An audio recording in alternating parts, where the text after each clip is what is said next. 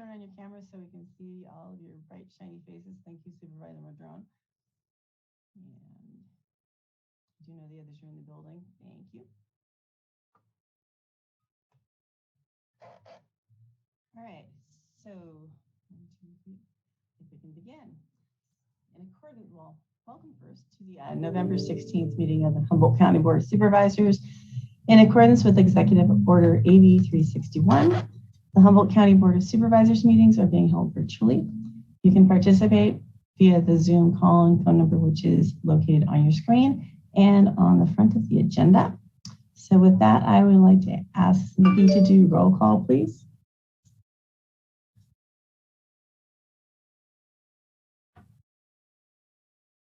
I'm sorry. Sorry about that. Okay, Supervisor Bohn. Good morning, Humboldt. Supervisor Bass. Here. Supervisor Bushnell. Supervisor Bushnell. Sorry, I was muted. Supervisor Wilson. Present. Supervisor Madrone. Here.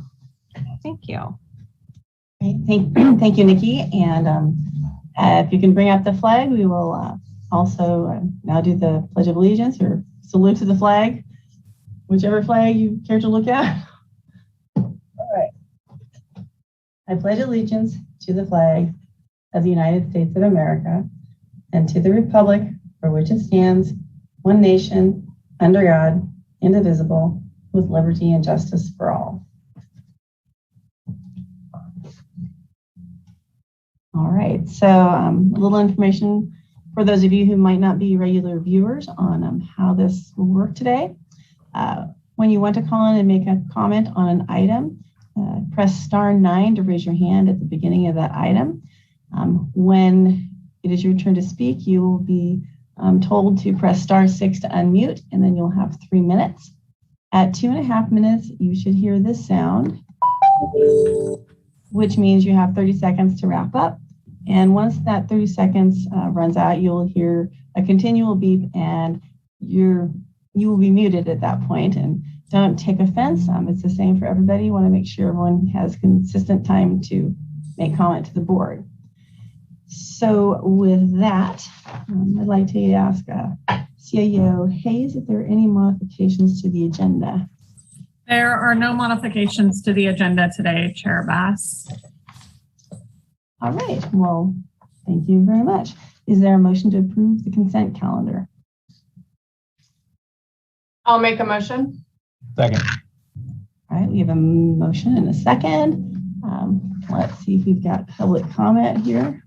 I can't see my Zoom comment area. All right, we do have a few hands up. So our first commenter will be last 4 digits of 5439. And if that's you, press *6 to unmute.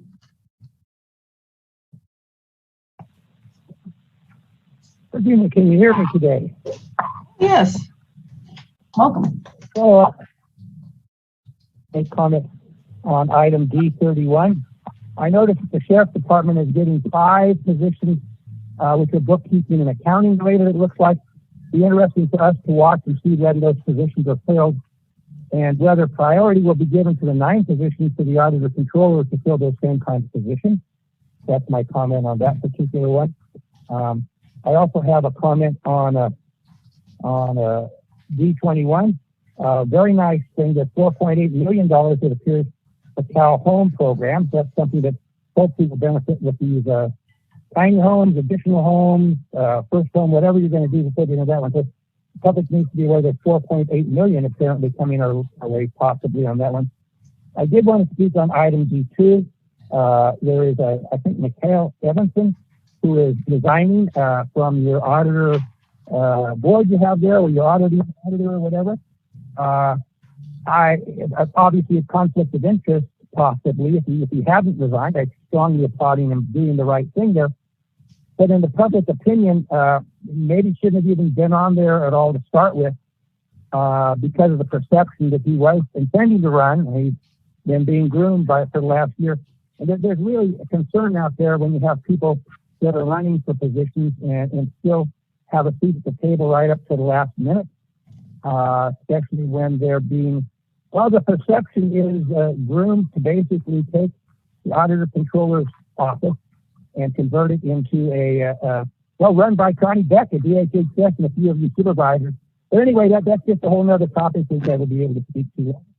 And I do, hopefully we will find out a little bit more.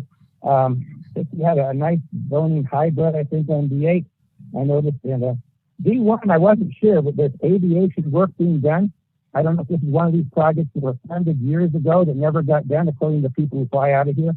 Hopefully, it's going to continue to have safety for us to land and take off in the airport. So I applaud that moving forward. Thank you for my opportunity to speak on your consent items today. All right, thank you. I do want to remind folks also that if you want to speak on any of the resolutions that are on our agenda today, this would be the time to do it. There's no special presentations on those specifically. So just wanted to give folks a heads up. If you are 6501, press *6 to unmute. Welcome. Hi, good morning. My name is Ian Snyder. I live just outside Ferndale, District 1. I have a comment stemming from item number 17 on the consent calendar. I read the reports attached to the item, and there's a few things I want to remark on. First, the DHHS report mentions a downward trend in COVID cases, which is immediately followed by a statement about high levels of community transmission. Now, I really want to just ask, which is it? How are we seeing a downward case trend yet high transmission? This just doesn't seem clear to me what the county COVID policy is supposed to be. Quick review of the chart in the dashboard shows that case rates are below where they were when the August 7th mask mandate went into effect. This leads me to my main comment, which is the ongoing state of emergency and powers that it gives the health department. I want to ask why you're continuing it every 14 days. Our case rate is now low. Our hospitals aren't being overwhelmed with COVID-19 patients. Is the emergency?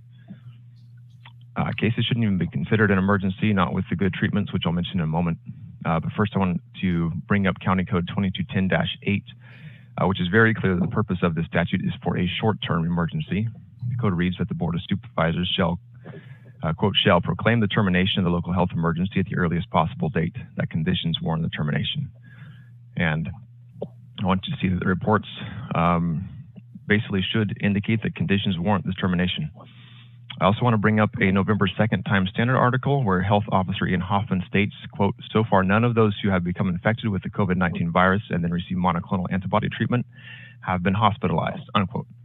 I find that pretty remarkable and telling. He continued to quote, and while this treatment is very effective in the short term at helping protect our hospitals and the individuals who receive the treatment, it does not replace vaccination, end quote. But what we're seeing is that vaccination does not provide long-term immunity as these booster shots are being rolled out. By all appearances, the health department seems to be using their arbitrary goal of 80% vaccination as a metric for lifting the state of emergency, while other COVID-19 treatments and more reasonable success metrics are being ignored. The state of emergency allows them to continue to issue emergency regulations at their whim, a power that's being abused. Given the current level of vaccination, the slowing in the number of people getting vaccinated due to valid concerns regarding the shots, we could be in a state of emergency forever. And you'll be receiving these weekly reports from them forever. I want to ask you today to follow the County Code 2210-8 and lift the state of emergency, and to direct the health department to come up with a better approach to dealing with COVID-19. Thank you. Thank you, Mr. Schneider.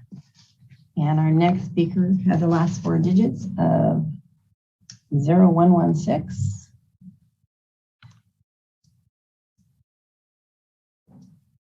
Yeah, that's you. Press *6 to unmute.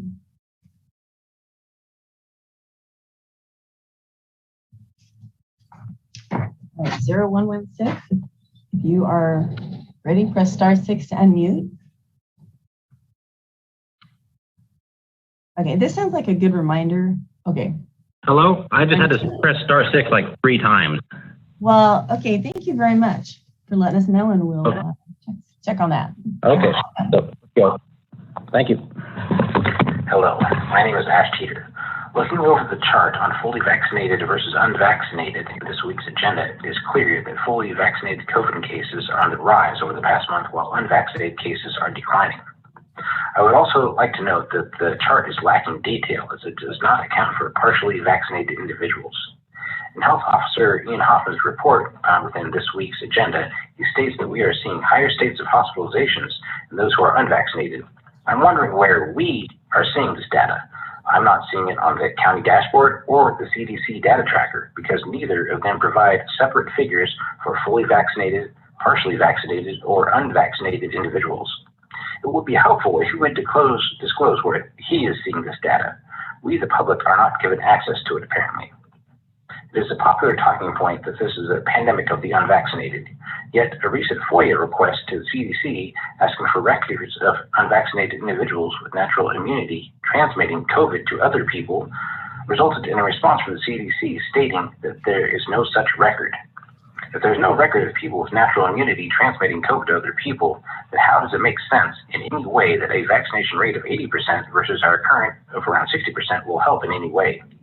Better yet, since the CDC data tracker shows that over the past 7 days, our hospital new admissions are half of what they were during the surge in August. Our percent of hospital beds used is down from 20% in August to 6.36% now, and our percent of ICU beds is down from almost 50% in August to 13.38% now. How is this still an emergency? People not wanting to take the mRNA treatments being called vaccines is not an emergency. That is a decision that for the most part has been made by the people. The city of Eureka is firing an employee that took the first dose of one of the treatments being called a vaccine.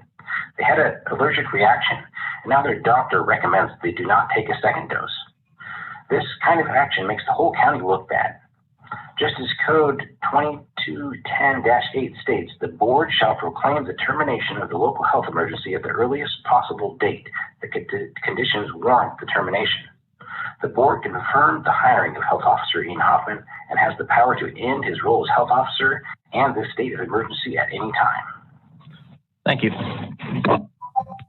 Thank you, Ash.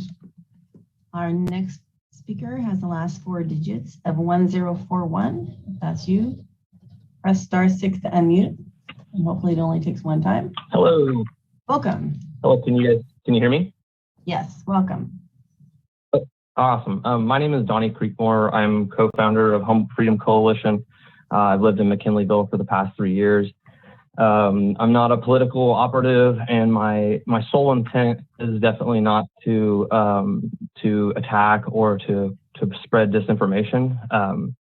I'm calling in on number 17 of the agenda, and I'm speaking basically towards what people have basically talked about before me, that y'all are in violation of the county health code, or the county health officer declaration of local health emergency, code number 2210-8.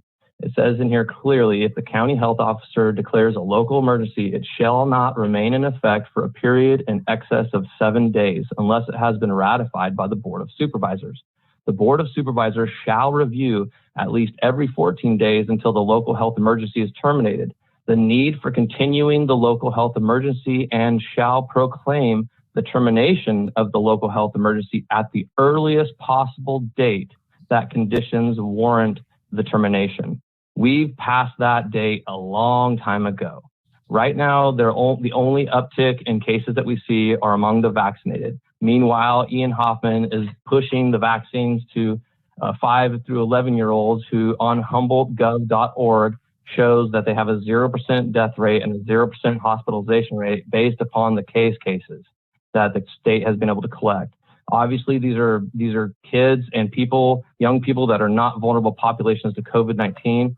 Furthermore, the death curve of people who unfortunately did pass COVID-19 matches perfectly the 2019 curve of all deaths that have happened. Basically, the older you are, the more comorbidities you have, the more potential you have of dying from anything. And COVID's in that umbrella. For example, in 2019, more people died of cancer than have died of COVID to date. Where was the emergency in 2019? Conditions in this current year There's been more kids that have overdosed from drugs in Humboldt County than there are people that have died from COVID-19. Where's the emergency? And so, I mean, you look at the health officer's report, he completely omits, and this one, the monoclonal antibodies. He says he's all about, advances in science that help out hospitalizations and everything like that, except for he doesn't list a single one of the proven outpatient therapies. Like, honestly, we're going to bring a lawsuit personally against the board members for this ongoing fraud. And so if you guys want to go ahead and vote on this today and just pass it, and just ignore the grievances of your guys' citizenry, that's on you. But you can basically look forward to a lawsuit coming your way. I highly, highly recommend at least Rex and Michelle do what's right and vote against this today. Great. Thank you, Donnie. Perfect timing on that, 3 minutes. All right, 7378, if that's you, press *6 to unmute, and you'll have 3 minutes. Hi, can you guys hear me okay? Yes, welcome. Hi, thanks. So I've never called in before. I just want to start out by saying I love this community. I've lived here for 15 years. My name's Jill Metters. I'm speaking to you guys as somebody who is vaccinated. I chose to get fully vaccinated because I felt it was the right thing to do for my community at the time. However, I am extremely disappointed now because it didn't work out the way it was originally presented. And I'm just calling today because I'm becoming concerned with this current narrative of pushing the vaccine, even though it's not as effective as they told us it would be. We live in an area in Humboldt County, as you guys know, where many people are valuing a holistic approach to medicine, and I believe they have the right to do so. So I'm just really confused as to why we're trying to achieve an 80% community vaccination rate when the vaccine is not even working in the way many of us, like myself, had hoped. And I'm sure that you guys can see why members of the community might be feeling skeptical or even fearful of this shot, mainly based on the fact that vaccinated people can still spread and contract the virus. I mean, this shot doesn't appear to stop community transmission among the vaccinated. I'm vaccinated, like I said, and several of my friends are vaccinated, and I know so many people that have gotten COVID. When I got double vaccinated, I was under the impression that it would be like all the other vaccines I've taken, meaning, they don't require me to get like a tuberculosis or a, measles or a polio booster every 6 months. And there was also no ever talk of me potentially having to show papers to prove that I have these vaccines in public settings. This just really scares me. And I guess what I'm asking you guys is, how am I or anybody in this community supposed to trust that this booster will be any better? And when will this end? I mean, as human beings, I feel like we're not biologically dependent on pharmaceuticals to stay healthy. Pharmaceutical companies are dependent on us to remain in business, but we're not dependent on them. And I'm becoming increasingly wary of big pharma and corporate media. And as a lot of people are now, vaccinated people are starting to wake up and go, well, what's happening? And I never thought like this before, but I feel like I'm arriving at the same conclusion that many people are arriving at. And also, as a woman, I have always stood for my body, my choice. And I'm kind of appalled at the push and coercion surrounding this vaccine from people who I always believed in this county stood for medical freedom and choice. So what happened to my body, my choice? Does that only apply when it's convenient? When did it become okay with you guys to want to push unwanted medicine on people? Honestly, it's causing me to question what the motive of this board was. I'd never heard about this emergency order that other people are calling in, but it's kind of making me wonder why you guys are continuing this emergency when it's clear from the low cases of ICU numbers that this doesn't warrant a health emergency. I'm questioning the motives now. Maybe you guys are getting some money for carrying this on, but I just wanted to call in today because I just feel like it's not right. Thank you, Jill. Sorry, the beeper went off, so thanks for calling in. All right, if anyone out there has not raised their hand yet to speak, press *9 now so that we will know you're in the queue. All right, so our next speaker is 8797. And please press *6 to unmute, if that's you. Welcome. Greetings. Are you able to hear me? Yes, and you have 3 minutes. Thank you so much. I'm a longtime 25-year resident of Humboldt County. You can call me concerned citizen today. I'm also calling in regarding number 17 on the agenda, the mandates. I would like to mention, as other people did, that you are somewhat in violation of 2210-8 in ending the mandate at your earliest possible time. I'd also like to refer to our last caller who mentioned the skepticism of people wanting to take this shot. If you were to Google or ask Siri or ask Alexa who the largest criminal case in U.S. history, federal court, is, they will tell you it is Pfizer. These people had to pay $2.3 billion for medical malpractice. This is equivocal of a doctor at St. Joe's killing X amount of patients, but still being able to practice medicine. The fact that these people are allowed to dictate or dole out a shot that is unsafe for the public, that you are recommending that we take, is absolutely ridiculous. I will echo the last caller's statement of freedom of choice. You can dictate what you can't dictate what you can do to a woman's uterus, but you can dictate what you can put in my arm? Absolutely not. This is a freedom of choice. Anybody who wants to take the shot, if they feel it is safe, absolutely has the right to do so. But as the last caller mentioned, I don't think anybody anticipated having to take a booster. No one has to take a booster for their polio shot or their MMR shot or any of that stuff. This is not sound medicine. If you, the board, look into Pfizer, you would feel yourselves like how shady it is that they are allowed to practice medicine still. They're, as the person before said, they are dependent on us for their profits. We are trillions of people paying billions of dollars for their shot malpractice, which we don't have any recourse. When you take it and you sign on the dotted line, it says that they cannot be held liable. That money is inconsequential to their company. They are happy to pay out fines for the fact that people are dying. They will suppress that information on the mainstream media. This is a sham. As a county that banned GMOs being grown here, this is ridiculous that you're advocating for people to be putting them in their arms. I would like you to repeal the mandate and consider sound science and take a closer look at Pfizer and these people with whom you hold in such high regard. Thank you for your time. Thank you. Our next speaker is 9091. Press *6 to unmute. Wait a minute. Nikki, did that person drop off? I don't know. That's weird. All right. Well, we're going to go to, at this point, we'll come back. 0151. Press *6 to unmute.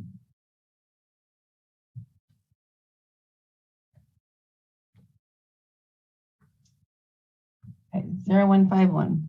If you can hear us, press *6 to unmute.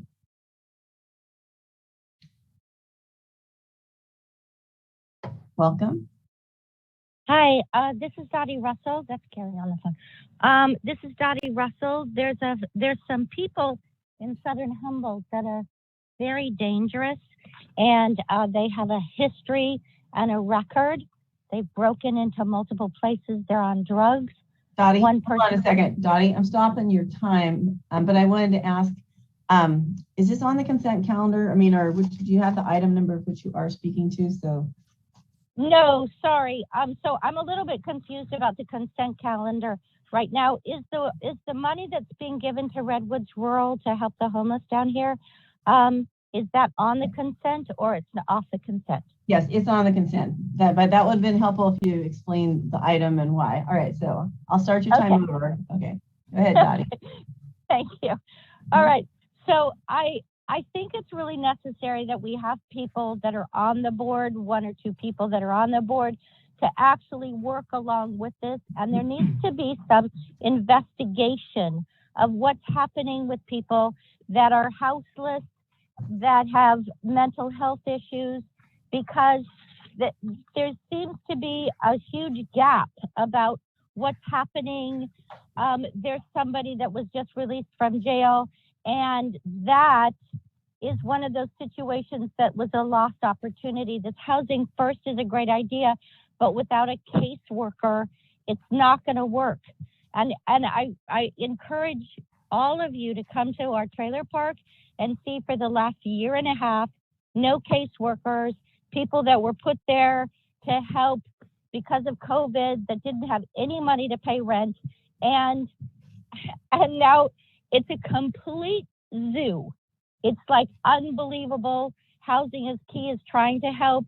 The tax assessors are penalizing us for not paying, but Housing is Key hasn't paid for the people that haven't paid rent for 18 months. And it's just a complete mess. And it's a shock. And we have to have input where lots of people are collaborating and sharing experiences. I want you to come and see what happens when you have somebody that has a mental health issue and they break windows out of a trailer that they're renting. It's a big deal, and then it's stuck with somebody that's a landlord. How much can we take? You know, and you know, the situation with the Christian Science Church, that guy's still on the streets. I mean, it's great that the governor wants to give this money and whatever to get these people, you know, in a tent someplace, but I can show you people that were given a place to stay without any rent for more than a year, and some of them are doing great, and some of them aren't. So it has to be overseen. It has to be interactive. It's unbelievable, and it's like every single day something is stolen or broken or a fight breaks out, you know, because there's not caseworkers down here. So I applaud you for giving money, you know, to authorize this money to be spent, but you need to embrace the landlords. You need to embrace the people, the families of people with mental health issues. It's great to check to see what happened in Los Angeles or New York, but it's different here. And so I really encourage you to embrace. Dottie, okay, Dottie, I stopped your time for a second just to let you know the first beep did not go off, so you're down to like 10 seconds now. I tried to interrupt, but so I wanted you to know. Yes. Okay. So I'm here to help. I have a lot of resources to share with you. I have a lot of expertise to share with you, and I beg you to please pay attention. Thank you. Thank you, Dottie. I'm sorry. I have a word with this timer here. All right, our next speaker that I have on the list was the earlier one who's back now, 9091. If you're back with us, please press *6 to unmute.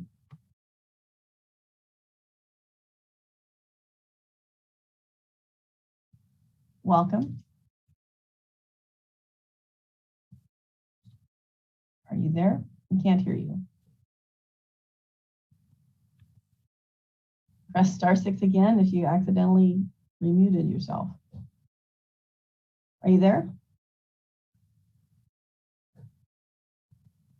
Okay, we see that you are, oh well, we're gonna move on to the next number then. Let's say 5300. Let's give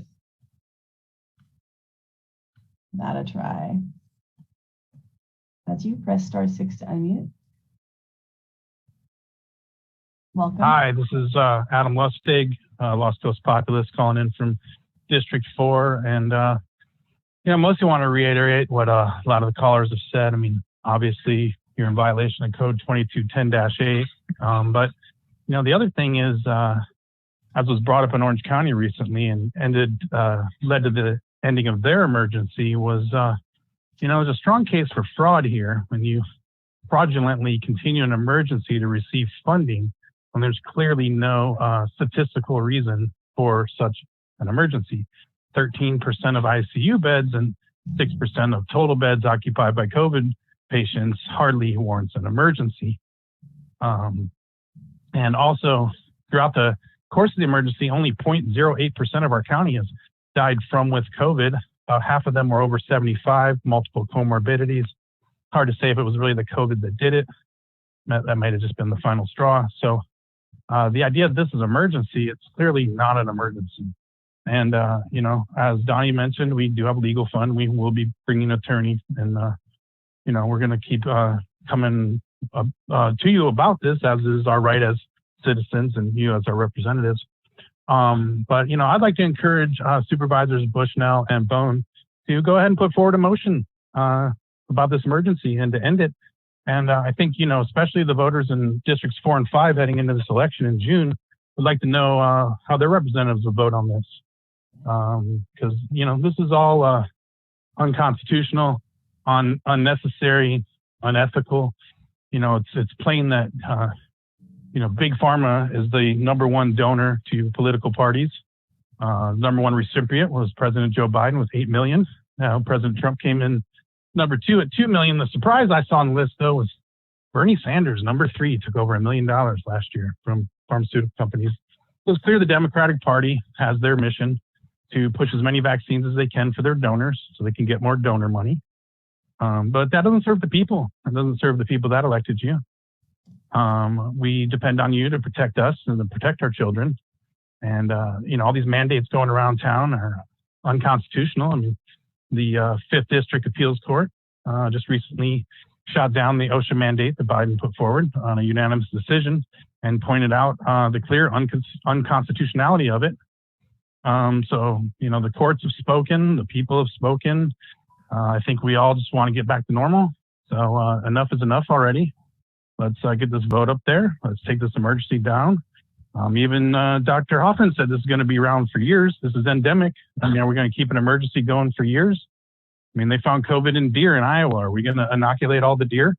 Gibraltar canceled Christmas. They have a 100% vaccination rate. So we're not going to vaccinate our way out of this. So let's expand the monoclonal antibody clinics too and make it so you just need a positive test. They should be in all the hospitals. All right. Thank you. Thank you very much, Adam, for calling in. And I would like to ask people, when you call in for consent, if you could say the number of the item you're speaking on, that would be really helpful, because some days, as of today, we have 31 items. So it would just make it much easier for us to know right up front which item you're talking about, if that's possible. That would be great. All right, so we're going to go to 1172. And if that's you, press *6 to unmute. Hi, can you hear me? Yes, welcome. Hi, thank you. My name is Catherine Gavitan. I live in District 2, and I'll be speaking on consent calendar item number 17. I'm so grateful that we have this number of concerned citizens calling in, educating the board, maybe on things that they just previously were not aware of. This morning, I emailed all the board members and the sheriff 2 links, one for the globalcovidsummit.org. There's 8 revered scientists and doctors that are having a very open-minded conversation about COVID. Their concerns are that there's no real promotion on pre-treatment of COVID, and that the only kind of like mainstream narrative push is for the vaccine. I hope that you all get a chance to at least read over it. I would hope that you realize what this state of emergency with the mask mandates, unconstitutional mask mandates at that, are doing to our children. One of the doctors here, Mark McDonald, he's a double board certified child and adult psychiatrist. And he says that his concerns are in the developmental stages of children and our adolescents, and that kids born after January 1st, 2020 have a 20-point drop in their IQ. Brown University did a study on that. And that's happening in our county because we're having all these mandates that are interfering with natural human life and development and just well-being. Our county is a county full of people that pride themselves on holistic and alternative medicine and taking care of their immune systems in a natural way. And Ian Hoffman's stance that the mandates can't be dropped until we receive 80% vaccination rate in our county, that's unrealistic. Redwoods Rural down here is giving $50 incentives now for people to receive the vaccine. It's like, is that what we're doing? We're bribing people? We're bribing people to get a vaccine, or we're saying, hey, you can't work here if you don't, fall in line with these orders that we're giving. I just think that Humboldt County is better than that, honestly. That's why I live here. My heart lives here. I hope that that the board also is able to expose themselves to all this other information, not just what Ian Hoffman is saying. I'm sure you guys think he's great, but thank you there very are much other for calling in. Thank you again. 3 minutes goes fast. All right, our next speaker, 3053. Press *6 to mute, to unmute, and I think that's you, Thomas. Good morning, Thomas Mulder. Just want to confirm you can hear me. Yes, Thomas, we can. So I believe I'm speaking to item number 17 on the agenda. Although if we were meeting in person, it'd be a lot easier not to scroll back and forth from digital devices to look what agenda item. There's that nice little side table that has the agenda and easy to find what number you're speaking to. I think it still exists there. I don't know. I haven't been in there in quite a few years. But I just was looking at the information there and looking at the graph. So in the last week, it looks like only 2.1 more people. It's really unclear how to read if that's per 100,000 or what it is, that are unvaccinated have the COVID versus the vaccinated. So I don't really understand the quarantine rules and all the other things. If vaccinated people can still contract and spread the virus, why a direct contact that's vaccinated doesn't need to quarantine versus a direct contact that's unvaccinated needs to quarantine. I'm very, very, very confused about this because I feel that our county and the county and all these guidelines are being discriminatory if everyone still has the ability to contract and spread the virus. The other thing I'm confused about is this agenda item. I swear last board meeting you had this agenda item and you requested not to ever have it on consent again, but maybe I misheard that. I'm hard of hearing sometimes, so I could be wrong. And the other thing, when are we going to get rid of this emergency ordinance? I think being dictatorship and saying you have to have 80% vaccination rate, you should also factor in the antibodies and everything else, that natural immunity for those that have contracted COVID. They probably have a stronger immunity at things as well. So I don't think it's just how many people have been jabbed in the arm. We need to really, really look at this from a bigger picture, I think. And the biggest confusion I cannot wrap my head around is if someone's vaccinated, they can still contract the virus and still spread the virus. But if they've been exposed, they don't have to quarantine. And that just makes zero sense to me, absolutely zero sense. And I cannot wrap my head around it. And just end this emergency, please. Thank you for the opportunity to speak. All right, thank you, Thomas. Our next speaker has, it says call-in user 1. With no number, but I think I know this person has called in before. So if that is you, press *6 to unmute. Either that or we'll go through the list and come back in case that's hard to identify who that is. Okay, we're going to go to 7596. And if that's you, press *6. Oh, wait, I'm sorry.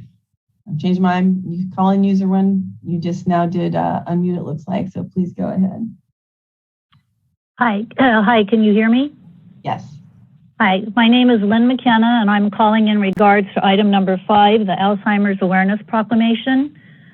So November is National Alzheimer's Awareness and Caregivers Month, but Alzheimer's doesn't just happen during this month. It's a 24/7 disease, 365 days out of the year. As of 2019, the current figures we have, there are approximately 2,536 people living in Humboldt County that have been diagnosed with Alzheimer's or some form of dementia. And most of these are cared for by family members, which are unpaid caregivers. So there's approximately 6,000 to 7,000 unpaid caregivers in this county. and that the cost of treating a patient with Alzheimer's is over $350,000 a year. So it's a pretty expensive disease, and it's a pretty devastating disease. But what part of the reason we asked the Board of Supervisors to make this proclamation is to make people aware that there is help available here in Humboldt County. We have a staff person. Her name is Kim Qualo. Her phone number is 707-407-8826, and she's available to answer your questions. We have brochures with lots of information that we can mail out to you.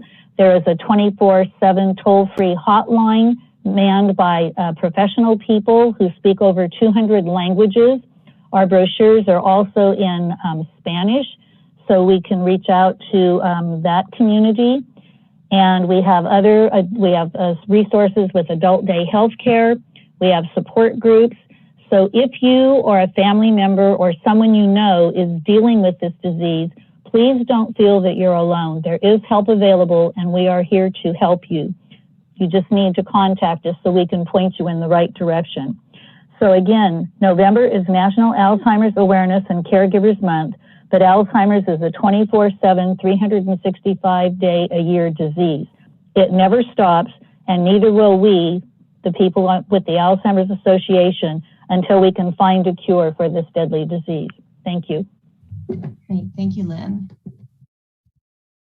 Our next speaker has the last four digits of 7596. If you are 7596, press *6 to unmute.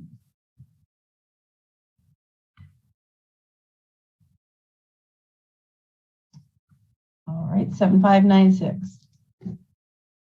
Welcome.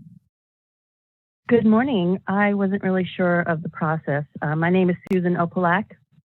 I've lived in Humboldt County for 21 years, raised 4 children here. I'm calling in on the agenda item 17. I would like you to stop the emergency order as well. I believe it's no longer a COVID emergency. The 2210-8 calls for the earliest possible date to end the emergency, and it has been going on for quite a while.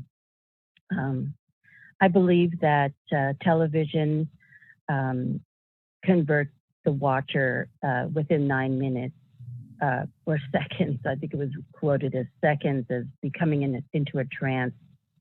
And I'm very disgusted over the media propaganda brainwashing people, the government using the media to cram the COVID-19 down our throats for the last several years. It's strange that I have to explain this, but taking things away from people like their livelihoods and abilities to support themselves until they give in is not giving choice. It's punishing people. Putting masks on people is also punishing them.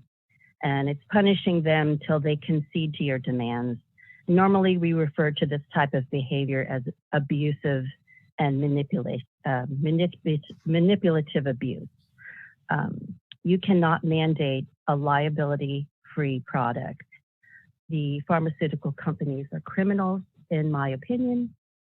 And I totally agree with everyone who's called in on item number 17 and needing it to be voted on and removed the emergency status.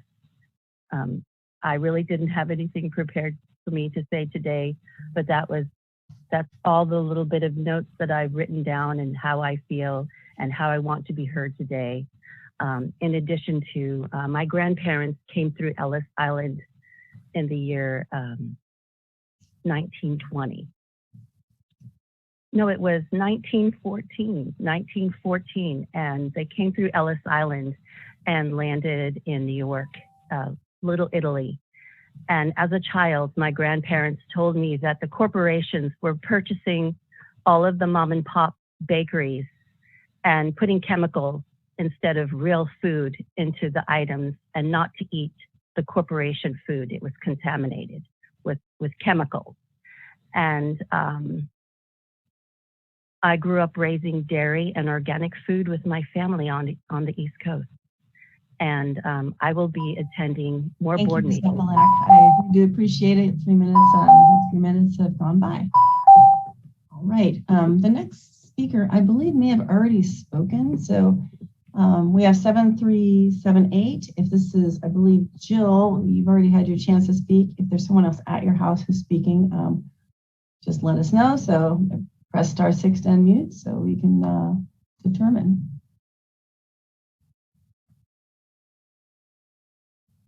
Okay, 7378.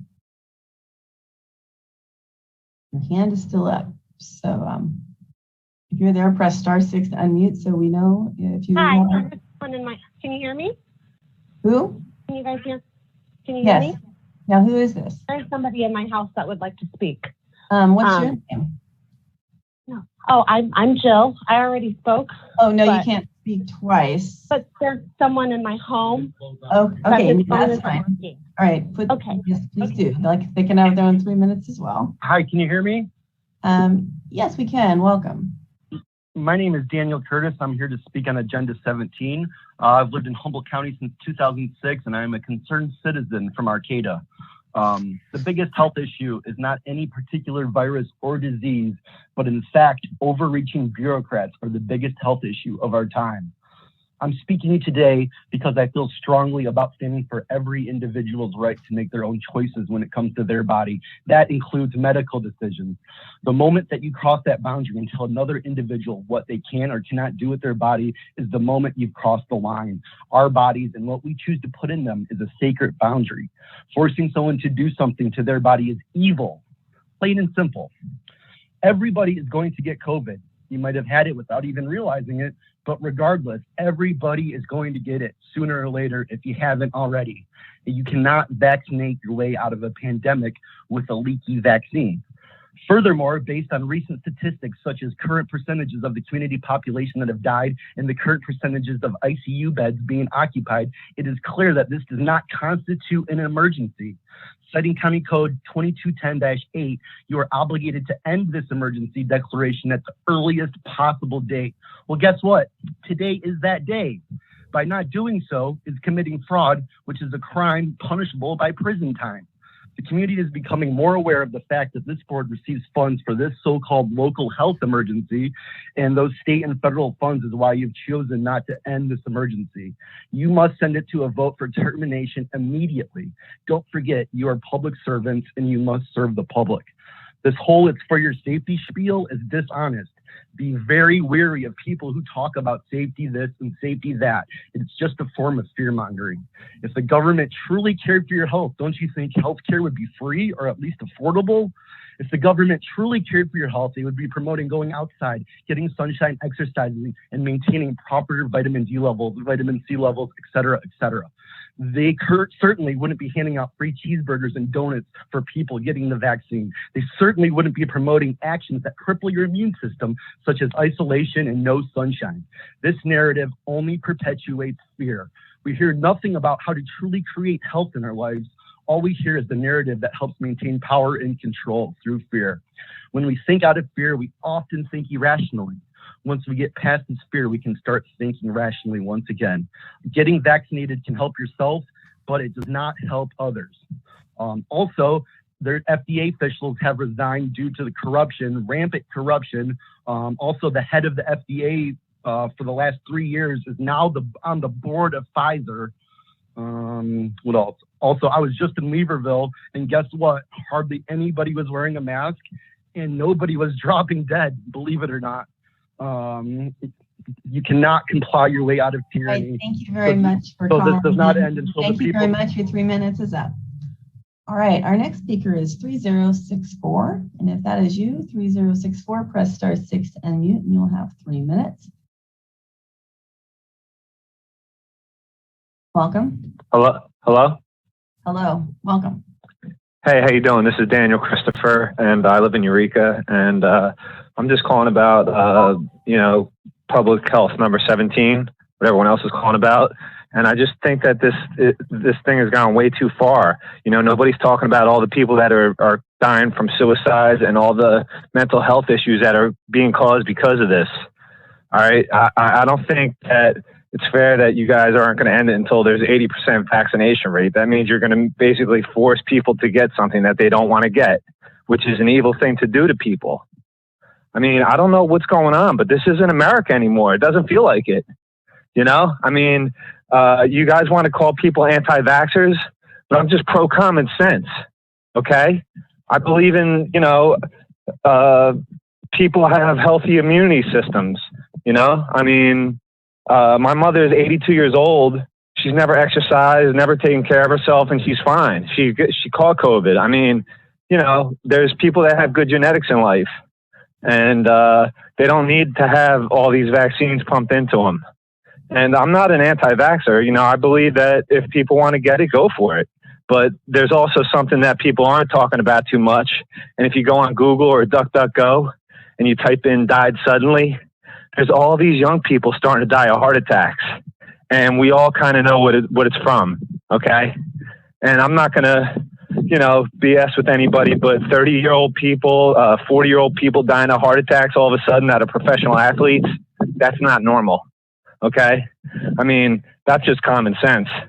So, you know, I mean, if people want to get a vaccine, that's, you know, good for them. But, you know, I mean, you can't force everyone in society to get it. It's obvious people aren't going to do it. I mean, you know, the other thing I want to mention is a thing called Benford's Law. And basically, it's what forensic accountants use to look at any set of numbers. And every set of numbers related to COVID is manipulated and fake. And you can match it up to Benford's Law. You can look at it in every country, everywhere. It's all manipulated. So, you know, I mean, fear is the real virus, and that's all that's being spread. That's all everyone's spreading. Everyone's afraid. You know, I see all these people that are like pre-diabetic or type 2 diabetic, and they're worried about COVID. But, you know, sorry, man, you know, COVID should be the least of your worries, to be honest. And yeah, no one's telling people to go out and exercise, you know, do all the common sense things that normal people do. I mean, it's like, Hold on a second. I just want to let you know the timer did not go off, so you still have 30 seconds. I just wanted to let you know. So I stopped your time and continue. Just I wanted you to have a heads up. Okay. I just want to say to all the people that are standing up and not complying to getting the vaccine, I applaud them all. Quit your jobs. Don't get it, because it's not worth it. You have a natural, you have a 1% chance of dying from COVID. I'm actually more worried about crossing the street in Eureka than I am of COVID. So anyway, I just want to say much love to everyone, and, you know, fear is the real virus. Don't be afraid. All right. Thank you very much. All right. We're getting really close to the time set, and we still haven't gotten to a few other things. And we also have a person who's being honored today that actually has a time concern. So we will keep taking this comment on the consent calendar item for a brief period of time, but if people keep raising their hands, then we're going to take a break in consent and then come back. So currently I have 4 hands up, any more go up, and we will be taking a break, and this item will be coming back somewhere after the time sets. So, all right, 1325. If that's you, press *6 to unmute. And I'm sorry, the next person that came in, you'll be called later. But anyway, yes, 1325, please do go forward. Can you hear? Can you hear me? Yes, welcome. You have 3 minutes. Oh, hi, thank you. I'm calling about agenda item number 17, but I would like to first comment about Virginia Bass's comment that she made. You could stop using the consent calendar and allow the agenda items to be discussed, and then it wouldn't confuse the board as to what item we're speaking towards.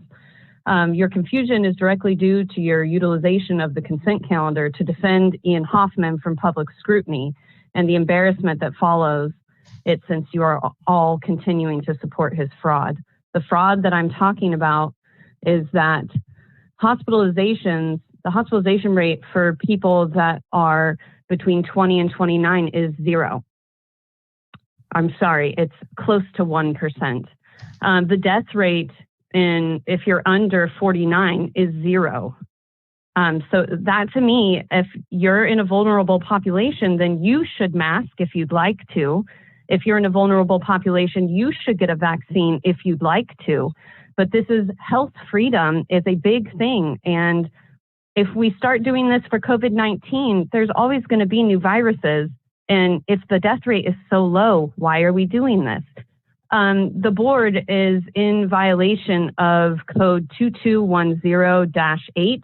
If the county health officer declares a local health emergency, it shall not remain in effect for a period in excess of 7 days unless it has been ratified by the Board of Supervisors.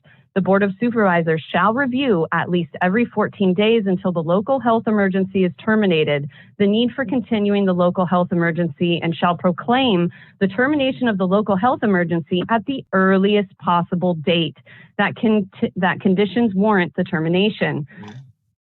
My son is 11. My son has never had depression issues. Over the past year and a half, I have been dealing with a poor boy that does not understand what is going on in the world. It is my job as a parent to try and explain that to him. It is very difficult when the adults in this community are they're ridiculous. You guys are acting like children, and you need to wake up and listen to your population and your constituents, because this is not fair. You are hurting children. Masking children and asking them to mask outside, which was a recommendation by Ian Hoffman at school, is ridiculous. I would love for Ian Hoffman to show where the transmission is happening outside, especially in a population that is not vulnerable. It's disgusting. Shame on you. Thank you for letting me comment. All right. Thank you very much for calling in. Our next speaker is the last four of 0326. If that's you, press *6 to unmute. And you'll have 3 minutes. Yeah, welcome. Hi, my wife, this is in item 17, the COVID nonsense. My wife would also have a separate comment, sir. But I follow statistics, and AARP and the politicians are always confused about the life expectancy of people. The life expectancy of people when they're born has increased tremendously, but the life expectancy for somebody that's 65 or older hasn't, I don't think it's even, when I looked at it 30 years ago, it hadn't increased more than 1 year. It was less than 1 year since 1900. In other words, 100 years, it hasn't increased any. You'd have more 100-year-old people because there's just more people, but they're not increasing the life expectancy any. And the thing is, when on TV, they always used to have this thing when they punished people, they said solitary confinement was the worst punishment that they could give some of these criminals. Okay, so essentially what you've done is you've forced people to die alone and in despair. I'm 86. I'm not going to live so much longer. I've calculated, my wife and I have talked to about 10,000 people in the last 2 years. Just last week, we talked to this one lady. The first time out that she's been since March of this year. I think it's this March of this year. What? She's 91. She's 91. And since the first time she's been outside of her house since March. Another lady, she hasn't been out of her house since last, a year ago, March. Almost 2 years now. So are we all supposed to die alone and in despair? We might as well go in the bushes and kill ourselves.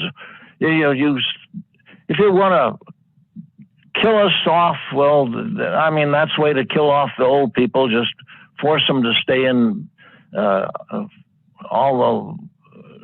just lock them inside. And the vaccine isn't working anyway.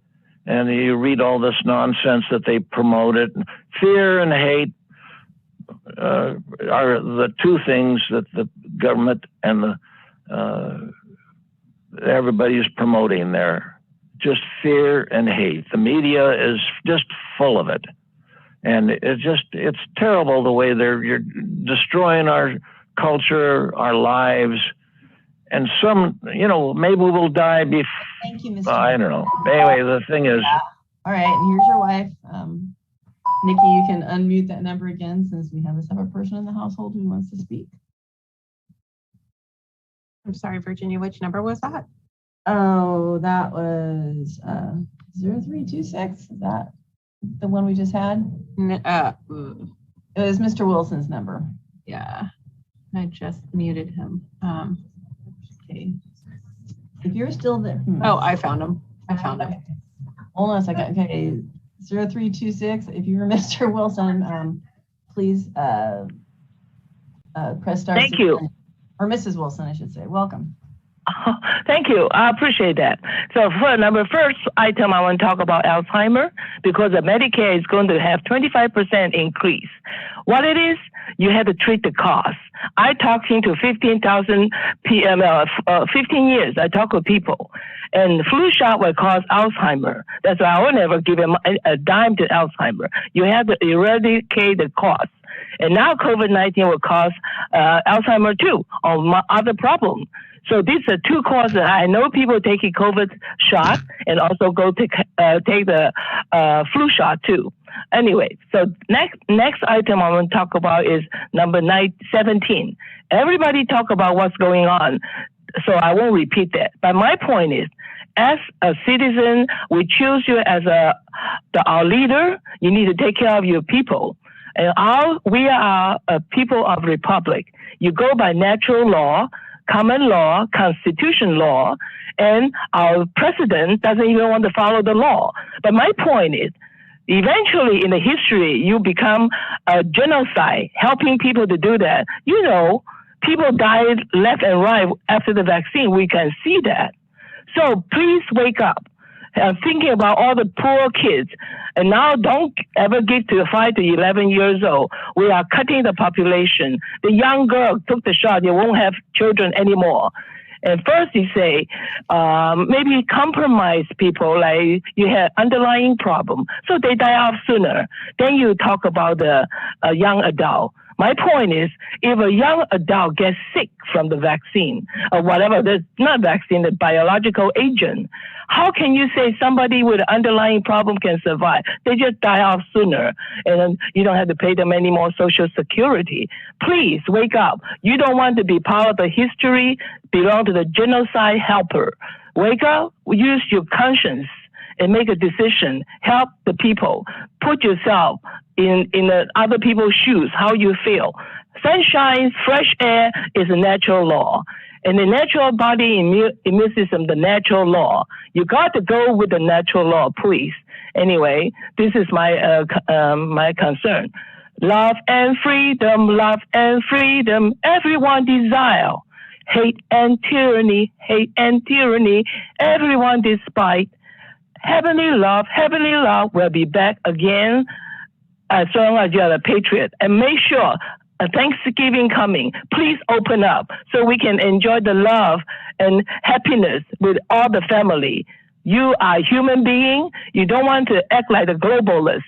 Thank you. All right, thank you. And because we had an extra speaker in that house, I'm actually going to pause this item, which is, we will come back to it. If we do have the 3 hands up of 2048-7066 and 3406, you can keep your hands up if you want, and I have kept track, and I won't call on you on any other items until we come back to this, or you can take your hand raised down and call back when we get back into the consent calendar. And I can't guarantee what time because we have 2 time sets. So it's one of those unexpected mornings. So we will be back for the consent calendar items, but we are going to go right now to the special presentation, which comes to us from Supervisor Madrone and his certificate of commendation to Heidi Johnston. And we understand she has a time concern, so we do want to get this, and then we will go to the time set that we currently have for redistricting. So Supervisor Madrone. Thank you, Chair Bass. And Heidi, very nice to see you there. Hi. And thank you for being here today. I'm just going to read a few things, and then got a certificate of commendation, and I believe you received your medal already from Carnegie. Is that correct? I did, yeah. Well, that's wonderful. So you'll share that with everybody here in a minute. Okay. So for those of you who do not know, Heidi Johnston is from Willow Creek, and she has been awarded the Carnegie Medal for an extraordinary act of heroism. She is a 49-year-old stay-at-home mom, helped save a man who is 78 years old from drowning after he suffered a medical emergency while driving. He lost control of his truck and he entered Humboldt Bay on January 2nd, 2021. Heidi waded and swam to the truck in 51-degree water and entered the partially submerged truck to pull, twist the man out by his vest, out of his seatbelt until he was free. A man on a boat took them to the shore. And so very quickly, I want to read the commendation here from the Board of Supervisors. We're very honored to present this to you. And basically, it's presented to Heidi Johnston in recognition of having earned the Carnegie Hero Medal for her quick, selfless act of heroism on January 2nd, 2021. So congratulations, Heidi. And thank you. Would you like to share the medal and Sure. have a chance to say a few words? Look at that. There it is. Well, here's a cute little box. And wow. I can take it Wonderful. out. Wonderful. I don't know if you can see it. Oh, that's wonderful. Thank you. And then on the back side. Yeah. Isn't it wonderful? Yes. I'm honored to receive this medal and the honor, and I truly grateful that I could have helped the family and help them have a little bit more time. And so I'm grateful. And thank you. You're welcome. You're welcome. And just thanks for showing us and the rest of the community how it's done. You don't even think twice and diving into that cold water. I mean, that's just so amazing. January, right?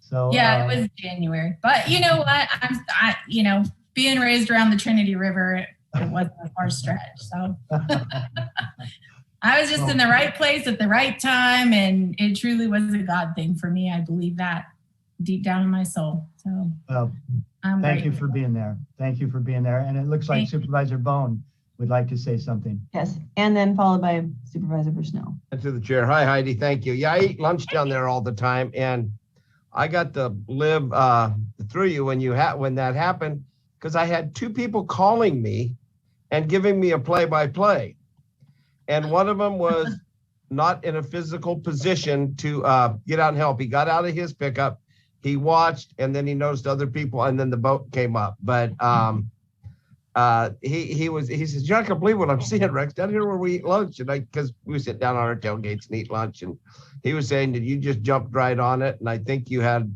family members in your car with you, didn't you? Or did I get that right? Yeah. Yeah, my two daughters and my son-in-law. Yeah. Yeah, so you just bolted for it, which I thought was pretty cool. And so I was getting the play-by-play, and I said, "That's pretty cool." And a lot of people go down there, and like you said, right place, right time. Would it have happened anyway? I'm sure somebody would have saved them. But the problem is you didn't hesitate and did it. That's the big difference. All of us say we would have done it, but I probably would have sat on the edge and applauded you as you jumped in too. But no, with that being, you would have been out your dog paddling. Yeah, I know. I would have got all my skills. But anyway, Heidi, thank you for all that and everything else. And the best thing about it is you didn't do it for the recognition, but it's kind of nice you got recognized. So that's the big thing. So thank you for that, and be safe. Thank you. Supervisor Bushnell.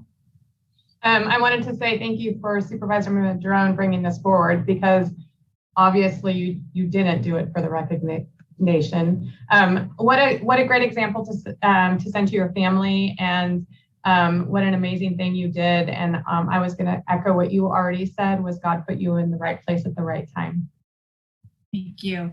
Appreciate that. All right. Very And nice. here's the certificate. I'll send this to you in the mail, Heidi. A little hard to read backwards, right? Actually, it's right. I don't That's know. right. You must have flipped it for me. Oh, okay. Thank you very That's much. I appreciate it. Yeah, I want to thank staff for helping put that together. And again, as was said, you didn't do this for the recognition, but thank you for being such a great example for our community. Thank you. And I wanted to say thank you, Steve, for bringing this, and Heidi for being here. Many of our agenda items are not exactly what you call a feel-good item. You know, it's usually a lot more not as uplifting as this. So it's really nice to have you with us today to help share. Well, that is one thing. That is one thing that came from all of this is I didn't comment on any of the posts, but I was just so happy to see all the kindness, and that's one thing I got from this, other than to be able to help the family, to know that I can listen to my Heavenly Father and do what He wants me to do. But it also made me feel like no matter how separated we are, that we can be individuals, we can have our own personal opinions, and yet we can still be one. And I just felt so good about it. And it's a feeling that's lasted a whole year, or not quite a year. I mean, like 6 months, but it feels like a year. But it just gave me a sense of peace that we are really one. We are Americans, and we can have differences of opinions, but we can still love one another. And it's one thing that was a gift to me to see that. Thank you. Well, thank you, Heidi. And I am going to go to public comment. If there's someone who was just to comment specifically on this, we did have 3 hands previously up for an item we're coming back to, but I do see a new hand up that says user 2. So user 2, if that is you, press *6 to unmute if you are wanting to speak on this item.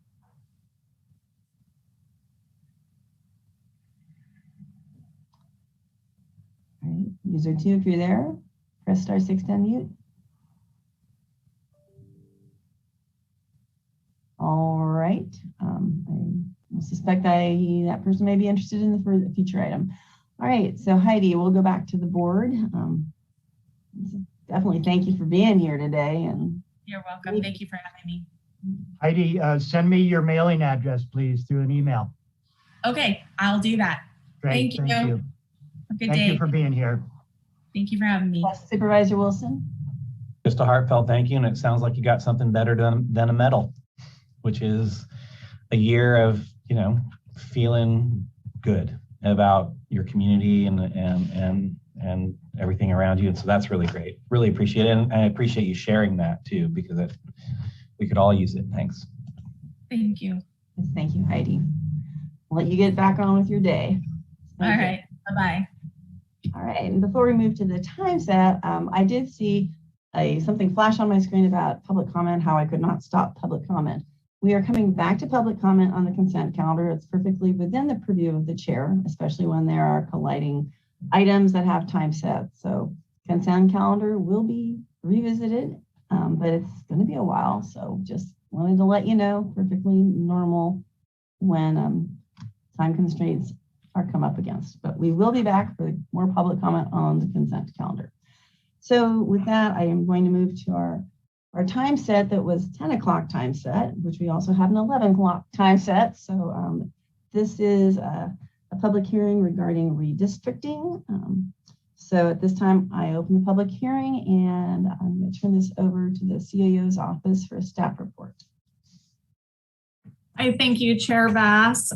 Today, we come before your board with additional information per the direction of your board at the previous board meeting to develop additional maps for consideration. And so with that, I will throw it over to Neftali Miller-Rubio, Senior Administrative Analyst in the County Administrative Office, to guide your board through this process. Welcome, Neftali. Thank you. Good morning, Chair Bass and members of the board. My name is Neftali Miller-Rubio. I am the Senior Administrative Analyst with the County Administrative Office. And today is the 4th public hearing on redistricting to be held this year. Our goal is to brief your board on the most recent and potentially final round of draft supervisorial maps. On November 2nd, your board directed staff to bring back a map based on current district lines with very minimal changes.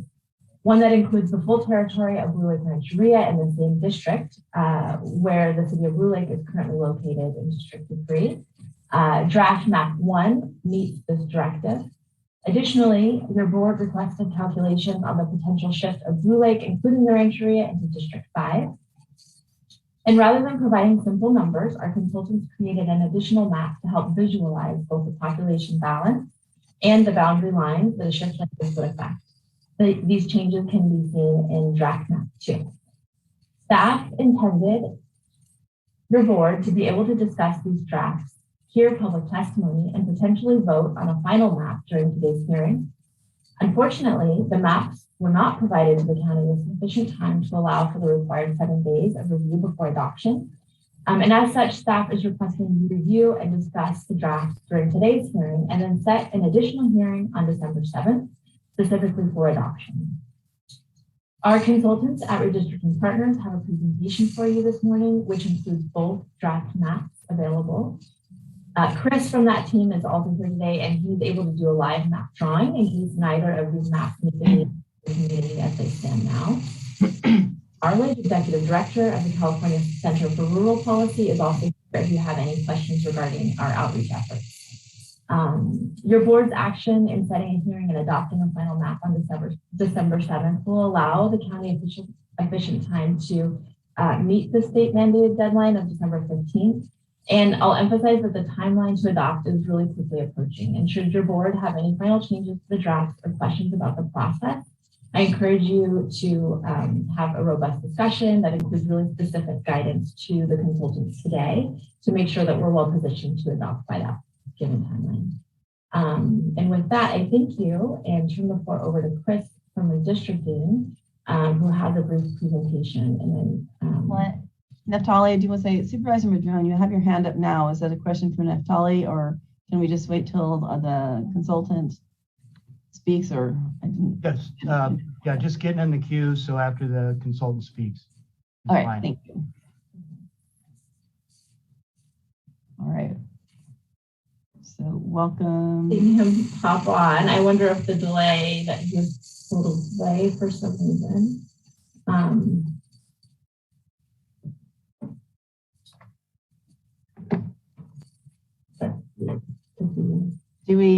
Is he waiting to be let in, maybe? Should have a panelist link. I'm not sure.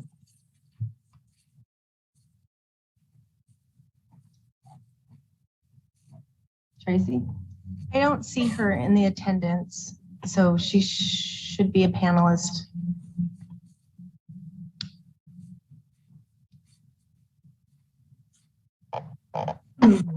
Well, are there questions that I can answer while? We can try. Supervisor Madrone, did you want to ask a question now? Since we are lacking the consultant, or we can also just have other questions if yours was more tied to what the consultant was bringing, because I think those are we're seeing the maps, right? Or the suggested maps, or can we bring those up now? What would you like to do in the meantime? I mean, I do not seeing this person. Neftali, can you try giving them a call? Or yeah, one moment. All right, so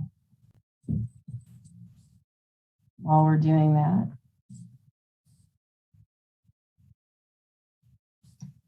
Perhaps sometimes connectivity issues. Okay. Yes. I'd say it's Steve, you could ask your question, but since Naftali's not on, I don't know anyone. I was going to suggest a 5-minute break. Might be convenient. We might not get one for a couple hours. Okay. Well, it wasn't supposed to be that way today, but considering how last week went, yeah. All right, so let's come back at 10:25 if we can. That's like 4 minutes, but that way we can, hopefully she'll have this person on board by then.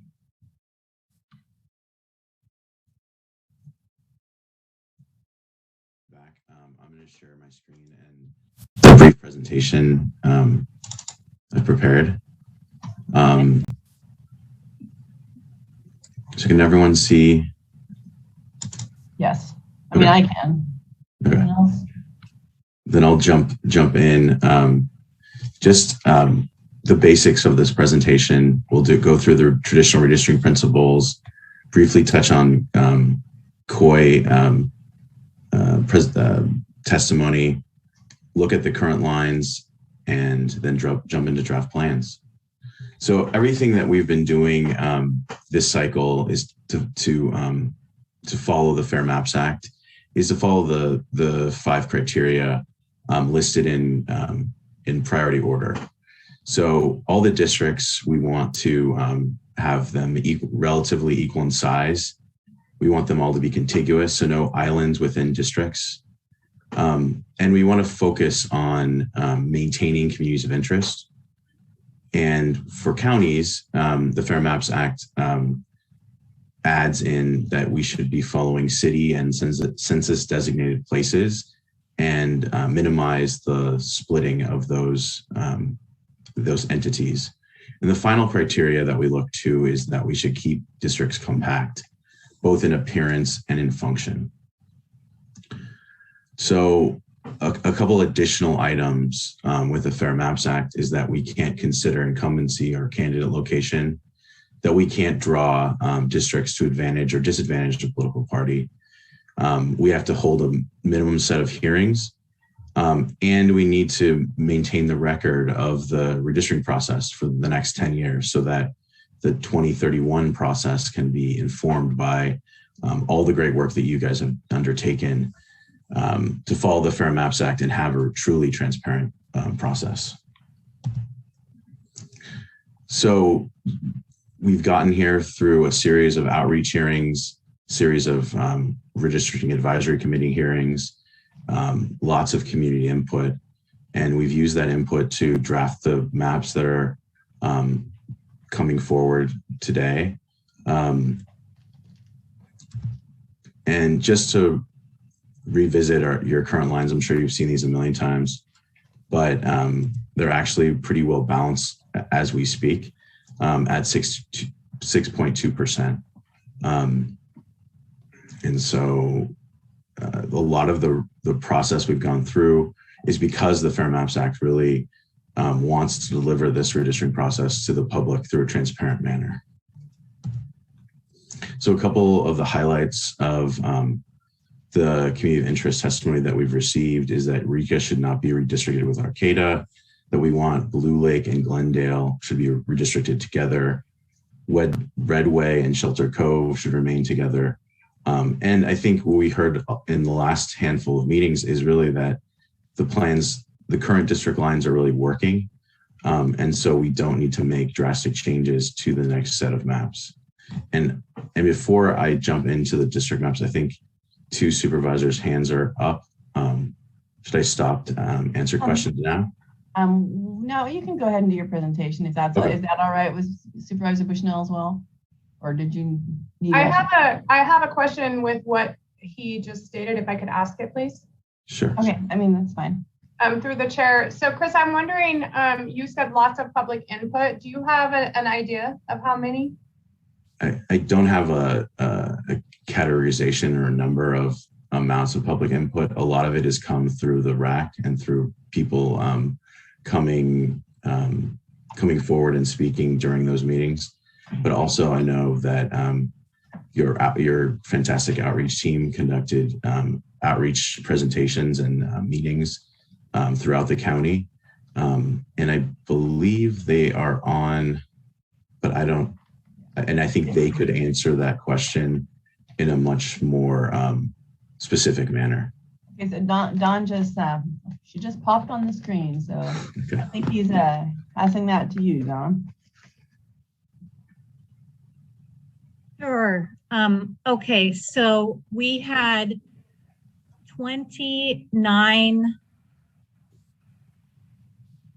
a total of 29 participants in the 4 outreach workshops that we conducted in September. We got 23 responses through the county's online form about communities of interest. We got, let's see, at the RAC meetings, we had a total of 35 public commenters. The most were at the last meeting, 28 on October 27th.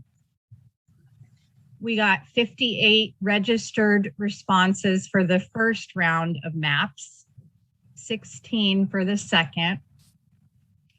And then the second round draft map, so this was mid-October, we got 114 public comments, and then a little bit more community of interest testimony. So all told, I would say, some of those could be people that came in and commented more than once, but does that help, Supervisor Bushnell? Yeah, it does. It's about 1% of our population. So thank you. I really appreciate that. Okay, and Steve, you're still all right waiting? Okay, so Chris, please continue. So the first draft plan 1, you can see on your screen, this is with an overlay of the current lines, and you can see that there are very few changes. I think the biggest change with this one is that the community of Blue Lake is in District 3. I think you can see here, it's in the District 3, Blue Lake is in District 3. But the rest of the lines have really remained pretty similar to the current maps to preserve the cores of current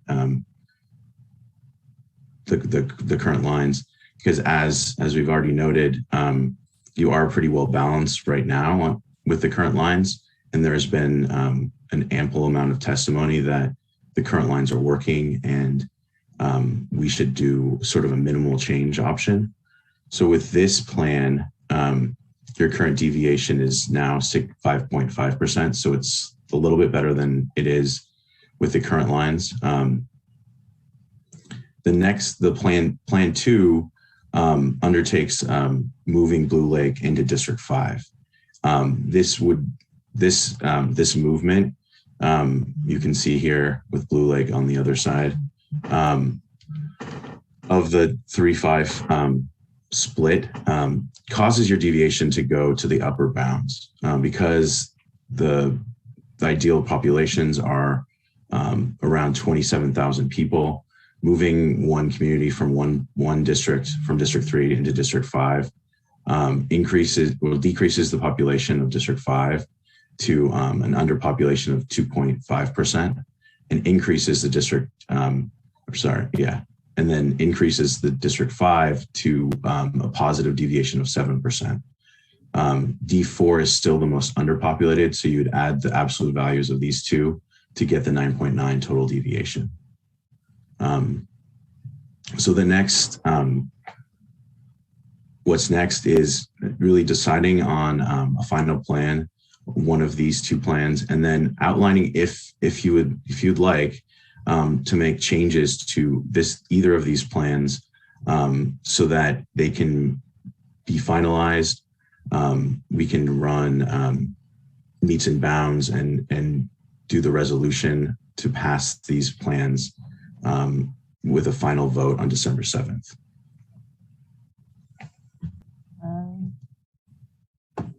All righty. Whoops, sorry. Sorry about that. I was trying to get some almonds. I have to admit, I'm not my breakfast. Thank you, Chris. Supervisor Madrone, your hand is up first. Thank you, Chair Bass, and thank you, Chris, Naftali, and Dawn for your presentation and for the information. First of all, I just want to say that, you know, at our last meeting 2 weeks ago when we talked about this, there was a lot of different discussion back and forth, and I want to say that I've heard the supervisors from the southern districts when they say they really do not want to see any changes to those lines. And I agree that I think a substantial portion of those that have been involved, although that's a very small portion of our community, as Supervisor Bushnell pointed out, 1% or less, those that have been involved have said, let's make as few changes as possible. But I also appreciate that there is supposed to be this major focus on communities of interest, and that there has been input in particular about Blue Lake and Glendale. So I appreciate you providing the 2 draft plans, 1 and 2. Draft plan 1, I just want to point out, I think it is actually exactly as the districts are right now. Blue Lake is in the 3rd district currently. It was moved there in the census adjustment 10 years ago. Also, you know, there was some discussion about the Blue Lake Rancheria 2 weeks ago, and in discussions with them, they want to stay split. It was interesting. They said, no, they'd rather be represented by 2 supervisors, two for the price of 1, so to speak. So, you know, they've given us direct input, I believe, to Supervisor Wilson, that they want to just stay split the way that is. So I don't know if draft plan 1 and 2 put them all in one district or another, but I just wanted to say that as one of the supervisors representing the Blue Lake Rancheria, they're telling us just leave it the way it is. Don't try to change the lines in the Blue Lake Rancheria. But we have received significant input in the last week from the Blue Lake Glendale community in comments that have come in. They didn't go to the survey, they sent them to the board. Everybody on the board should have received these. There were actually 6 comments from community members in the Blue Lake Glendale area. And I'm just going to take a minute to read these very briefly. The first one is from Linda Miller. And over the last year and a half, 2 years during COVID, the community out there in Blue Lake and Glendale have actually been doing a community survey to get ready for their update of their community plan. We're currently wrapping up efforts on the McKinleyville Town Center process, but as part of the general plan update, our board had agreed to work with several different communities to update their community plans. One of those is the Glendale, Fieldbrook, Blue Lake community area. And so we're going to be starting that up this coming year. And in order to get prepared for that, they actually did a massive survey of their community. Over 300 people engaged in that, and I'll read some comments on that in a second. But first I wanted to start with a comment from Linda Miller that says, quote, I am hoping that the new supervisor districts will, number 1, include Glendale, Blue Lake, and Fieldbrook in the same community of interest, the same district. Number 2, keep these communities within District 5. I believe these communities have more in common with McKinleyville and the rural north part of the county than they do with the Arcata district. In addition, she states that Glendale and Fieldbrook share the Fieldbrook-Glendale Community Service District. So they're already in the same district in that sense. So these are evidence of communities of interest. Some of the survey respondents, she goes on to say, generally view Glendale, Blue Lake, and Fieldbrook as one community with many of their needs for living, shopping, gathering, and going to school, et cetera, all met there. Almost half of the respondents in their survey of their community, over 300 people, were Blue Lake residents who consider Glendale and Fieldbrook to be part of their functional community. So those are some of the things in that comment. Another one from the mayor of Blue Lake, Adeline Jones. If there is some way for Glendale area and possibly Liscombe Hill residents to be part of the same district as Blue Lake, I think that would make sense. I would be in favor of change joining these areas with Blue Lake. Another comment from a gentleman named Bohn. He says, as a Blue Lake resident, I feel there is community connection between Blue Lake and Glendale, one that will grow even stronger with the rail to trail projects with the Annie and Mary. And please include Blue Lake into the 5th district. Another one from Scott Frazier saying that he's in favor of connecting Blue Lake and Glendale in the same district. Another one from Joseph Wilhelm saying that the Blue Lake pre-community plan survey results speak volumes for their interconnected community. And then the final one is from Jim Rydelius. And, you know, this is a group of people that cover the political spectrum. This isn't just from one side or the other. It's really quite an amazing community group. And he says, quote, after nearly 2 years of effort, during which a group of concerned citizens, including himself, developed and circulated a survey among residents of Blue Lake, Glendale, and Fieldbrook community to review the general opinions and attitudes of those people and as to their wishes for development of a community as a whole going forward. After those several months of developing and circulating the survey, as well as the sincere participation of nearly 300 citizens in responding to the survey from the Blue Lake, Glendale, Fieldbrook area, he now learns the county district boundaries were redrawn 10 years ago to remove Blue Lake from the 5th district. He goes on to say that if this is really the situation, please reconsider so the process of developing a community plan for the Blue Lake, Glendale, Fieldbrook community can go forward as per wishes of the people who live and work there and enjoy the community. So I know it's only 6, but you know, when you take the numbers that we've seen here that have been influencing one decision one way or another, it's actually a pretty significant response level in the last week, specifically focused on this idea of keeping Blue Lake, Glendale, and Fieldbrook in the same district. I recognize that by doing that, it raises the differential to 9.9%. One media outlet called that massively overpopulated. And I'm sorry, I think the word massively is quite unfair in that anything within 10% is within the rules. Ideally, you try to get it closer, and there is a way to do that. And that way is quite simply, again, only changing the line between District 3 and District 5. And you can see how a District 5 is so large. And basically, if you go from the word Blue Lake on that map, you could show draft plan too, but either way, they're pretty much the same view. If you go from Blue Lake heading over towards the term Salyer over on Trinity Village, that lower chunk of District 5 could easily be added to District 3. Not that line. If you went from Blue Lake, the word Blue Lake, straight across to the right to Trinity Village. So that lower chunk of District 5 could easily be added to District 3.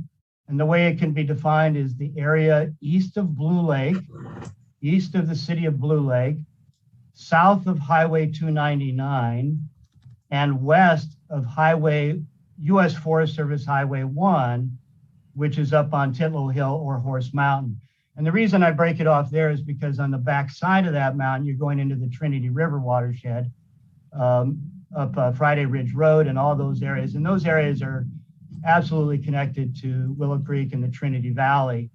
So really it's taking the upper Redwood Creek and upper Mad River areas that are in District 5 and shifting them to District 3. By doing that, you get much closer to a better population balance. And you also end up with a better district size balance, which was one of the other objectives, is to create some logical size balance in this process.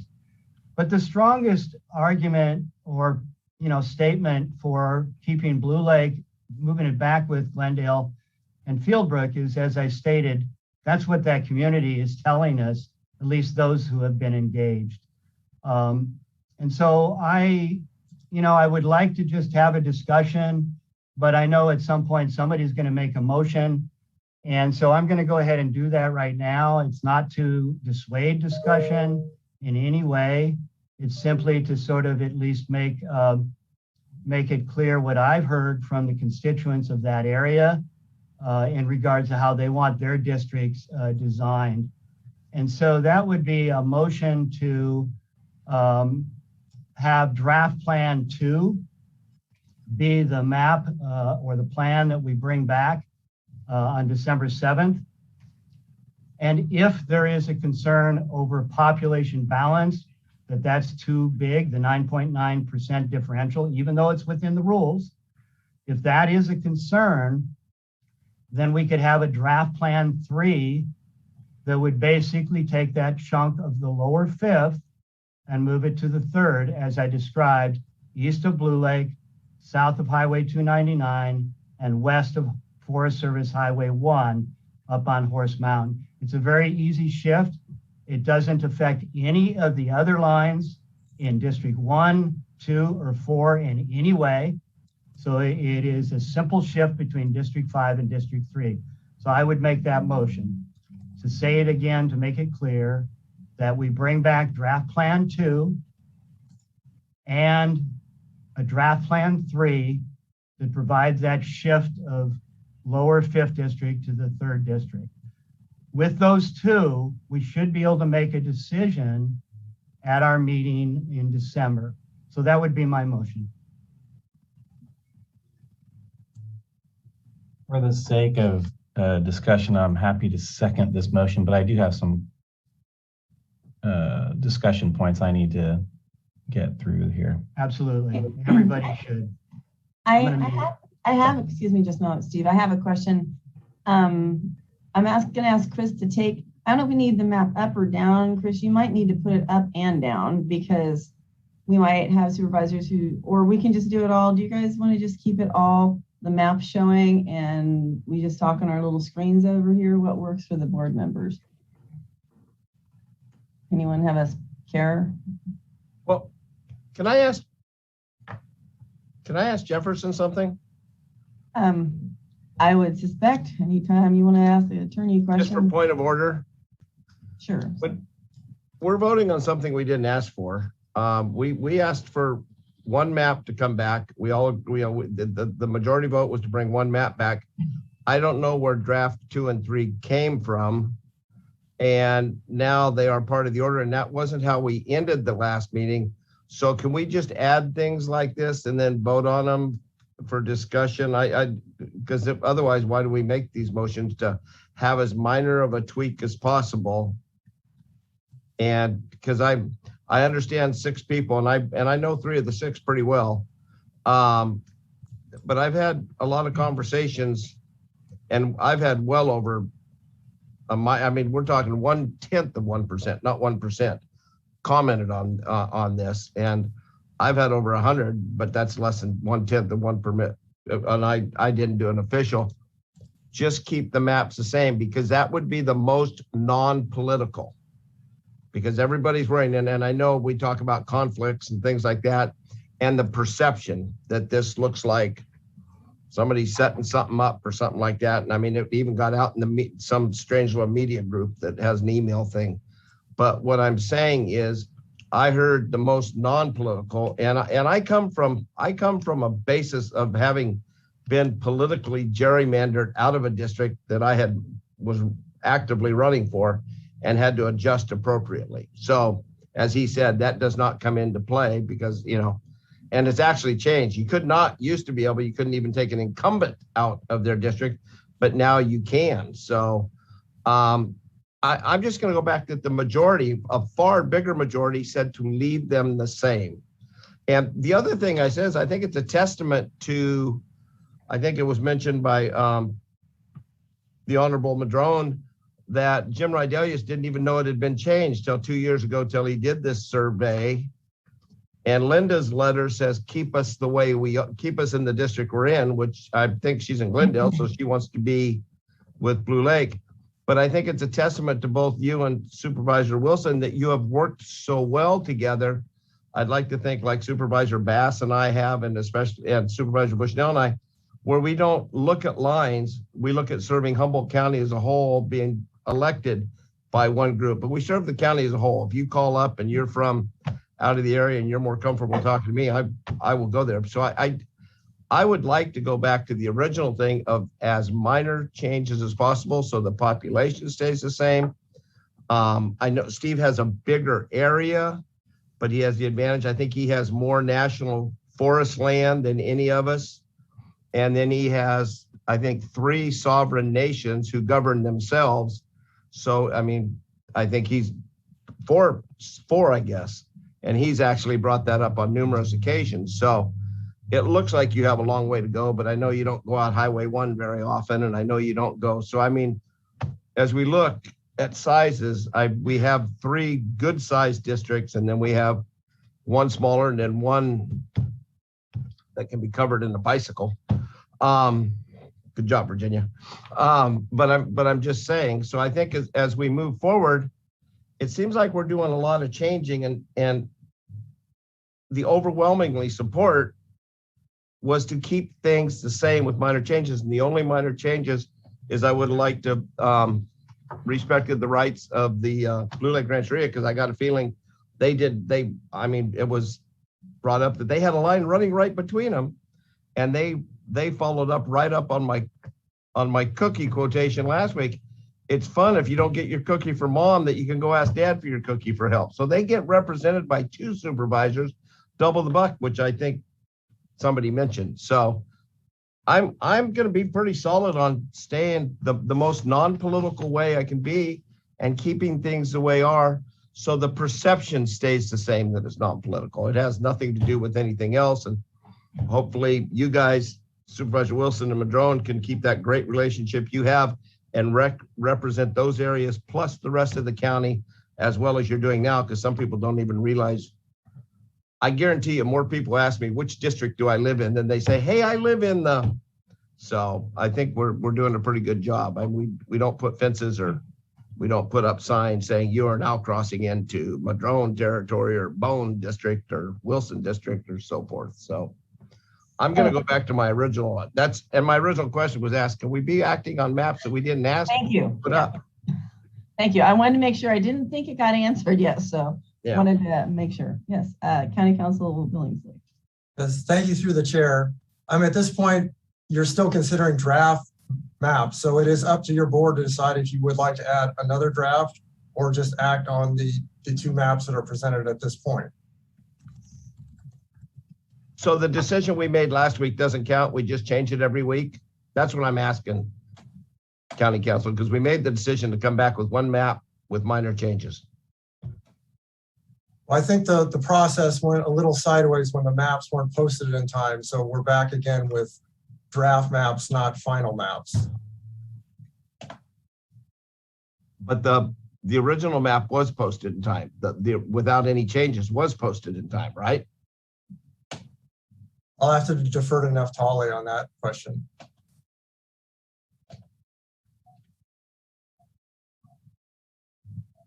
The original draft map was posted.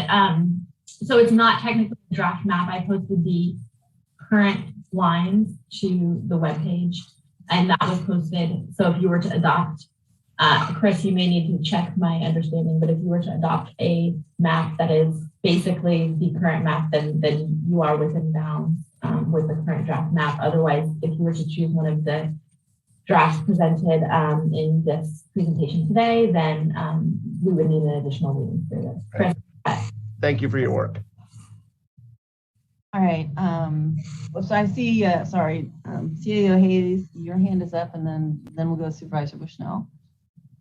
Yeah, I just wanted to offer clarification on the maps that are presented. As Ms. Miller-Rubio just said, there was posted a map that is indicative of the current lines, but your board's motion was to make minimal changes and return with data on what it would look like if Blue Lake and Glendale joined forces, so to speak, in District 3 and in District 5. And thus that is why the draft maps are also included that depict what that would look like.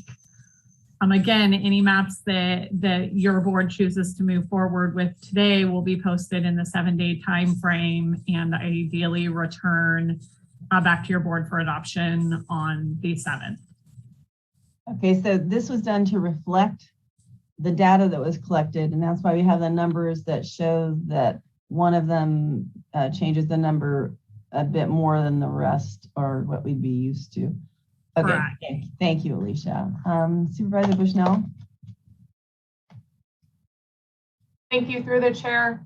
Chris, can you tell me the numbers or show me the numbers again, what moving Blue Lake into District 5 and taking it away from District 3 will do with the constituency numbers? So 26,682 for District 3, and it would increase District 5 to 29. And what? So what, do you have numbers currently with current draft, with current boundaries? So one is basically the current. So District 5 is at 27,875. So it's around 1,500 people less. I want to say District 3 would be about 1,500 people more in the 1 versus 2. I think it's a delta of around 1,500. I can get you exact number in a second. Okay. Thank you for that.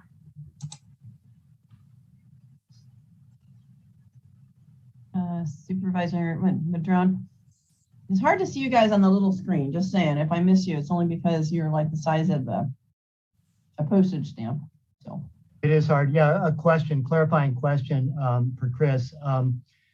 The draft plan 1 has Blue Lake in the 3rd district, but I'm assuming it also includes the entire Blue Lake Rancheria in the 3rd district.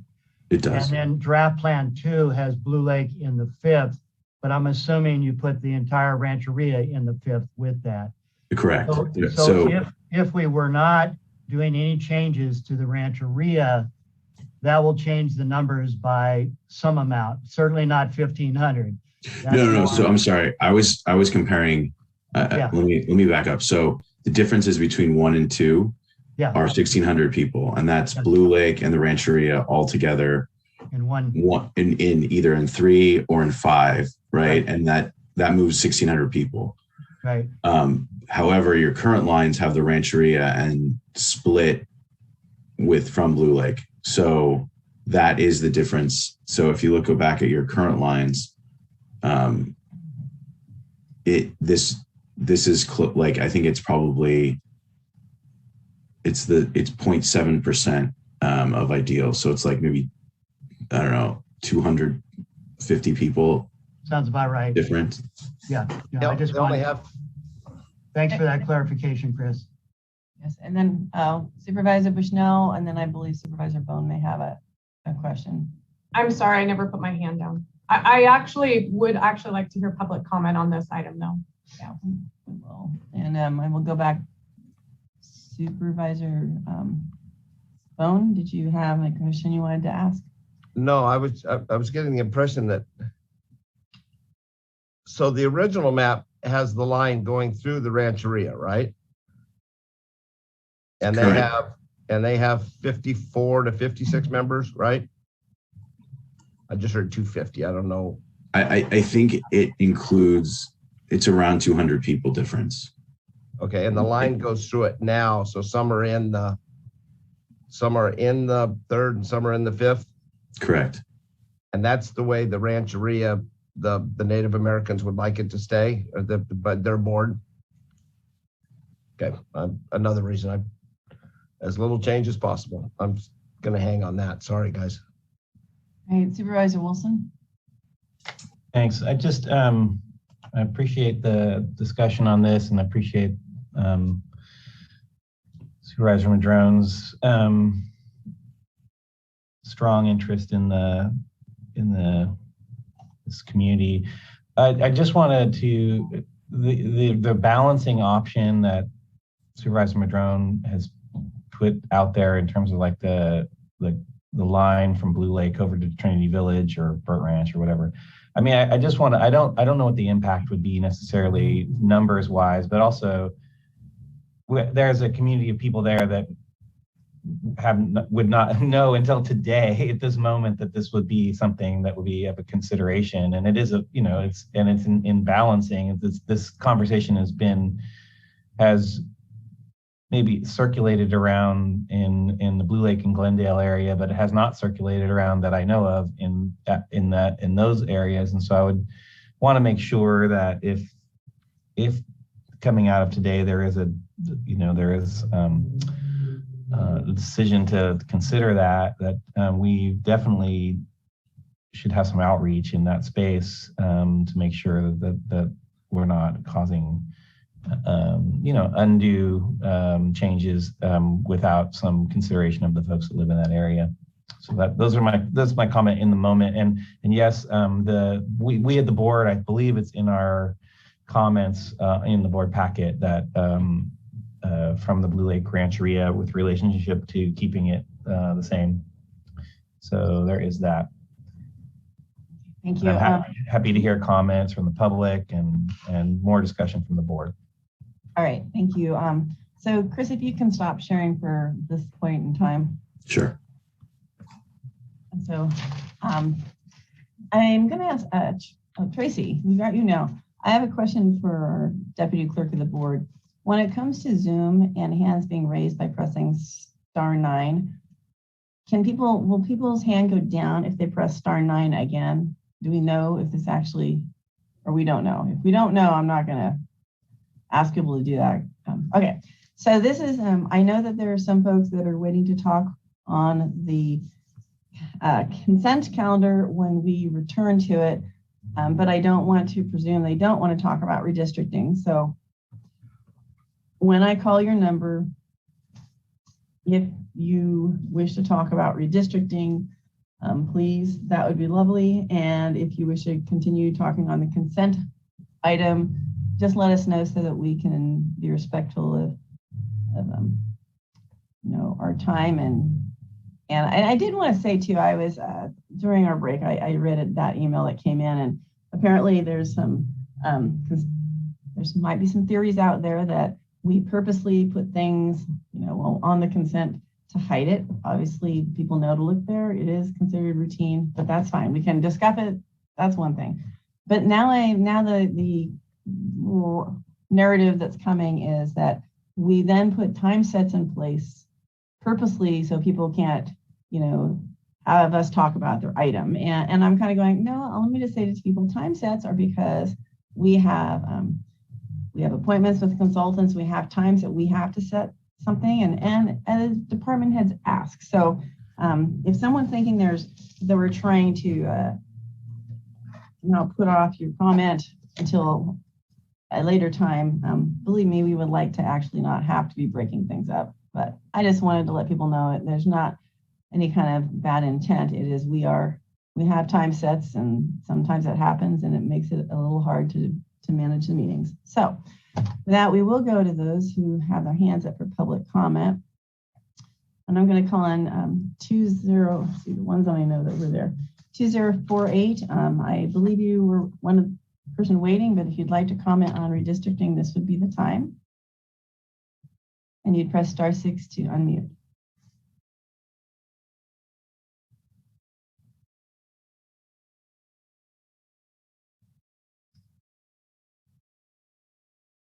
Okay, actually, I will take the not unmuting as a sign that you're waiting for the other item. Okay, so thank you for that.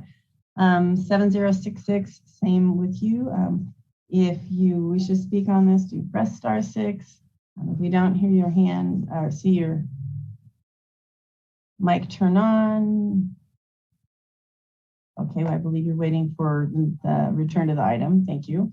And 3406, same for you, same question. If you wish to talk on redistricting, press *6 to unmute. And if not, that is fine. We will keep you in the queue to be first to speak when we return to the consent item. Hi, is this 3406? Hi, are you? It is, and I just wanted, before you start my time, I was just wondering if I'm able to comment on agenda item number 17. It sounded like when you started to open this back up, that if we just let you know what we were commenting on, then we can proceed. I've been on hold for a very long time. Okay, ma'am, you and many others, including staff. So sorry about that. No, this was to let people know that if you wanted to talk on redistricting and you were also in the queue for the COVID, that would have been fine. But if you were waiting to go back to item 17, that will be at a later time and we will keep you in the queue. I just wanted to know. So thank you for checking in on that. All right. All right. So we will then go to 0326. If you are here to comment on redistricting, press *6 to unmute. Did I say undistricting, redistricting? You know what I mean. On the redistricting, I do notice that ORIC avoided all this discussion of having to be split up or something like that. Not that ORIC's very big or anything like that, but it is nice that some parts of the county don't have to get redistricted or switched around or anything like that. When you get to the redistricting of the California Assembly and Senate maps and everything there, I would like to point out that both of them are based on population. Essentially, it's just a good thing for the politicians so they can bounce back and forth and everything there, and they don't have to pay much attention to the people. If you had one legislature where they don't want to eliminate one or the other of the two bodies, but the thing is, just give them what they want. Politicians will never go along with it, but just combine the Assembly and the Senate, and then you would have better representation because there'd be fewer people per politician, and you wouldn't have to have duplication of everything just like they do now. It's just a rubber stamp for the next for the other body, so there's no real purpose in it other than to give the politicians money and extra power and all that kind of stuff. So anyway, when the time comes, it'd be nice to have that considered there. Thank you. Thank you, Mr. Wilson. And we'll now go to 3053. Thomas, I believe that's you. Welcome. Good afternoon. Oh, not still good morning. Thomas Mulder here. So questions. I've heard multiple comments during non-agenda items and maybe even through the process. I don't know if those were included as far as keep everything as normal as possible. I can tell you right now, I know those that I talked to after hearing the last hearing, which I know multiple people got kicked off of and never actually spoke publicly about the map. Heard there was a decision that went down 3-2, that we're going to keep the lines pretty similar to the way they are and not going to mess with it, not going to bring back another map. This map, you guys, luckily the consultant talked about it because we can't pull it up, at least from my phone at work. I can't pull it up. I have to call it what it is. There's been members in the Blue Lake area I've heard that have talked about going after the seat of District 3, and then there's members in the community that have talked about running for seats of District 5. And this proposed map and proposed motion on the table, basically from me, an outsider looking in, looks like, okay, I'm trying to preserve my seat. Nothing more, nothing less. It's completely political. And I think it's ridiculous that that motion is even being able to be on the floor because it contradicts what you already voted for last meeting. And I would think to even go back against that, you would have to have someone make a motion that was in favor on the winning side last time to even go backwards. So I have a serious point of order issue, and I have a serious transparency about public trust and not trying to just preserve our seats. Thank you for the opportunity to speak. Thank you, Thomas. Do want to let people know if you're interested in speaking on the redistricting item, please press *9 to raise your hand early so we know you're there. So I think we'll go to, sorry, I'm trying to get the right folks. 3, 4. I'm going to go down here. 1041. I know that you're new to the queue, so press *6 to unmute. Can you hear me? Yes, welcome. Excellent. My name is Donnie. I'm from the 5th District.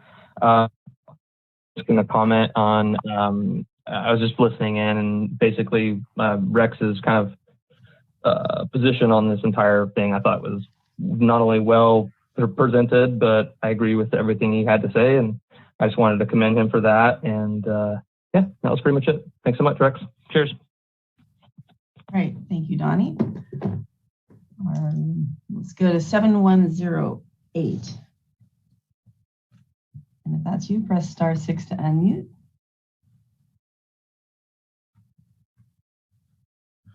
Welcome. Hi, this is Bonnie Blackberry. And first of all, I want to thank the board for having this and having it where the public can participate from home. So thank you for that. Regarding this redistricting, I think, well, as far as the public outreach, I'd rate that as poor. The first 4 maps that they came up with were radical changes, which really turned a whole bunch of people off. And now we're kind of at the last minute. And I actually support Supervisor Madrone's proposal to make some changes up in that area, if that's what the people want. But yeah, the changes that were proposed for Southern Humboldt were like, wow, where did that come from? And the survey, that was, I'd rate that as poor also. And this whole thing is costing the county $100,000. Like, wow. Hope we can figure out a better way in the next 10 years if we only need to do little changes and make it clear from the start to don't go in and make these radical changes throughout the county. So you guys, yeah, good luck with this and thank you. Great. Thank you, Bonnie. And then we will go to our next caller is 5439. If that's you, press *6 to unmute.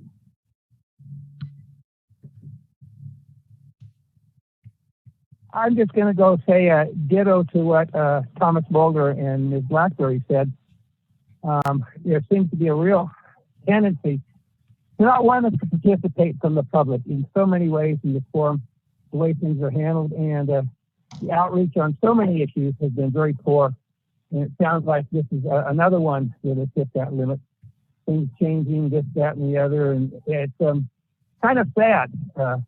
You know, the general plan update, public participation was supposed to be one of the biggest things, and yet that seems to be ignored. And Sir Dan Toronto's turning over in his grave every time something comes up, and the public ends up feeling like they're left out of the process, last minute changes, and things of that nature. So very, very poor perception as far as how Humboldt County government is run. And I think that's part of the perception. You may say it's perception that we have problems with the auditor controller or statewide. That's our perception of it. No, it's a general lack of respect for the public and having equal treatment for the public, equal treatment for all your department heads, equal treatment. It's a lack of equal treatment, I think, for everybody. Certain people get all kinds of special treatment. I guess that's the definition of politics. But politics in my book is a 4-letter word. And Humboldt County seems to be the Bermuda Triangle of lack of transparency and public participation. Thank you for the opportunity to speak. All right, thank you. Nikki, I need your help here. I know we have 3 folks waiting, and I know 3053 is Thomas, and he's already spoken. So Thomas, I don't know, maybe your hand's just not down, so. And then also, I believe 0116 already spoke as well. Already spoke, yep. Okay, so there are no new hands up. So we will go back to the board. Supervisor Madrone. Thank you, Chair Bass. It's good to get the comments from the public. They were wide ranging and I appreciate all of them. Just want to say that, you know, it's all politics. And I think to suggest that one person or another is doing something political. I mean, Supervisor Bohn spoke very strongly for not changing his district so he wouldn't be district out. That's political. You know, it's all political, but really we're all, I hope, trying to set aside our political motivations and listen to what the community is saying. And, you know, in Glendale, Blue Lake area, a survey of 300 residents that were actively engaged in preparation for their community plan is no small feat. In fact, in speaking to Director John Ford the other day, he was ecstatic that they had done that work because it's going to make our planning department's work in updating that community plan so much easier, because the community has already reached out to a very significant number of residents within that area. And, you know, so everybody in that area that has spoken up is pretty much saying, let's keep Blue Lake, Glendale, and Fieldbrook in the same district. Right now, Blue Lake's in the 3rd and Glendale and Fieldbrook are in the 5th. So we currently don't have that situation. And so just as I have respected the desires of District 1 and 2 and 4's interest in not changing anything, I'm hoping that we can also respect what I'm trying to represent for the 5th district and the 3rd. And if it creates too much confusion to offer up a draft plan 3 map to balance population, because I thought that was important, then I can withdraw that from my motion, that part of it. But frankly, that idea was actually first presented in map C2. If you go back and look at map C2, there was map A2 and then map C2. A2 was really created all kinds of changes that were very dramatic, and who knows who was pushing those concepts.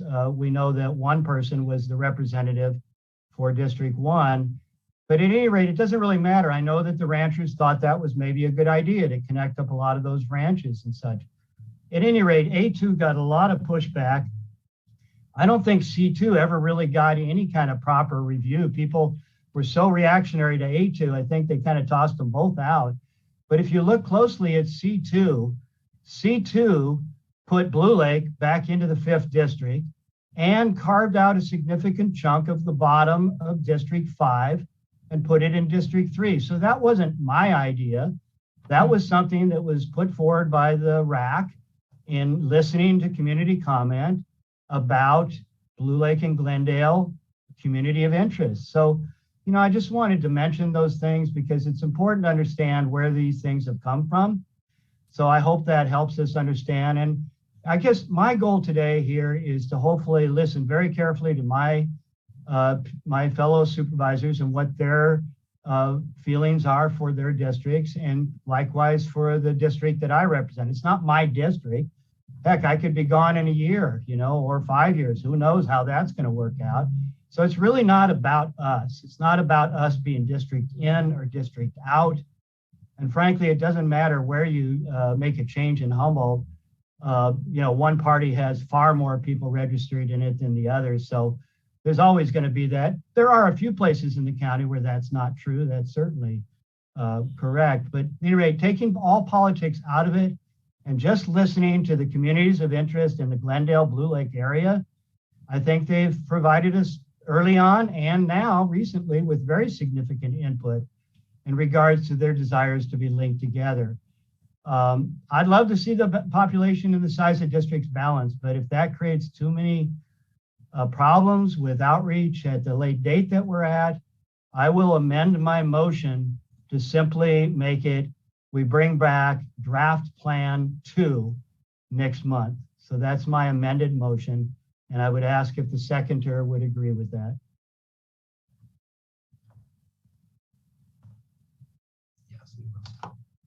I guess that's a question for me. After listening to a lot of what we're hearing here today, I mean, if we're going to bring back options next month, and I would still keep on the table the option of what I'm hearing from other supervisors for other discussion, which would be the option of remaining the same. I mean, and I just want to make sure that that is still an option if that's what we're coming back for is options. And then I wouldn't mind if there was 3 options that we came back with the next time we make a decision about that. But there just seems to be some very strong feelings. And I do have to say that I, in my conversations with folks in Blue Lake and in looking at the comments that we received, there are a couple that talk about moving from one district to another, but most are about combining Glendale and Blue Lake. And I personally have not heard a lot of comments from the Fieldbrook or seen from Fieldbrook relationship. I do know there is some connectivity with that. I heard one comment about the connectivity of Blue Lake being centered around McKinleyville, and I don't know, that's not typically my experience in Blue Lake per se. But again, it's one of those things, maybe it's just in the circles I roam through in that space. So that's just kind of where I'm at. It seemed like I would rather add more options if we're going to talk about options than reduce options. That's just me. But we do need to get to a decision pretty soon on this. That's one thing that's for sure. So I'm not sure if the seconder then, are you reluctantly going with the No, I'm not quite there unless we're adding just the keeping it the same option. I think it's still a viable discussion point, and if we're going to be talking about options, I want that option at least on the table so that we can. And well, for one, I don't think we're going to get out of here without that. This is just looking around at the room. I'm just kind of reading the room here. I'm just saying, I don't think we're going to get through without that being on the table. And so I'm just trying to keep the process robust. And but again, as you can tell, I'm not overly excited about moving Blue Lake into one district or the other. And I'm not so totally convinced about the differential of 9.9 being okay personally, because that differential really does push against, and it's trending towards where we're not supposed to be. And so that is a concern. And so I would want to make sure we have some options that get us not in that direction, because then within a few years, just by population growth and those sorts of things, we could be seeing shifts that could put us over, and we're not trending in the right direction. So that's just me. So that wasn't the seconder, excuse me, Supervisor Bohn, give me a minute. The seconder was not okay with the amending of the motion, Supervisor Madrone. So keep the motion. And I do have Supervisor Hayes. Sorry, we just now demoted you, Alicia. Quite a bit. And then I did want to say, I have Supervisor Bohn had his hand up, and then Supervisor Bushnell. And then I actually have a comment I'd like to make too. I just didn't think I'd raise my hand. I guess I would. Alicia. Yeah, I just want to stress the very, very tight timeline that we are under at this point in time. And so staff is really hoping that your board can hone in on one specific map that we can move forward.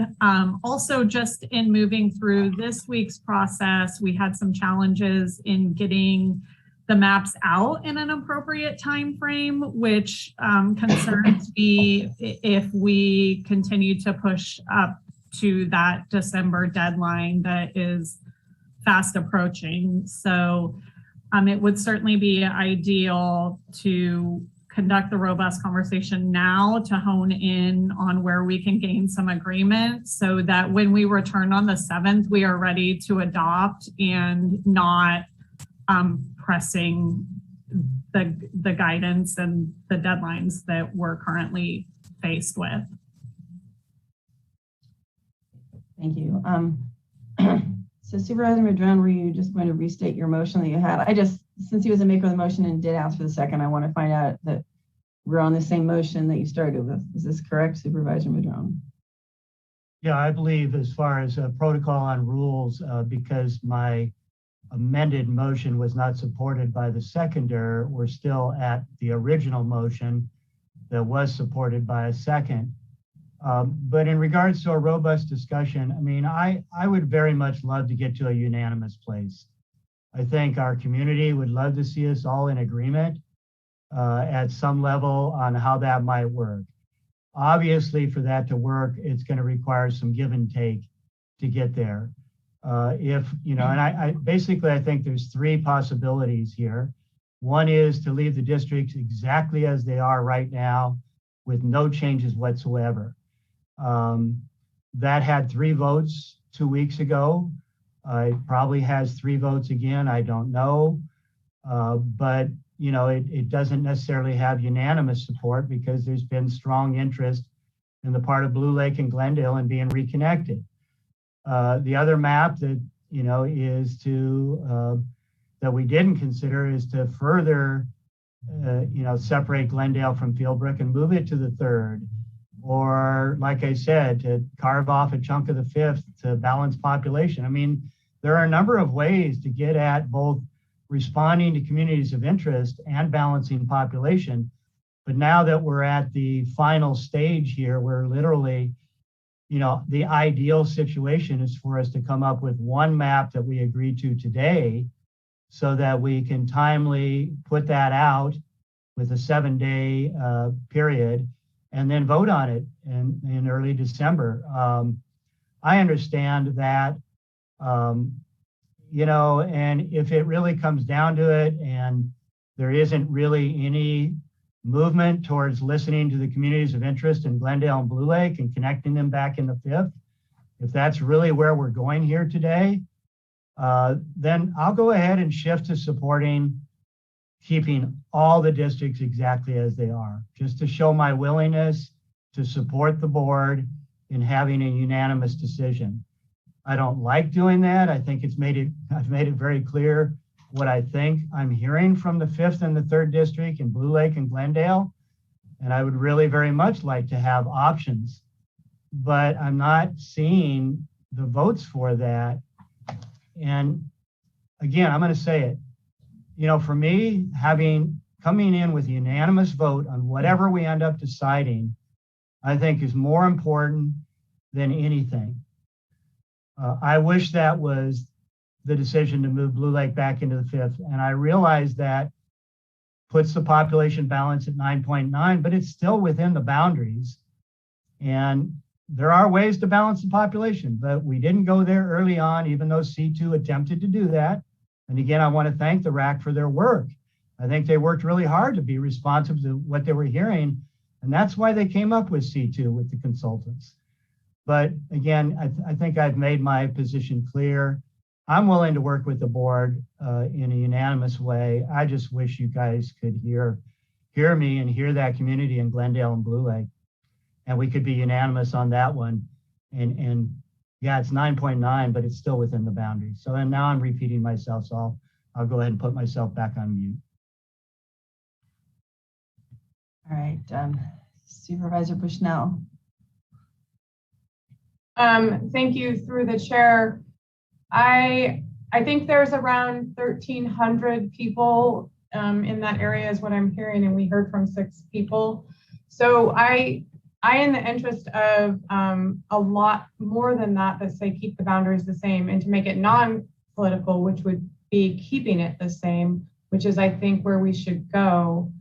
I am more for keeping the boundary lines exactly the same and moving forward.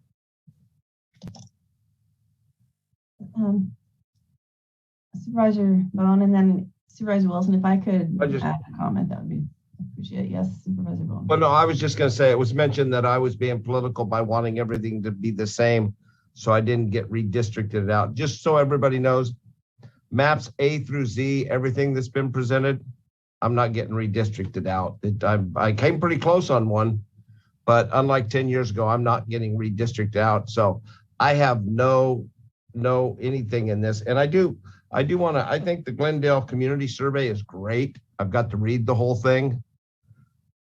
Nowhere in there in all the responses, in fact, the top 13 responses and everything else, does it say anything that it would make for a better community if we were all joined by one. I still think we are doing such a good job representing Humboldt County as a whole to draw the lines or to make this that big a deal.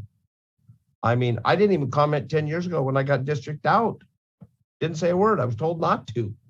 I mean, I just made arrangements and made arrangements. So, because I'd lived in the first district for 40 years previous to that, and I wanted to stay in it. So, but anyway, with that being said, there is no politics for me at all involved, because I won't get redistricted out by any of the maps. So, and hopefully we don't bring one back. And I would love to leave here with a vote with one map, and hopefully just one map comes at the next meeting. Supervisor Wilson, are you all right if I say something, or I can go to you then? Okay, because I'm part of this. I mean, this is fascinating, and you know, I wish the state hadn't changed the whole process, but here we are. And I just want to kind of, my perspective is maybe this is not, and I apologize. This may rub a certain, or Supervisor Madrone, this might rub you the wrong way, but I want to be honest with you. Well, actually, I wasn't really fond of the last comment where if you'll change to be unanimous with us if we don't want to listen to the people in the community. And I appreciate that you've heard from a lot of folks, but that doesn't, I'm just going, I think there's a few other things to consider. When this whole redistricting started and the first maps came out, I got blasted because somehow it was being said that I was trying to redistrict out everybody who might run for this office. And it's like, so I didn't engage in the conversation. And so when Supervisor Madrone, when you brought your map that time and that was showing these things, I felt not really good about it. And I had some folks in the public who mentioned it as well. It's like, if I brought a map back and encouraged you guys to vote for it, I think I'd get some blowback from the public too. So I have a little, it makes me feel not so good having this, I don't like to be confrontational, and I'm not trying to be that. I just want, what I've heard and how I feel of the perception. And I think Thomas might have, that might have been one he pointed out. But in Blue Lake, I guess my thought is, for me, if we were going to do anything, if Blue Lake and Glendale wanted to stay together, I mean, I would think it would make more sense to put them together in District 3. It's not Supervisor Wilson's district, not forever, it's District 3. So, and maybe that's totally off base, but I'm not ready to support, I just feel weird if one of us is advocating very strongly for the district that they represent. I mean, it's good to advocate to share the perspective, but to also understand that it would have been helpful perhaps to have had more members of the community to call in. The survey was great, but we didn't see anything until yesterday of the massive amount that came in. So it's just, I just, where I'm at right now is I'm very reluctant to go with map 2 for a variety of reasons, including the 9.9, what I think is approaching beyond where we should be. So I just wanted to say, I appreciate you trying and the efforts that you did. It just feels like a strange way to have one of us actually be the ones that comes to the table with a map. But I do see a way we could make those two communities be together. Maybe not in the way that was suggested. Supervisor Wilson. Yeah, I appreciate the discussion on this, and I do appreciate again Supervisor Madrone's advocacy, and I see the some utility with relationship to the connectivity of Glendale and Blue Lake, and as reported, moving Glendale into the third is, less impactful from a balancing perspective than the other way around. However, it then leaves out this connectivity between Glendale and Fieldbrook. And as we know, everywhere around Humboldt Bay area and actually Humboldt County, there's just separations of connectivity. We've had some discussion, although I think probably not enough, about the connectivity on the peninsula with relationship to Samoa and Fairhaven and Manila. I think those are communities that I think there was a fairly cogent argument for connecting those for sure. And I think Supervisor Madrone hit something pretty on the head, which was that the expedited process and then the absolute rejection of what was, I guess, C2 in that first round really did sort of upend the apple cart of sorts, and also that the redistricting committee didn't actually consider the existing condition or the existing map as one of the options. So there were some significant bumps in the road of how we're getting there, and I would say that it probably wasn't the best process we could have had. That being said, it still shows the robustness of the map, the existing that was done 10 years ago, in terms of getting pretty darn close. And the parts that we're arguing about or discussing are pretty small compared to some of the discussions that happened 10 years ago and the 10 years before that. So in some ways, I'm feeling all right. So I think I just feel like we're really, and again, reading the room, I feel like we're probably at a place where we're probably going to end up with the existing map. All I'm asking for is if we do have options, the existing map exists as an option moving forward. That's whatever motion I'm going to support will have the existing map as an option. Okay, thank you. Supervisor Madrone. Thank you, Chair Bass. I didn't take offense to your comments. I appreciate them. I appreciate all the comments, frankly. When I drew up the map, it wasn't trying to dictate or direct anything. It was trying to offer an option. I spent considerable time trying to offer that up as an option because I saw what happened with A2 and C2 in the process, and C2 I thought never really got a fair hearing, so to speak, in regards to what it was trying to do. If we look at how the districts as they are today ended up this way and how the 5th ended up to be, 2/5, not quite half the county in terms of geographic area, it has everything to do with the fact of growth in Humboldt County. 20 years ago, McKinleyville had maybe 6,000 people, and today it has 17,000. And so when it only had 6,000 people, in order to end up with 20-some thousand people in the district had to be massively large. In fact, it used to include the whole bottoms of Arcata was in the 5th district not that long ago, I think 10 years ago. And that's when that went to the 3rd, and then Blue Lake went to the 3rd. So, the current lines have everything to do with past demographics and populations. And I just thought this was, we only get to do this once every 10 years.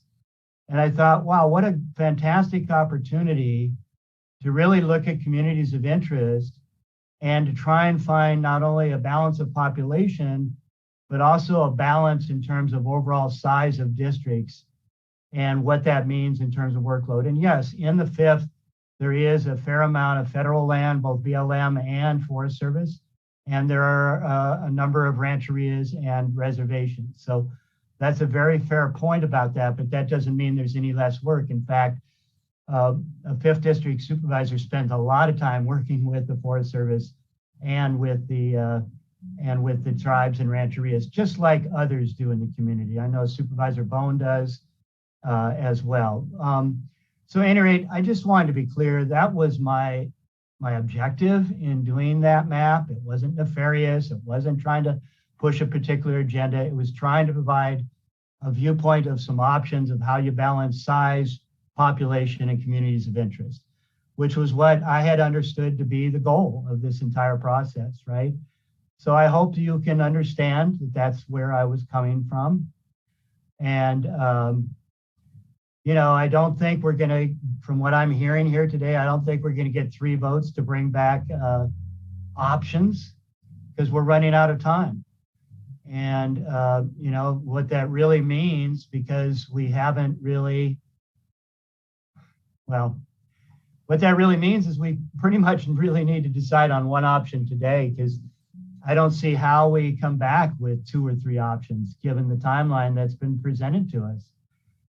So if I'm correct in that, and I certainly see Alicia nodding her head, and I think that's what Chris and others, and Naftali and have explained to us, we're down to the wire. And while I wish that there had been a more robust process, I wish there had been, an improved process for community outreach. I mean, when you got 300 people come into a survey and only 50 fill it out, and when you're getting tons and tons of emails and calls about how people can't even download the maps and deal with it, there was a lot of stuff there were a lot of hiccups, as Supervisor Wilson called them, bumps that happened. But hey, that's the past. That's not today. Where we're sitting here right now at this moment is that we need to probably decide on one map. So I'm going to withdraw my previous motion because I don't see that it's supported by the seconder at this point. I certainly appreciate Supervisor Wilson's desire to have some options. I wish that we could find a way to come back with at least 2 options. One being, everything as it is right now, no changes. And the other one being draft plan 2. But unless I see one of the other 3 people nodding their head that they could support that, I think that's a motion that's probably not going to go anywhere. And I could make it, and there could be even a second to it. But unless I see that third head saying, yeah, I think bringing back those 2 maps would be good. But I'm not seeing those heads nodding. So it looks to me like what we're left with is staying with the maps exactly as they are.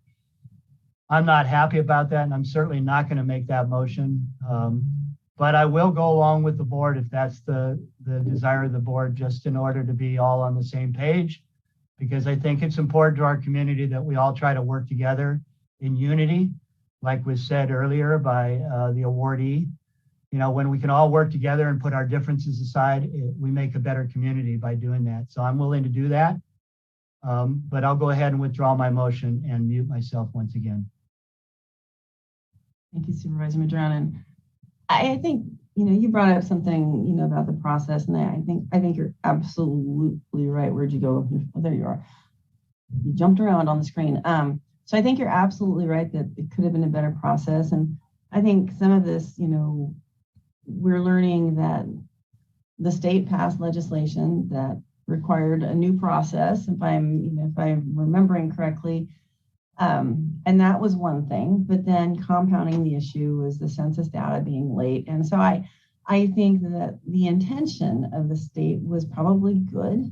I think I don't believe, in fact, Chris can weigh in on this, I don't believe we're probably the only county having some of these same conversations and same challenges. And so I would have appreciated a smoother process too. And I don't know if they're going to change it again 10 years from now. And it's other than making it easier, it seemed like it definitely compounded some of the challenges.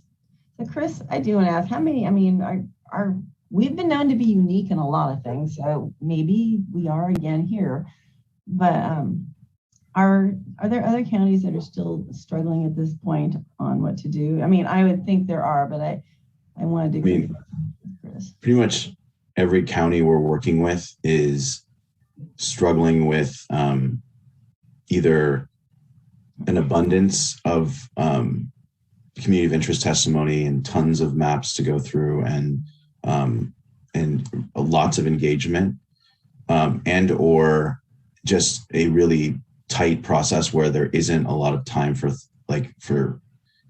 boards to be thoughtful because they have to abide by this December 15th deadline, excuse me.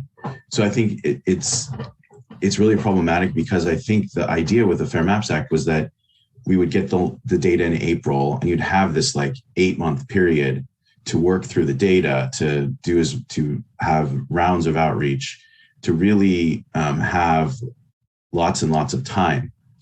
And with getting the final data in September, like it's really like severely hampered the ability to have a truly transparent public process throughout. And so I feel like pretty much every county we're working with, and I think we're working with a baker's dozen in the state, have different problems, and a lot of them link directly back to for when the process started.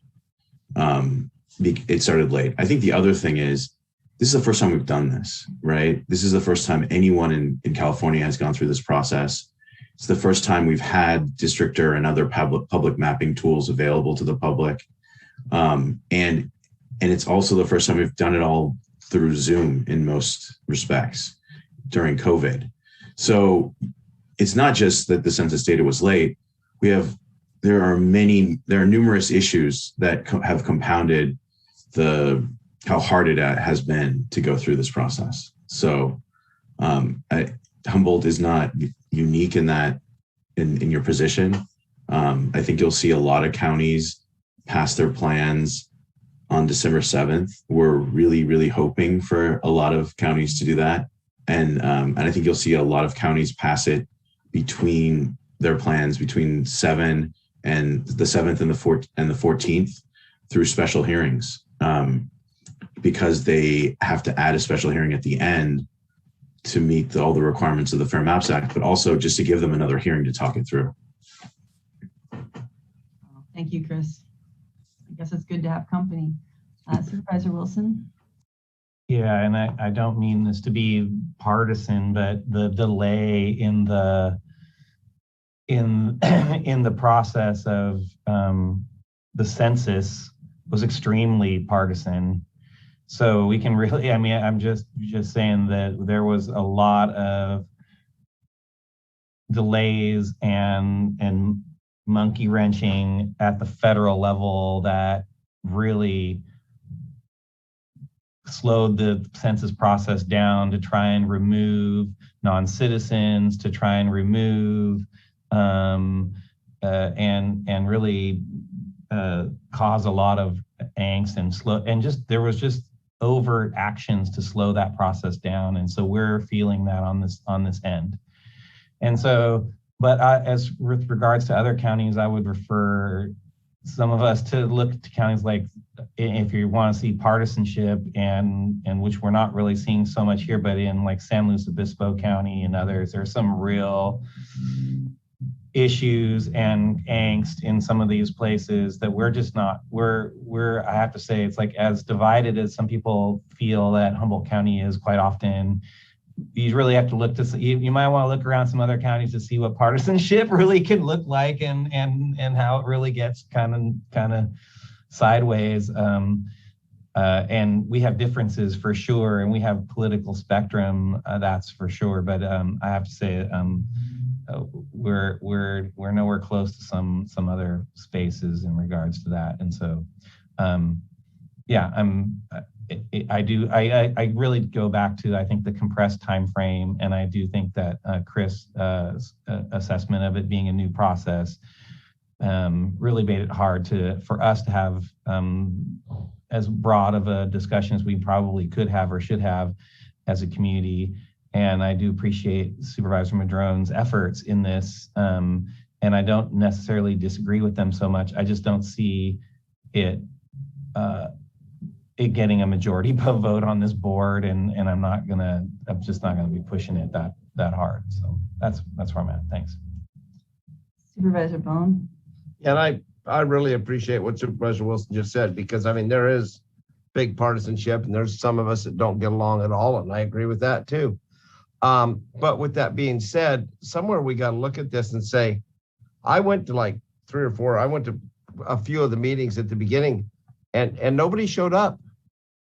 So is that because they don't care, or that we're doing such a good job in our districts they didn't want to switch? Because I got nobody calling either way saying, I wish you were in my district, or how the hell do I get rid of you? So because they all realize you can do it every 4 years, you can get that type of thing. And, you know, I understand, you know, the community's interest, but, you know, we talked about Scotia, Riadale, but there's definitely differentiations between them.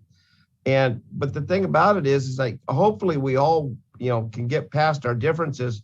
So, I mean, case in point, I was doing an auction in McKinleyville the other night. I didn't get a pass from, I used to get a pass from Mark Lovelace before I did them at the Civic Center in Arcata. But we all cross each other's lines. I've got people that live in my district that don't want to deal with me. So I know they call you. You guys have people in your district that aren't going to call you, so they call me. The idea, it's a county issue they're calling us for. It's nothing bad. It's great we have those relationships. But I think what Supervisor Wilson's saying, I know we got 6 people called today. I mean, 6 people. And I mean, that's a lot of people to call in to take a day out on a Tuesday and everything else.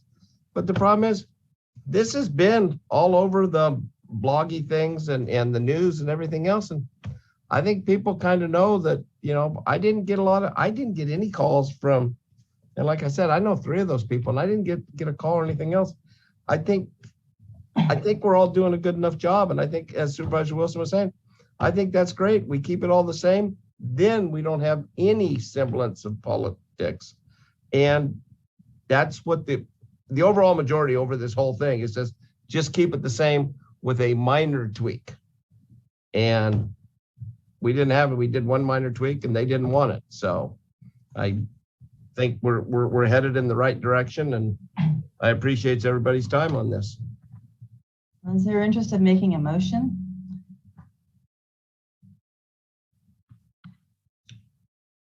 I make a motion that we keep everything exactly the same. We have done our public outreach. We have done our meetings. Chris, we've met all the criteria, which was not around 10 years ago. I can tell you there was a couple meetings that nobody showed up to also, except for a couple who were perfectly embraced.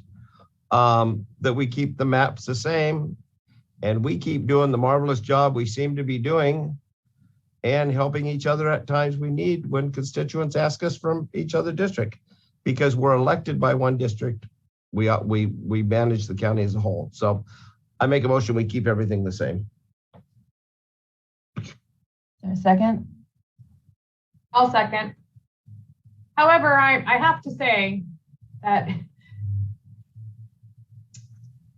with what Rex just said, you know, not everybody in our districts love us. They don't. Oh. But it is, you know, I do think that we all try to do our best, obviously, and that we do get constituents that reach out to all of us from different districts, and Humboldt as one, we govern as one, as at a board level. And so I do think because we're within that 10%, that it is allowable, and to keep the politics out of it, it is, you know, for me, seems what I've heard from our communities is to keep it the same. And that is what I'm basing my my thoughts on. I do appreciate Supervisor Madrone and his analogy of things, of his district and Mike's district. I just didn't hear enough confirmation from that area to make me want to vote on a change right now. Yeah, thank you, Supervisor Bushnell. I wanted to say to Supervisor Wilson's comments regarding the peninsula. I mean, he's absolutely right. We've got communities along that stretch that are very similar and do a lot of things together. They have the Peninsula Community Cooperative Group. I mean, that had existed, and I think it's been a little restructured because of some perhaps loss of some of the funding. But but they've always been pretty involved. And I think there was a component of folks over there that did want to see those communities put together. But I think Supervisor Wilson might have said this when we heard this last time. You know, he and I think both, whenever there's an issue and if we both get called, we're there. You know, I may have something in Samoa and Supervisor Wilson, I'll let him know. And we try to be a team, you know, and I think it works well as long as we all let each other know when we're, you know, doing something in our connected little communities like that. Anyway, it's let's just say I'm not going to be around for the 10 years from now. I'm almost positive to go through this. I'll be weighing in. Yeah, Supervisor Madrone. Thank you, Madam Chair. You know, it's been a robust discussion. I appreciate that. I appreciate the respect being given. Thank you, Supervisor Bohn, for reading that whole survey. There's some great information in there. And, you know, the fact that they did the survey of Fieldbrook, Glendale, and Blue Lake speaks to what they see as their community. And it wasn't just 6 people. You know, in Jim Redelius's letter, Jim had a 30-plus year career with Green Diamond. Really an amazing person running their nurseries and their reforestation programs and many other things. And he stated in his letter that what they were trying to do with these 3 communities is move forward as a community as a whole. At any rate, I'm not going to beat that horse. It's already dead. And so I appreciate you all at least listening and having a good, robust conversation. And the last thing I'll say is I also talked with the Karuk tribe. And this is just slightly off topic, so I'll only take 30 seconds, but the Karuk tribe, right now, the state redistricting maps have them going up into the Lamafas district. And what the Karuk tribe would like, I'm just sharing this with you, they told me that they very much would prefer that chunk of Siskiyou County up to Happy Camp were to be put with the coastal counties because the Klamath River flows to the coast and all that. So it's just a little side note. It's off topic. I don't mean to distract, but I just wanted to share with you because there's really no other place to do that. But that's what the Karuk tribe has told me they would prefer. Anyway, off topic. Here we are back at this, and I think we're probably ready for a vote. All right, thank you. And yes, Supervisor Bohn, and then I think we can. And I apologize, but did the original motion get taken off the table? Yes, Supervisor Madrone went through it. Yes, it did. It got removed, so your motion stands in a second. I missed it. All right, and Nikki, can we have a roll call vote, please? Absolutely. Supervisor Bohn. Yes. Supervisor Wilson. Yes. Supervisor Bushnell. Yes. Supervisor Madrone. Yes. And Supervisor Bass. Yes. Thank you. Vote passes 5-0. Look at that, unanimous. So this hearing is now closed. And I did want to say I was able to reschedule. I got the 11 o'clock time set. Obviously, we way blew past that. They will be coming and doing that at 1 o'clock. I would like to go and finish the consent calendar hearings. These folks have been very patient waiting. So when we come back this afternoon, we will start at 1 o'clock with the time set, and then we will have the remaining items follow after that, including public comment on non-agenda items. It's just been one of those different types of days, so I wanted to just give a heads up there. And okay, Supervisor Wilson, you wanted a short break before we finish the consent calendar item? Is that what I am gathering? No, I do not want a short break before we finish the consent. Okay, sorry, there was a. It's all right. So, but I would like a break before 1 o'clock. That would be awesome. Oh no, we'll have a lunch break. I mean, that's what I was saying. Get through this, let's have lunch. Yeah, since last week we didn't get lunch, we'll, give you a whole maybe depending how long, we'll see. Yeah, sorry, I just wanted to make sure. No, I intend on us actually getting a break because staff needs it, even if we may not, but they certainly do. All right, so we are going to go back to the consent calendar. We do have 3 people on at this, and there's another hand that's gone up. So I will go to 2048. Thank you for your patience. Just press *6 to unmute and you'll have your 3 minutes.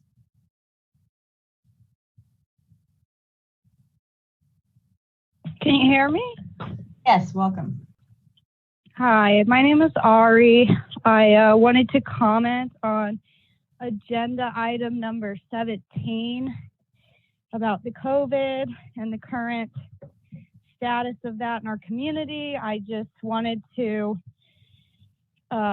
reiterate to the board that it'd be a good idea to stop the state of emergency here in Humboldt and take down the mask mandates and any future discussion of mandates even for employees of the county or the city. I recently heard that somebody in Eureka that worked for the city of Eureka took one of the doses of the COVID vaccine, had a bad reaction.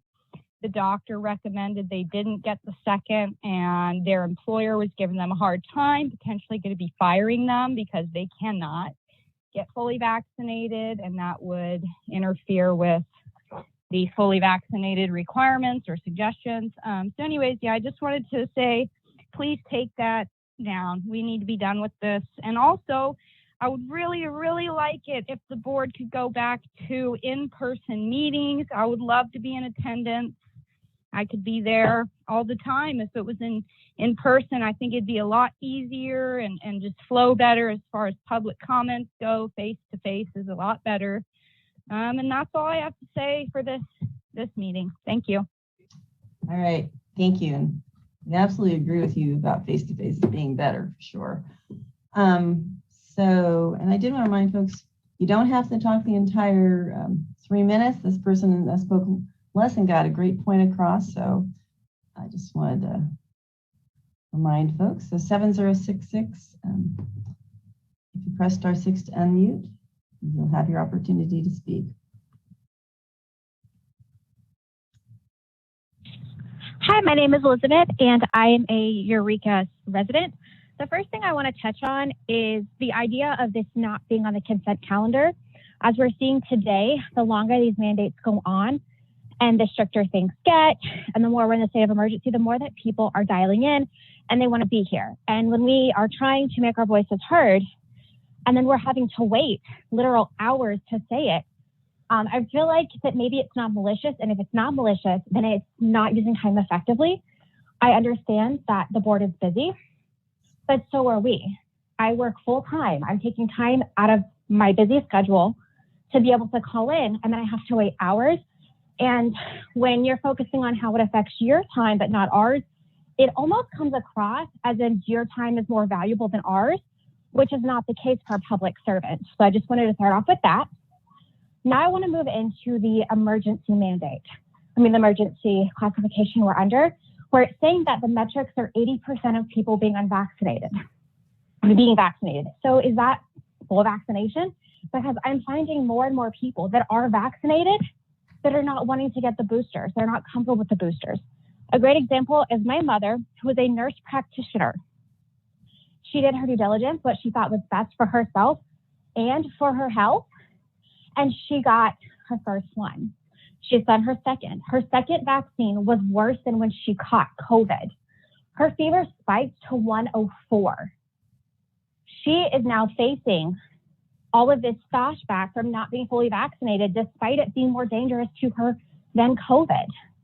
And we're taking this one-size-fits-all approach to a medical thing without there being enough consultation on a one-by-one basis with people's primary physicians. I am not vaccinated due to underlying health conditions, and yet I'm facing losing my job. Coercion is not the way that we need to be doing this. It should not be so difficult for your doctor to say, hey, you have underlying health conditions.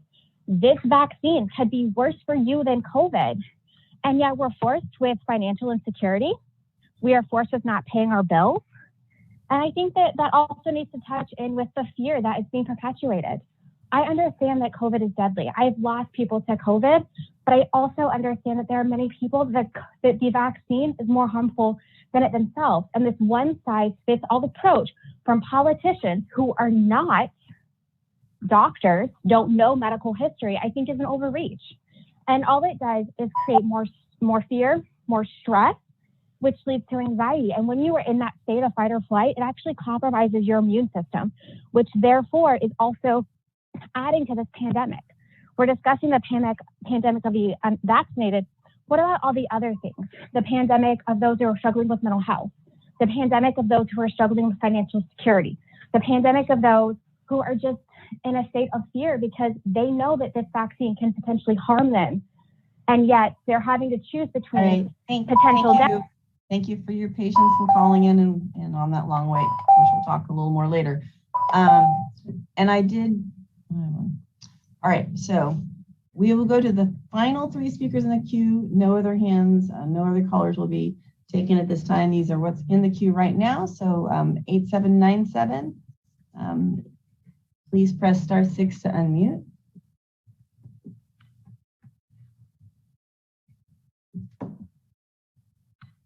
Right, 8797, are you there? Press *6 to unmute.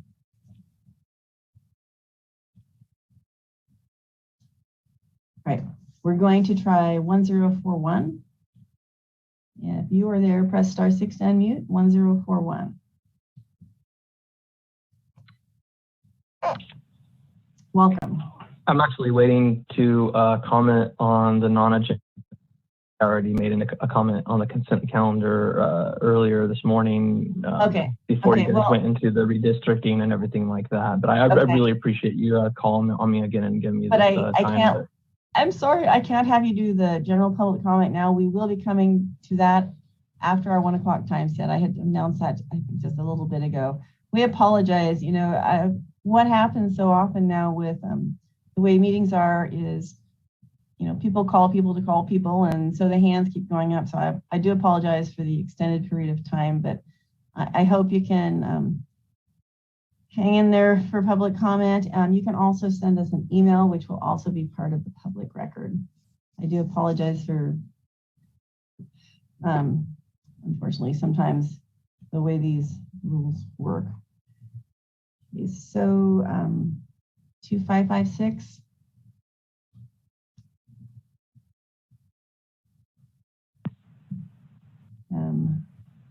Hello.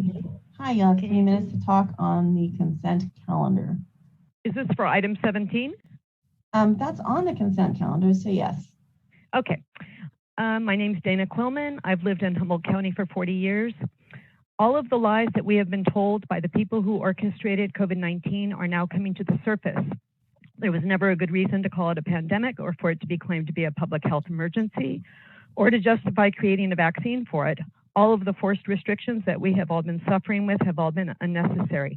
This is because there are doctors who found out early on in 2020 that the repurposed drugs, hydroxychloroquine and ivermectin, would prevent the illness and halt it, but the government stopped that from being able to happen. This fact alone shows how corrupt our government and our medical system have become. The truth about COVID-19 is out there. Granted, it is not easily accessible, which is a crime in itself. The censorship of any dissenting voices has been tremendous, as well as the cancel culture, which has been imposed on thousands of healthcare professionals, scientists, who have been opposed to the forced restrictions, the vaccines, and the mandates. However, I have sent the Board of Supervisors so much of this information, including twice in the last week. You will never be able to say that you didn't have access to the information. The lies continue to be told. The PCR test is faulty and has been purposely misused to scare people and to justify all of the restrictions by creating many false positives. The inventor of the PCR test, Kerry Mullis, stated the test should never be used to diagnose a virus, but then he conveniently died in August of 2019. And if he hadn't died, it would never have been able to be used. Now this faulty test is being used as a tool of coercion by our county under your authorization, in spite of it being proven to be ineffective. Just the fact that there is no liability for all of the injuries and deaths that are being caused by the vaccine should give you pause before you do any more damage with mandates. The smartest thing you can do so that you will not be held morally and ethically responsible for the injury, death, and destruction that has been caused by this terrible, purposeful plan is to make Humboldt County mandate-free.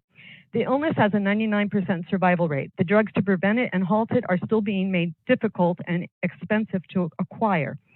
I strongly suggest that you read Robert F. Kennedy's brand new book, just out today, The Real Anthony Fauci, where you will learn about his very corrupt history and immense conflicts of interest. When all of the truth is exposed for everyone to see, you will have no excuse that you continue to follow his orders. It is your duty to be informed, and knowing the amount of censorship that is occurring, it is your duty to seek out the information that is being censored. The vaccines have not been created to stop the virus. Instead, the virus was created to bring in these vaccines. The vaccines have one purpose, and that is to help implement a digital control of every person on the planet by creating a social credit system. This will end freedom for all of us, and mandates and vaccine passports are the one thing that is needed for this globalist goal to become a reality. We need elected officials who are going to stand up for our basic human rights and who will defend the U.S. Constitution. If you do not have the courage to do this, perhaps you should step down and make way for others to make Thank you very who much want to. for calling Thank you in. very much. Thank you. All right, thank you. All right, so Nikki, I have a question for you. So we have the two hands up that I said were the remaining two. 3406 was just on the screen again with a hand up. And the reason I'm asking about them is they were in the original queue of people that we didn't get to hear from before. Right. They're back now. Okay. Yeah. So, all right. Thank you. I just wanted to make sure that we did not lose the person in the thing. So I will now go to 3406. And thank you for your patience, and it's press star 6 to unmute. Welcome. Hello. So I only have just a minute. You have 3 minutes, ma'am. But I only have a minute. So I did want to comment on item number 17 and the fact that you guys are in non-compliance of the codes. It's insane that you're not listening to your constituents' concerns all these meetings every time, and that you continue to keep this an emergency when it's not. I personally am tired of my disabled child being discriminated against for her inability to wear a facial covering. She is not given the liberty that the Constitution gives her as an American citizen to have life, liberty, and the pursuit of happiness. She is not able to play sport because of this inability. She is excluded from school. She's excluded from shopping. She's excluded from playing at the park, from being bullied, from all this fear that's being pressed on people. She can't make friends. That is not right. We're not thinking about the children. We're not thinking about their mental health, and they're our future. And this emergency use authorization mandate of vaccines on our 5 to 11-year-olds is insane. My family will not be complying with that. And it's insane that people are being excluded from life, liberty, and their pursuit of happiness based on these draconian measures that are put in place for something that is not an emergency. So much evidence is out now that you have no excuse, just like the last caller said. And I'm in 100% agreement with what everybody said regarding this agenda item. And that's all the time that I have. I wish I had more. Thank you. All right, thank you. And I think these are still the last two, 8797. I mean, these are the last two. These are the folks we're going to call on, and if they're not there, then hopefully they're there. 8797. Oh, there you go. Welcome. Thank you for your time today. I want to echo the woman who just spoke before and the woman who spoke before that. You are on notice, board members. You can vote on this item to end the mandate now and not be in further violation of 2210-8. Otherwise, you are on notice that you are potentially, basically, going to be sued, have legal action against the members of the board that choose to continue to vote for the continuance of this mandate, whether it is the information that you can look into on Anthony Fauci, the information on Pfizer, or the simple fact of freedom choice. We do not mandate against each other, and the mandates are not laws and are unconstitutional to begin with. Whatever your reason is for rescinding this and not voting on it, if you choose not to vote on it, this is on your conscience and it is on your plate as elected officials. You will be held accountable. You are on notice that you are being held accountable. Please end the mandate today if you choose to not want to be held accountable for further actions against you. Thank you for your time. All right, thank you. So with that, let's see. 1041 was for later public comment on non-agenda items. Thank you, Nikki, for reminding me. So we'll go back to the board on the consent calendar. And just a reminder, the consent calendar was moved as one item. Yes, Supervisor Wilson. I mean, it wasn't moved. Yes, it was. Supervisor Wilson. Yeah, thanks. I just had a couple comments on the consent items. Let's see, get my notes because it was kind of a while ago. The first one is on consent item. And they're just comments. I'm fully in support of moving forward with these. The first one is the countywide, the proclamation for the countywide traffic safety task force, which I really appreciate. I think it's great. I would notice that in the proclamation, all of the items in there are basically asking drivers to be more careful and drivers be more, but really it's on us as the community to design roads and spaces where that are safer. And we do know that in general, as humans, we will drive as fast as the road is designed to let us do that. And so any amount of enforcement or signs or other things like that really don't do the job for getting safety for non-drivers, which is pedestrians and bicyclists. And so we need to do more design. And I hope that any proclamation that we have in the future will recognize that as well. And I appreciate that. The second item, I just wanted to, and I don't mean I don't want to cause any sort of issues. I do support, want to say clearly, I very much support the trucker parade. And I think, and I support our county workers and to enjoy that and be part of that and support it. I want to put out a concern that I think I voiced last year, maybe not in open session, but I did to staff, and I'm gonna just do it here in open session today. It's just the name of the event is Rex and Friends, and I appreciate, and I want to say really clearly that I very much appreciate Rex's efforts in putting this together and making it happen. But when an event has the name of an elected associated with it, it's hard for people to differentiate often whether or not this is something that has to, whether it's political or not. And when you have an open campaign bank account or whatever account that's open, I just want to make sure that in the future that we make sure that we're, as a governance, not unintentionally supporting what could be construed as campaign activities. That's all I just want to put out there. I want to say that I do support that event. I do think it's great. I just want to make sure that we don't cross the line in the future. And I'm just hoping that we have a review of that before next year's event. If the name remains the same as Rex and Friends, that's it. I still think it's a great event. I still thank Rex for doing it. It's when we have official support for something with the name of an elected on it. I think we need to be careful. That's all. And with that, those are my comments with relationship to the consent item, and I support moving forward with everything that's on it. Supervisor Bohn. Yeah, and we probably, if we weren't going to do that, we probably should do something about Mike McGuire's food bank drive. I'm just saying, we do things as public people. Just so you know, we did try to change the name to RF Presents, and we didn't have time legally to get it promoted for the insurance to handle it. And because it takes quite a bit of insurance, there's quite a few moving parts.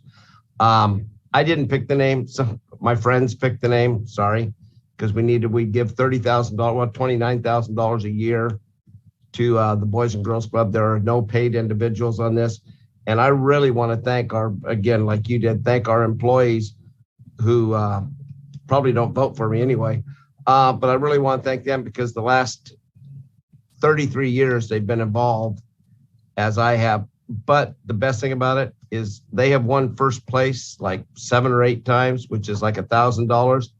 And they have always donated that money back to the charity it goes to.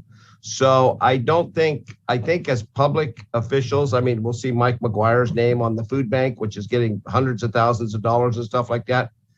I think maybe in places like that, if we use that name so people can donate and run up to him and make sure that he sees.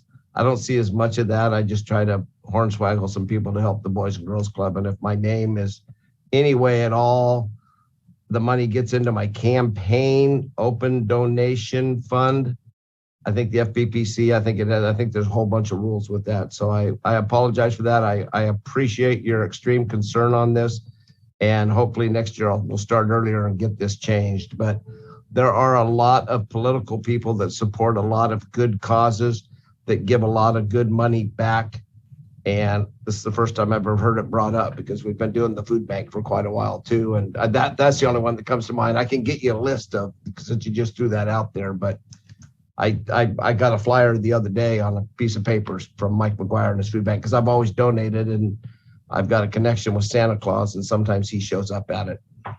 Just to be clear, my concern isn't the support for the charities or your name for the support for the charities. It's the governmental support.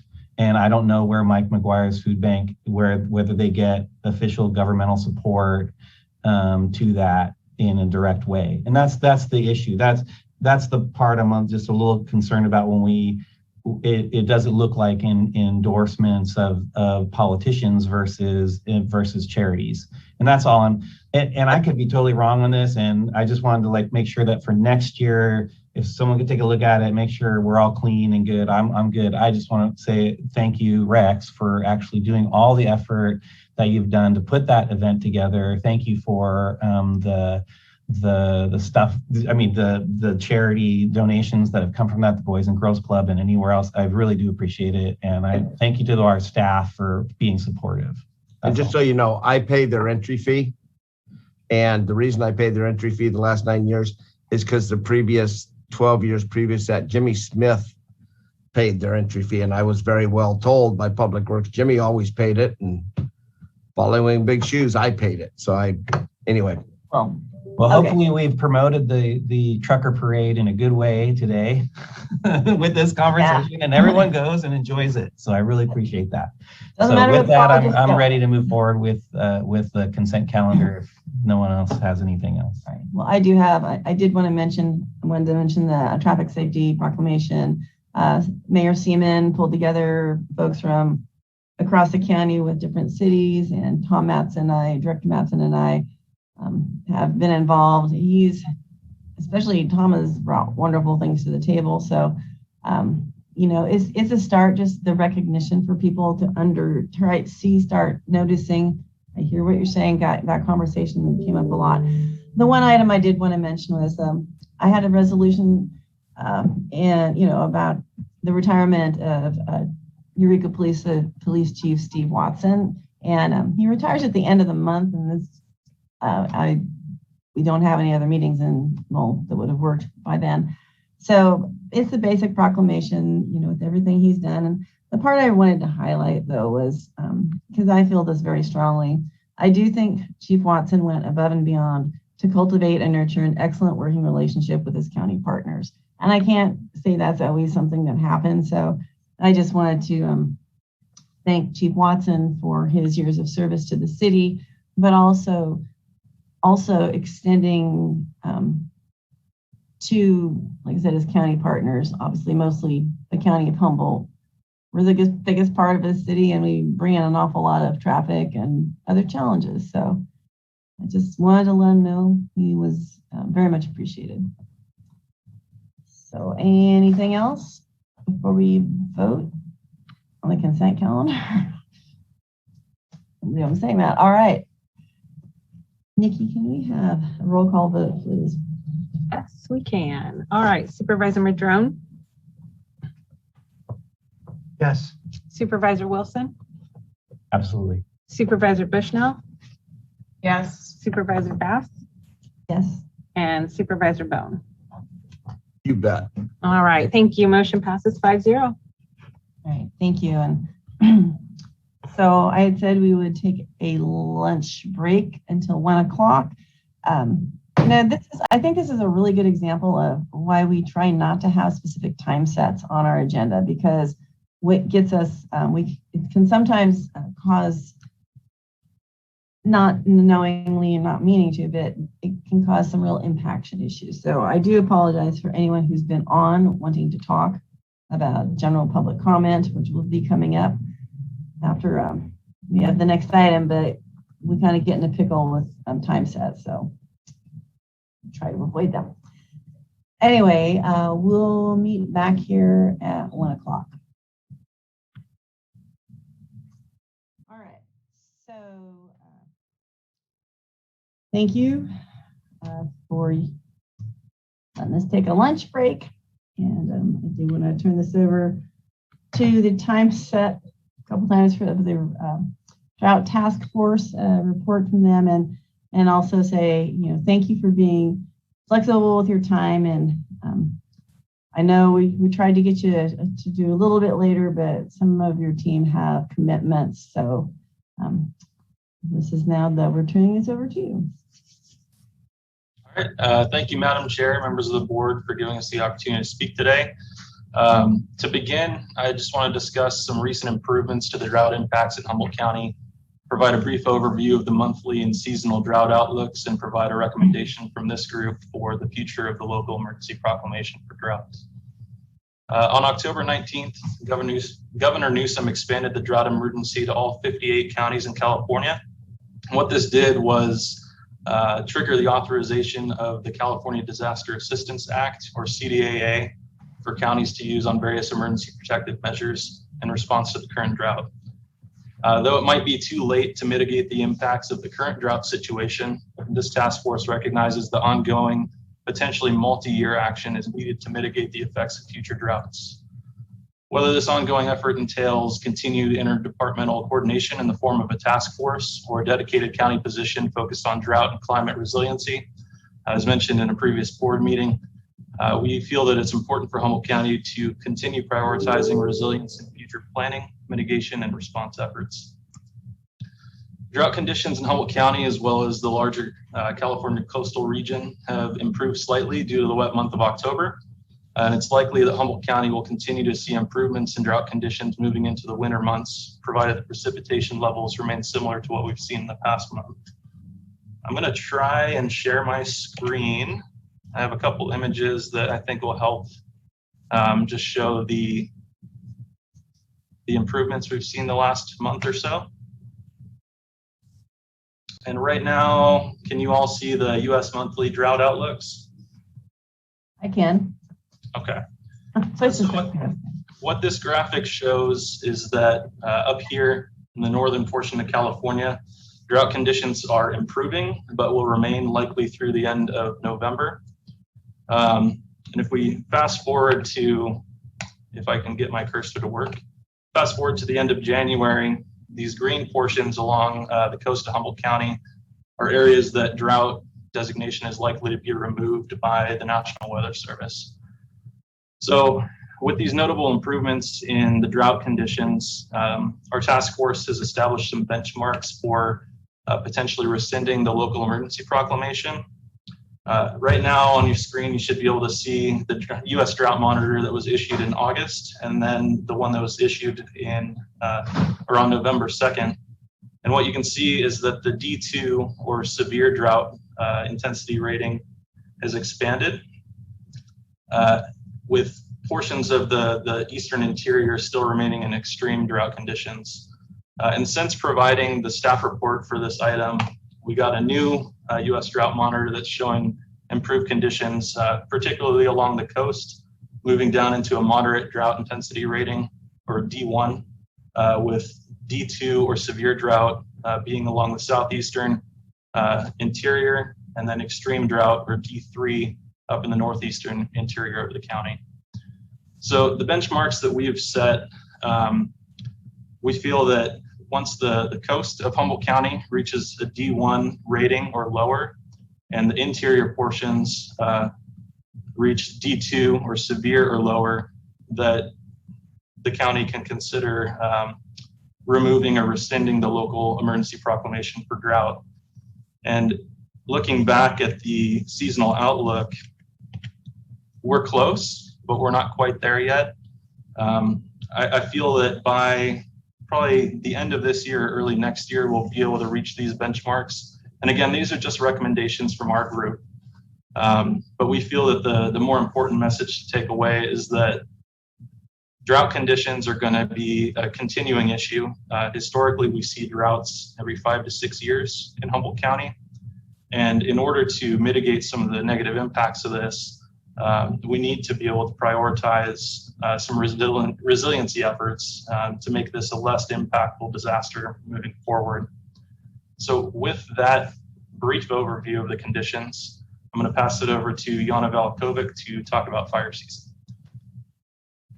Well, good afternoon. Thank you, Ryan. Good afternoon, supervisors, staff. Pleasure to be with you all. I'll just keep it short and sweet. The trends are generally going in the right direction, and we really lucked out by getting that early season rain respective to our fire issues. So that's great news. I think the one thing just to keep in mind is that current conditions aren't necessarily a prediction of future conditions, and we often get a prolonged dry period in December, January, February, and so things could reverse pretty quickly too. So we're hopeful that they go in the right direction, but just keep in mind that we can have fire activity and fire behavior during that often, that winter dry period, or if the season shortens up pretty quickly like it did last year, and we didn't get precipitation after March. So be conscious of the issues, and I just feel really fortunate so far in the direction we're going. Ryan, who do we pass it to next? Next, we're going to pass it to Jeff Dolph. Jeff, you're on mute. You're still on mute. Lower left. I accidentally once hit. It's going on full mute real soon. Maybe his computer retired first. All right. My apologies to all of you and any members of the public that are watching. Chair quitter. Members of the board, Jeffrey Dolph, Humboldt County Agricultural Commissioner. I would agree with what has been presented and offered to your board up to this point, that it's a little bit premature for us to assume that we're out of the drought yet. In terms of agriculture, as Jana, Ms. Valakovic mentioned, the rain and the timing of the rains is critical. We do typically have a dry period that comes, but unfortunately during the drought years, it means that it usually stops raining the end of January or February. And then that's when rangeland conditions are significantly impacted.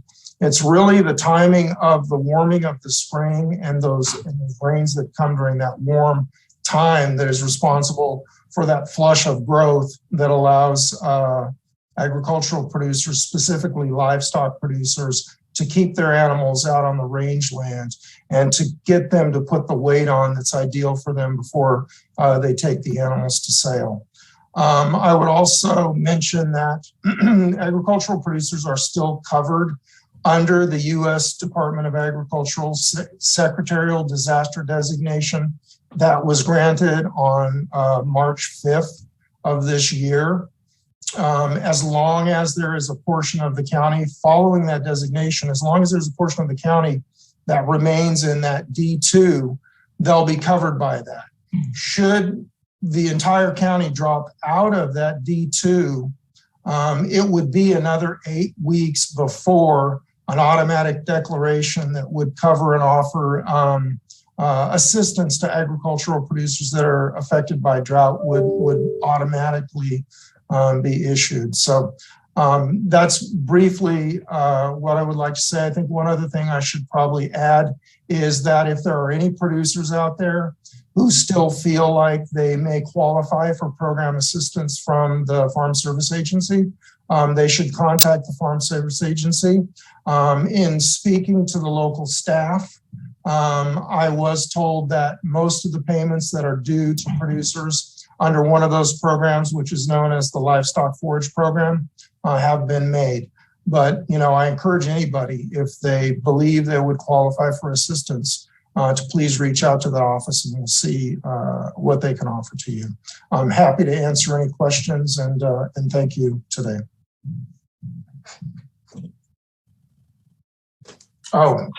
Environmental Health Director Melissa Martell will address your board and the public next. Thank you, Jeff. Good afternoon, supervisors and staff. I'm Melissa Martell, Environmental Health. Environmental Health's concern is mainly about depleted groundwater supplies. We have requested anyone with a well that's showing reduced performance to report it to us or directly to the California Department of Water Resources, their website, to report any dry wells. As of this morning, there has been a 1,022% increase in dry well reports year to date statewide, but only one dry well report for Humboldt County. It's probable that wells experiencing a reduction in production are underreported, but we would expect to see some reflection in the reporting if there is a significant supply challenge for those properties that depend on groundwater. Thankfully, the rains have returned to Northern California, as Ryan and Jeff both talked about. And NOAA Weather Station on Woodley Island is reporting that 6.5 inches of rain since October, which is 5 times the increase in rainfall compared to this same time last year, a vast improvement. On cyanobacteria, this is also, the increased rain has also increased the river flows, removing cyanobacteria from recreational waters earlier this year. While the lagoons appeared to be clear all summer fall, which is also unusual, we did have reports of toxic algae on the South Fork of the Eel, the Trinity River above the east border with Trinity County, and then also on the Mad River in the earlier summer. So the higher flows with the cooler temperatures have really helped cease the production of cyanobacteria. Good news. So now I'm going to introduce Hank Seaman, Deputy Director of Public Works. Thank you, Melissa.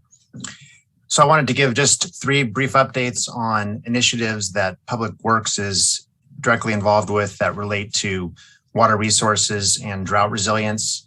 The first one relates to the county's historic water contract for releases into the Trinity River from the Central Valley Project, and our ability to exercise our water contract depends on further legal and regulatory compliance work with the Bureau of Reclamation. And we recently received a grant from the State Wildlife Conservation Board to develop a detailed plan for how we would use the contract water. And so our next step is to bring a request for proposals to the board for review to select a technical consultant to assist with that. And so we should have that plan completed within 2 years. And then, the ultimate goal is to have our water contract for the Trinity River flows to be available to help respond to drought conditions. Another initiative that Public Works is involved with is the regional discussions regarding the future of the Potter Valley Project, PG&E's hydroelectric facility that diverts water from the Eel River to the Russian River. And those discussions are ongoing with Sonoma, Mendocino County, Round Valley Indian tribes, and CalTrout and other stakeholders. That group was not successful in securing enough funds to do all the studies that would be needed to try to apply for a new license for the hydroelectric facility, some kind of regional takeover of the hydroelectric facility. So we're anticipating that the Federal Energy Regulatory Commission will direct PG&E to start the proceedings to surrender their license and prepare for decommissioning. So that's going to be a big step in terms of understanding the regulatory framework for how the Potter Valley project will evolve.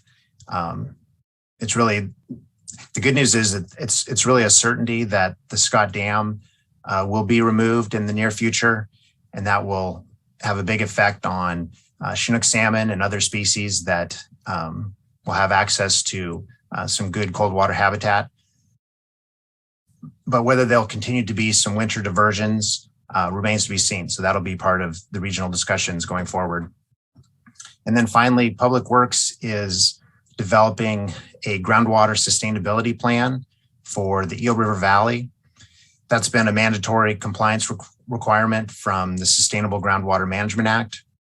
And we're on track to release an administrative draft of that plan next week. And then we're releasing it for a 30-day review period. And then we plan to come to the board at the second meeting in December. I think that's December 14th, with an informational update. And then we'll be coming back to the board in January to consider adoption. And we have a deadline to file the groundwater sustainability plan for the Eel River Valley by the end of January. And that plan is really unique to the Eel River Valley.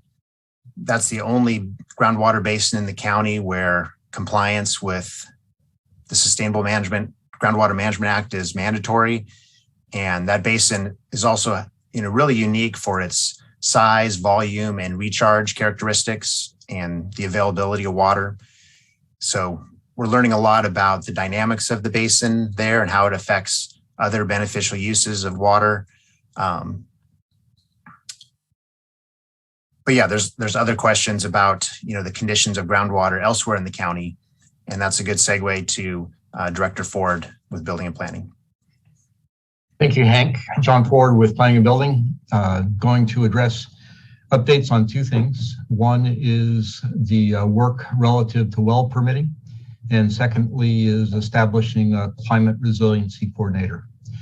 As previously reported to the board, we have entered into a contract with a hydrogeologist to do three important things. First is to develop approval guidelines for wells which are expected to have a lower impact on groundwater and surface water, and then also to establish testing criteria for wells that may be in higher impact areas.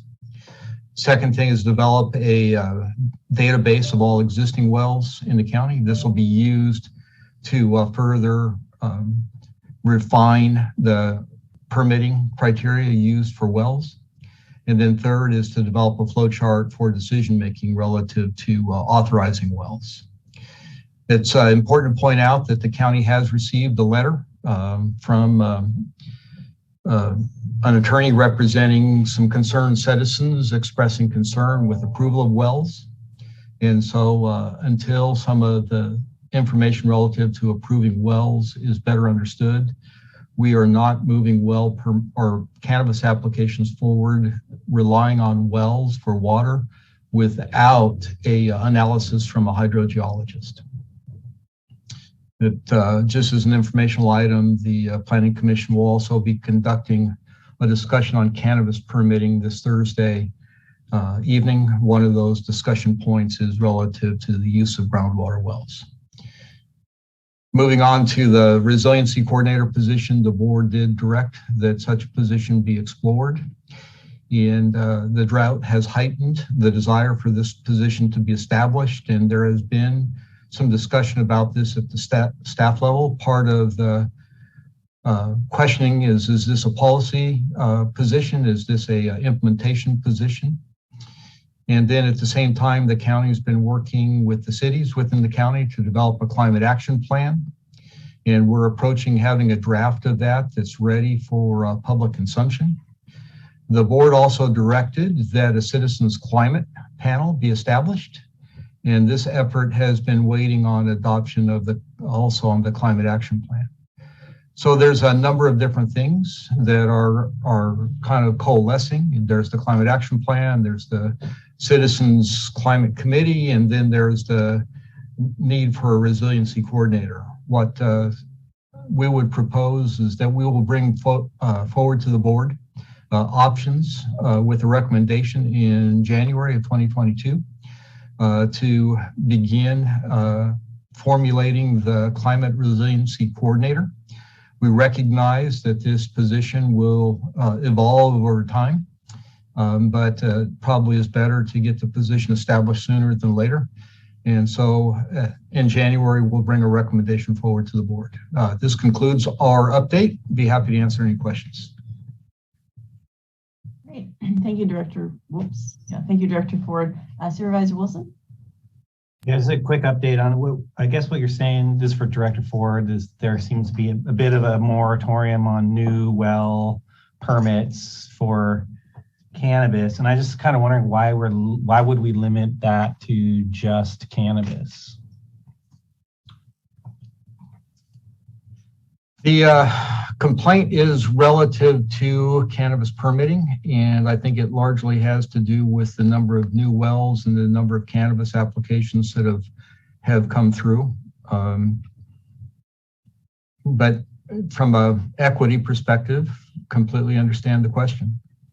Yeah, I'm just saying it just seems like if there's an impact and the well is being put in the wrong place and has significant impacts to the environment and to resources, I'm not clear why we would isolate one user over another. And why couldn't a person then just say, well, I'm just going to reapply and I'm going to say it's for my house or my future home or for a garden of not cannabis. I mean, it just seems like there just would be every way to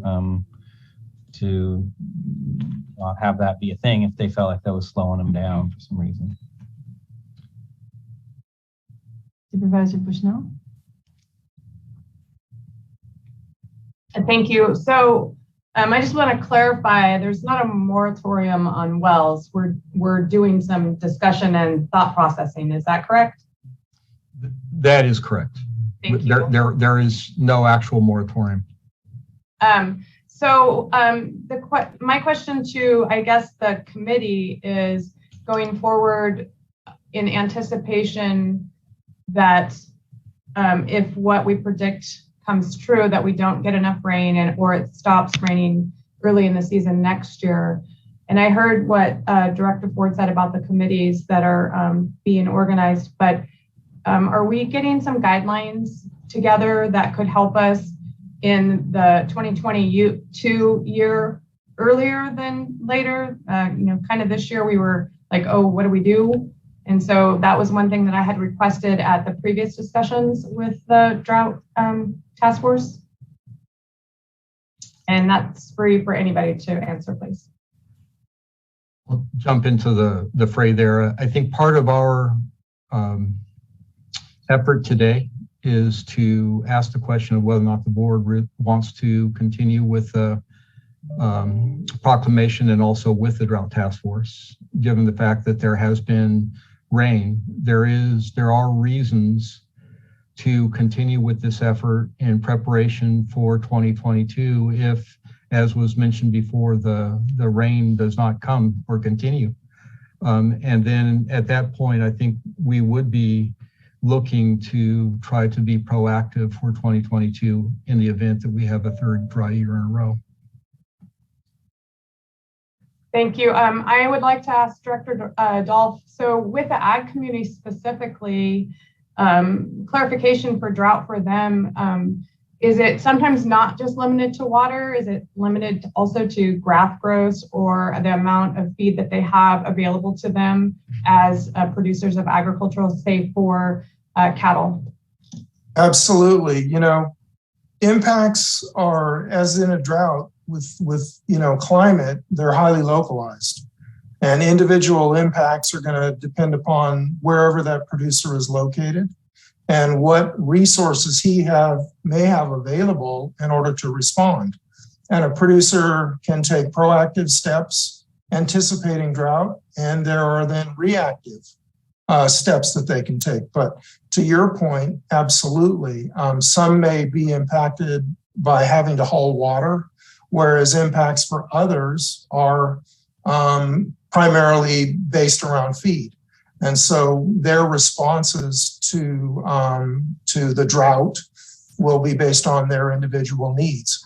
I think it's common, and I think, you and I have talked about this in the past, is that most producers are impacted by a lack of forage, whereas water is not as significant as an issue, although it is for some, and that's an individual impact.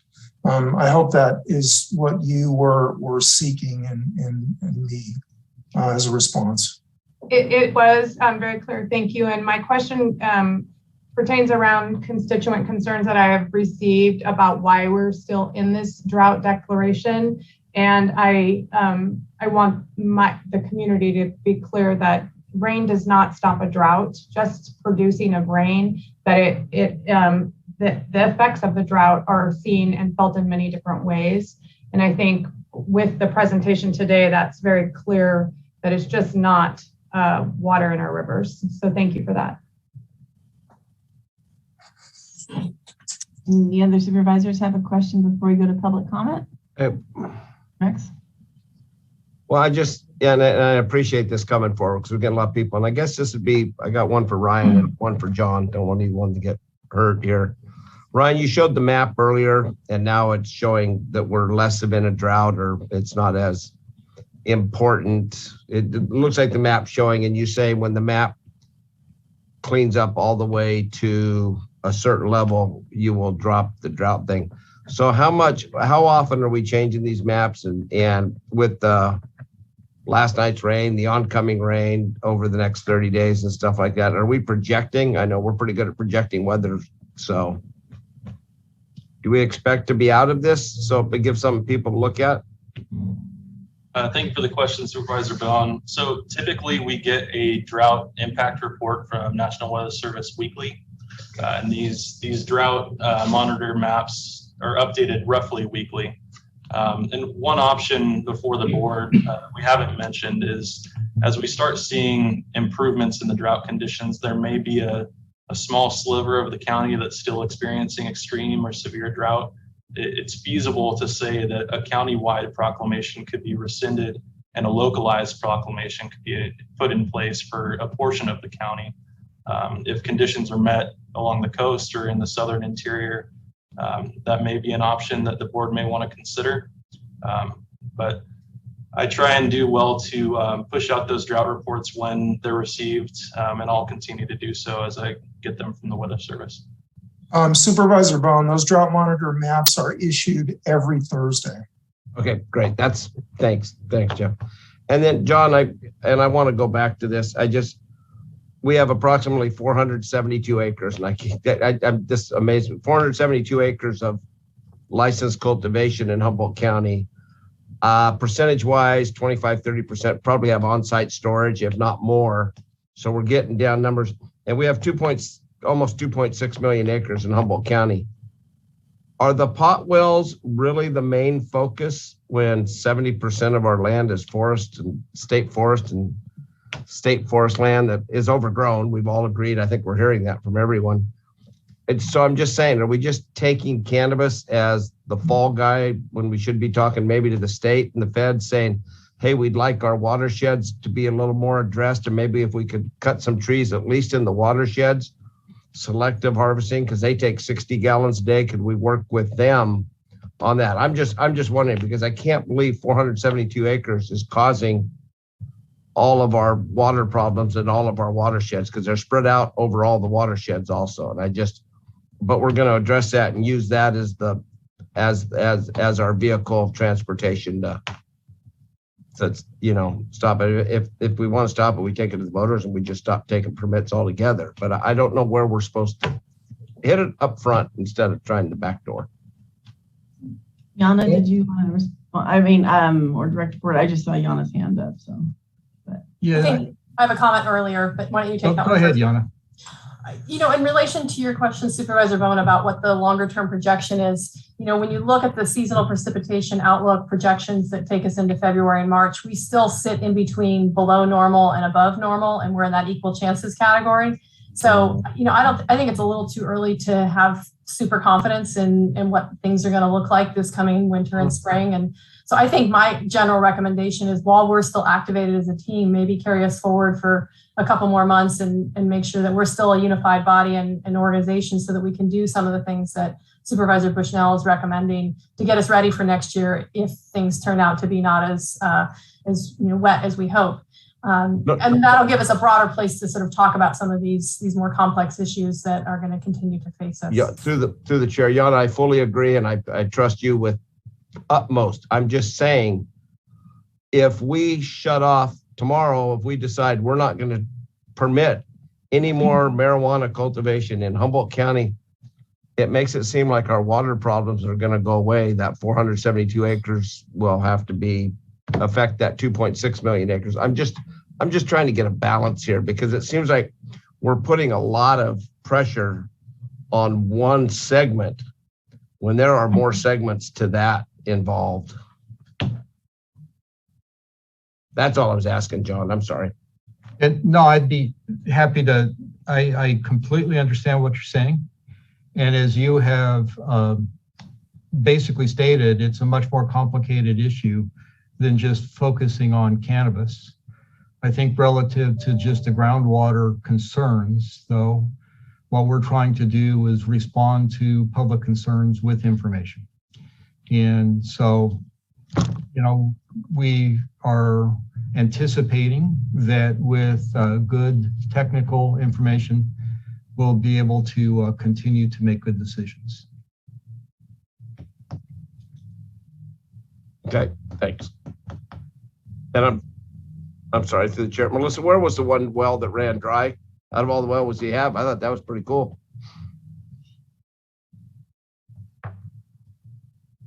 I don't know. Do you know, John? I don't. Sorry. I'll email you with that. It doesn't matter. I'm sure they went 10 foot deeper and they have water now. So thank you. Supervisor Madrone. Thank you, Chair Bass. And thank you, our drought task force. Appreciate the update. I think we ought to keep the task force together, frankly, because whether it's this year or next spring or whatever, we're going to continue to deal with droughts, and ongoing issues with our water supplies over time. So I think it'd be great to keep the group together and continue to work on things. I think there's a long list of things to continue to focus on. Maybe we can go to quarterly reports rather than monthly or whatever it is, until we see where we're at next spring. But there's a lot of things to work on. I mean, I think there's a full menu of issues that we ought to continue to focus on. And now, while we're starting to get more rain, is a great time to continue that effort rather than wait till the next crisis. So one of the things was the climate committee that was mentioned. And there's been a lot of input in the community that we want to make sure that we've got youth involved on that committee as well, because it's really all about their future in many ways. I'll be long gone, but our youth, our children and grandchildren will still be around. So youth representation seems like a big one, and I look forward to that climate action plan coming forward in the committee, working on implementation, on all the different recommendations in there. In the cannabis ad hoc, we've been talking a lot about rainwater collection incentives. I think there's a strong need to continue that effort, not just for cannabis, but for all of us to be getting involved in more rainwater collection. There certainly can be more effort at the state level with further incentivizing rainwater collection, in particular ponds, which are a far more cost-effective way to collect rainwater than in hard tanks. But not everybody has enough land to put in a pond, but almost everybody has enough property to put in a tank and collect rainwater. And that can be a substantial benefit to fire protection, watering gardens in the summertime, things like that. And we can further incentivize those things. I've talked for a long time about the need for stewardship tax credits, kind of like the way solar tax credits work, where if you're doing really good things for the environment, we ought to incentivize that and allow people to have tax credits for that. Of course, that involves local zoning overlays as well as state and federal tax reform to do that. So, many of these things involve far more than just the county. Waterless toilets, this is something DEH has been working on, and we really need to bring that forward and figure out how to be able to make that happen. I know right now it's kind of an option, but it's not really incentivized or encouraged at the level that it could be. And that is absolutely a big place to save water and also to provide more opportunities for housing, which is also one of our issues.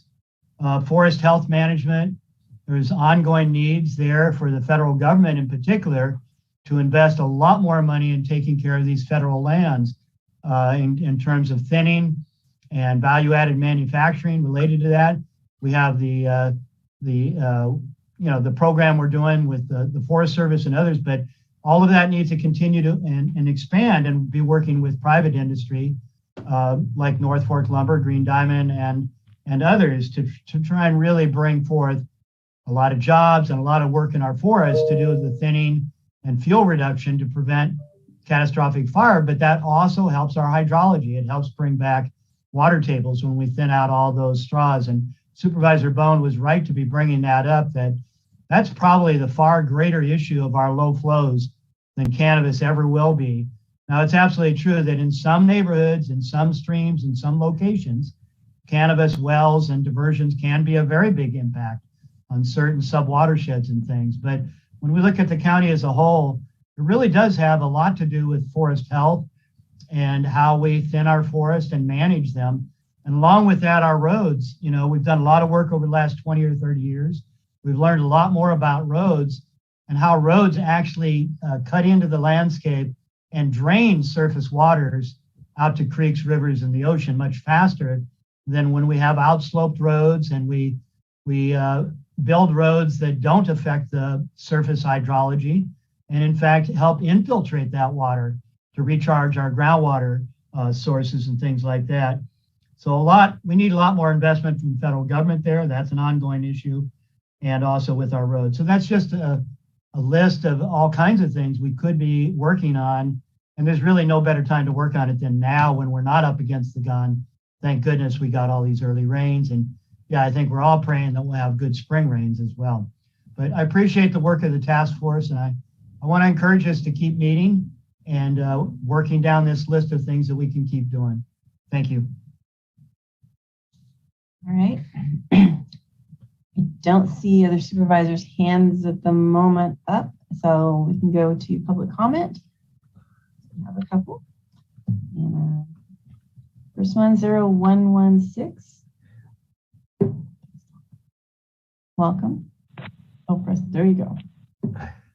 Hello, this is Ash Teeter. I just wanted to say that I appreciate the comments from Board Member Bohn and Madrone just on the need for forest management, and that it seems like a lot of the drought stuff is just kind of pointed down at the public with, not a lot of responsibility put on the state. I mean, look at back in 2019, we had all of our reservoirs full, and a lot of it was diverted straight into the ocean for fish restoration projects, when that would have really come in handy during a lot of the fires that we had.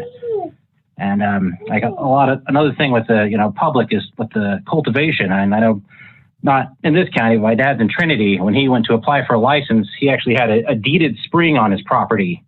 And in order to get his license, they were pretty much saying that legal documentation of his spring rights was no longer valid, and that he had to pay 10, 20 grand to put in a well just to be compliant. And I think violating people's rights on, property they purchase like that is just not the way to go, because it seems like they're, the way things are going, trying to get everyone on a well with a meter so he can charge them every 6 ways from Sunday, while the state isn't responsible for the water that they use to push whatever state of emergency that they want. Yeah, but that's pretty much it. I'm just saying. Also, I was wondering, does the Drought and Emergency Task Force, look up and not just down? Do you look at what the state's doing, and not just what the citizens are doing is the problem? Because it's a two-way street, and we could really use some looking up and see, because a lot of the problems are coming from there. Thank you. Great. Thank you, Ash. next and only speaker left. Oh, looks like we have a couple more. 7429. Press *6 to unmute. You'll have 3 minutes. Hi, good afternoon. My name is Roby Tenorio. I would like to thank the Drought Task Force for their work. It's an absolute relief that the rain has come and come early. It's really great to see the river flowing and to be out of the fire danger. But it's still so dry. Well, the land was so dry that even with all the rain, the land has not become saturated yet, and there's many areas where the water has historically flowed in the winter that has not recovered. So we still need lots more water. The Drought Task Force says that we're likely to see improvements in local drought conditions if the level of precipitation that we've recently experienced continues, and the if is critical. So because of our new reality with climate change, we're certain to have a larger unknown. And I believe that we really need to wait until next summer to know if we're out of the drought for 2022. The end of spring, beginning of summer. I really appreciate and support the Drought Task Force recommendation that if the emergency proclamation for drought is rescinded, that the drought and climate resilience continues to be a priority for the County of Humboldt. And this will assist in mitigating some of the negative impacts of future drought years, which we will have. I want to, I'm concerned that Supervisor Wilson did not understand that it's wells that are not being, it's not wells that are not being permitted. It was cannabis permits that are going before the Planning Commission that are being put on hold while there is a little bit more analysis done on the wells. I also, our county has such a wide range of landscapes from coastal to eastern and southern interiors that we really have to be site specific in our thinking about when we talk about drought. And to Supervisor Bohn, no one said that the wells are causing all the problems. The issue is that analyzing the possible impacts. That's what we want to do. We want to analyze the possible impacts so that we don't cause problems. The wells have been an unanalyzed loophole for not having to store water. If people want to store water, they should be able to do that, use a well and pump your water out in the winter. That's all that's been asked, is for people to store. And I very much support incentives and possible tax credits for water stewardship, and perhaps some help from the county on engineering for pond development. So both for water and for fire suppression. So thank you very much to the Drought Task Force. Thank you, Roby. All right, so our next speaker is last 4 digits, 8797. Press *6 to unmute, and you'll have 3 minutes. Welcome. Thank you for having me again. I'd like to press upon you to put the mandate up for vote before the end of this. I'm sorry, we're not talking. I'm just checking to make sure you're talking on the right item. We're actually talking pressing upon drought. Pressing upon the Board of Supervisors. I'm sorry. Thank you. We're talking about the drought item. I apologize. And if you'd like to talk about the drought item, it sounds like you are looking to speak on the one of the previous items. I'm sorry. Okay, so let's try 3053. That's Thomas. Press *6 to unmute.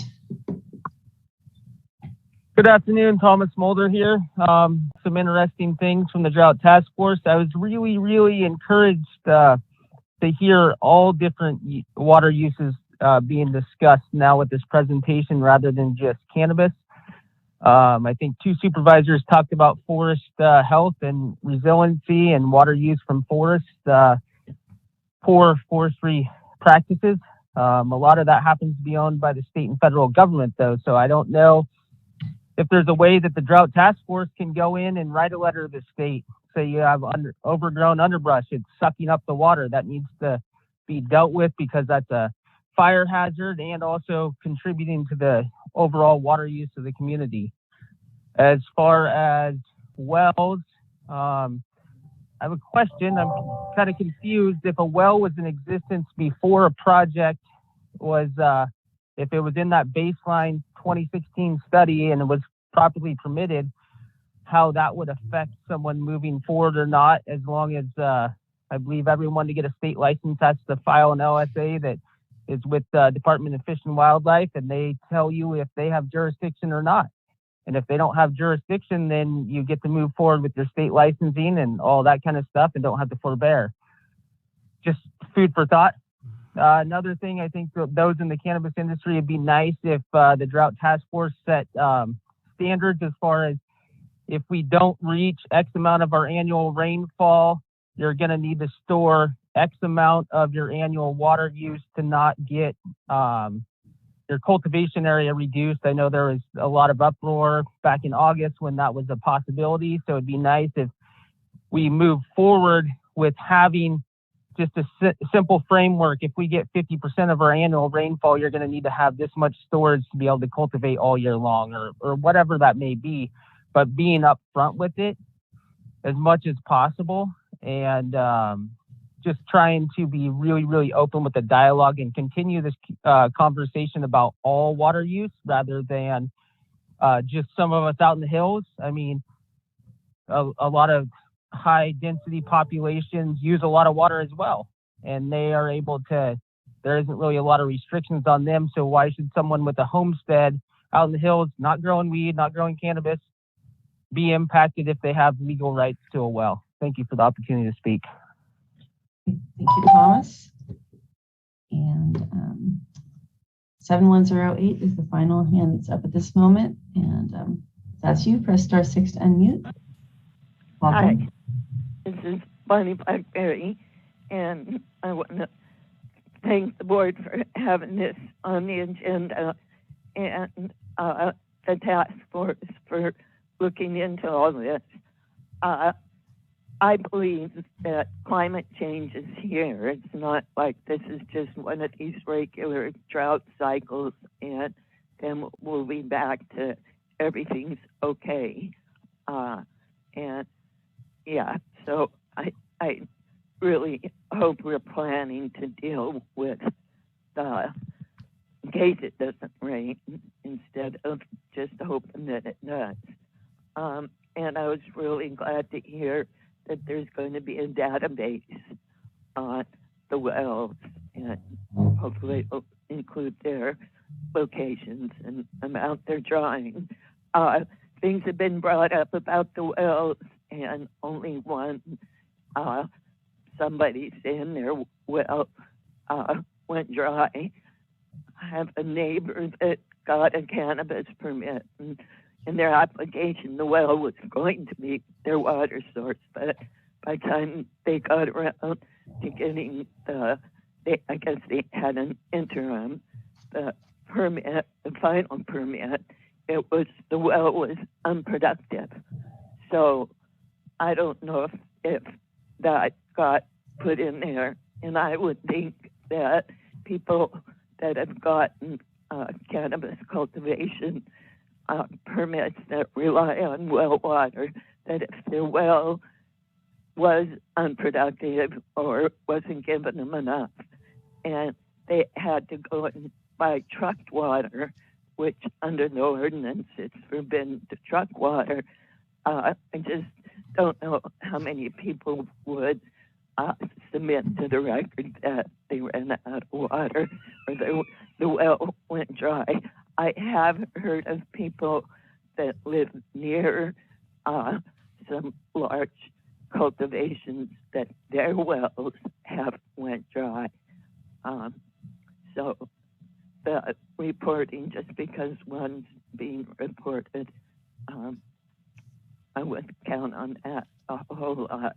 And where I live is in the southern eastern part of Humboldt County, where it is a lot drier and where there is a lot of cannabis operations going in with wells. These wells I mean, it's like almost every application now has the well water, so they won't have to do the storage. And that was not what was existing here before. And all right, thank you, Bonnie. All right, there are no more hands up, so we'll go to the board. And I do see Melissa has her hand up, so you may want maybe answering something you heard, and then we have Supervisor Bushnell. Thank you, Chair Bass. I just wanted to respond to Supervisor Bohn's question. The one dry well that was reported was on Brown Road in Myers Flat. Thank you. All right, thank you, Melissa. Supervisor Bushnell. Thank you through the chair. So given the conversation that was just had by public comment, I want to ask Director Ford, one of the issues that came up, I would say in around August when we were declaring a drought, was that in part of the ordinance, if we are in a drought, that cannabis operations can be curtailed. And are we thinking about in the spring, or have we thought about what we'll do if we find ourselves still in a high drought in considering cannabis applications?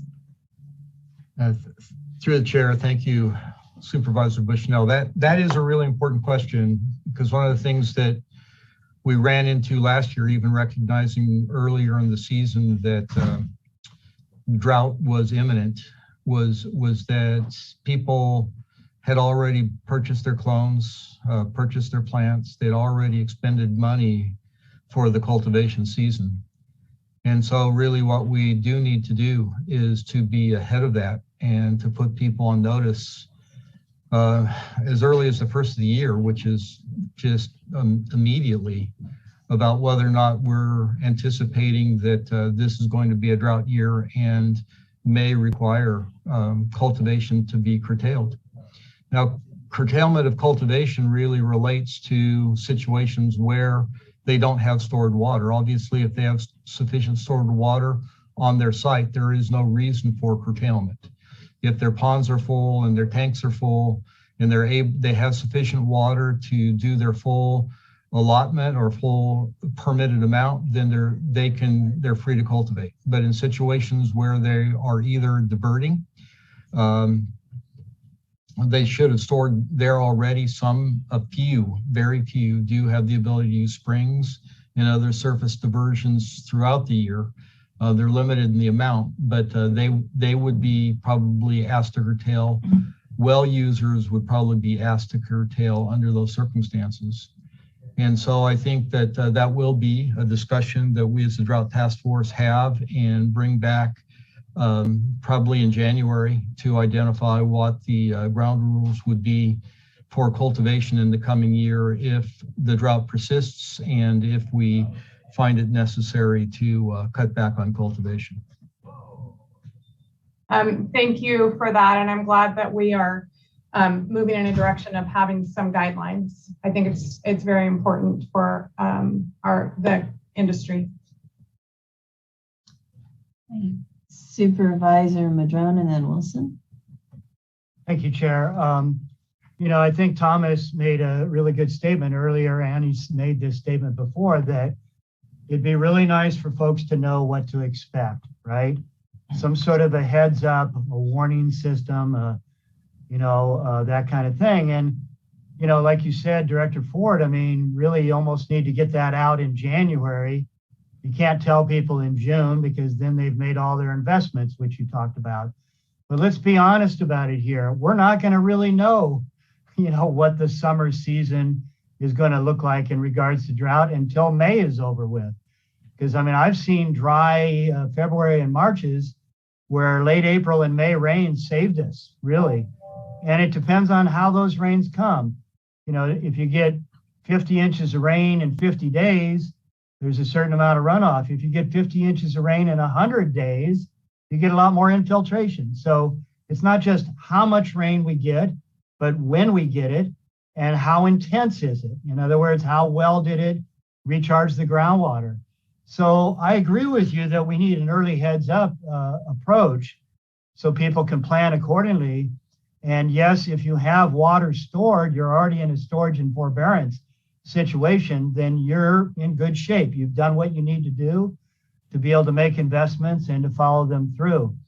But if you don't have that, we're not going to be able to play games back and forth between January and May of saying, well, it looks like it might be a good year, but then it's not a good year, or it was a dry year and now it's a better year. You know, we're really going to have to put out some generic guidance come January that basically says, if you do not have your water stored, then you'd better consider very carefully what investments you make in clones or other activities that may or may not be able to come to fruition, because there's no way the county has a magic, lens here or a crystal ball to be able to say what's actually going to happen in, March, April, and May. And so I think we have to put this back on people making investments, that you're making these investments at your own choice. And if we end up having to curtail, and it shouldn't just be on marijuana, it should be on all kinds of things. If we're all in a drought, we're all in a drought. But, it's going to have to be some generic guidance that says, proceed at your own risk. Here's what we know today, but we don't know what's coming in the spring. And if it turns out bad, we may very well have to curtail. So that's on you. That's your risk, because we're never going to have that crystal ball. So I don't see how we give specific guidance without knowing and waiting till May, and then it's too late. Thank you, Supervisor Wilson and Bushnell. Well, thanks.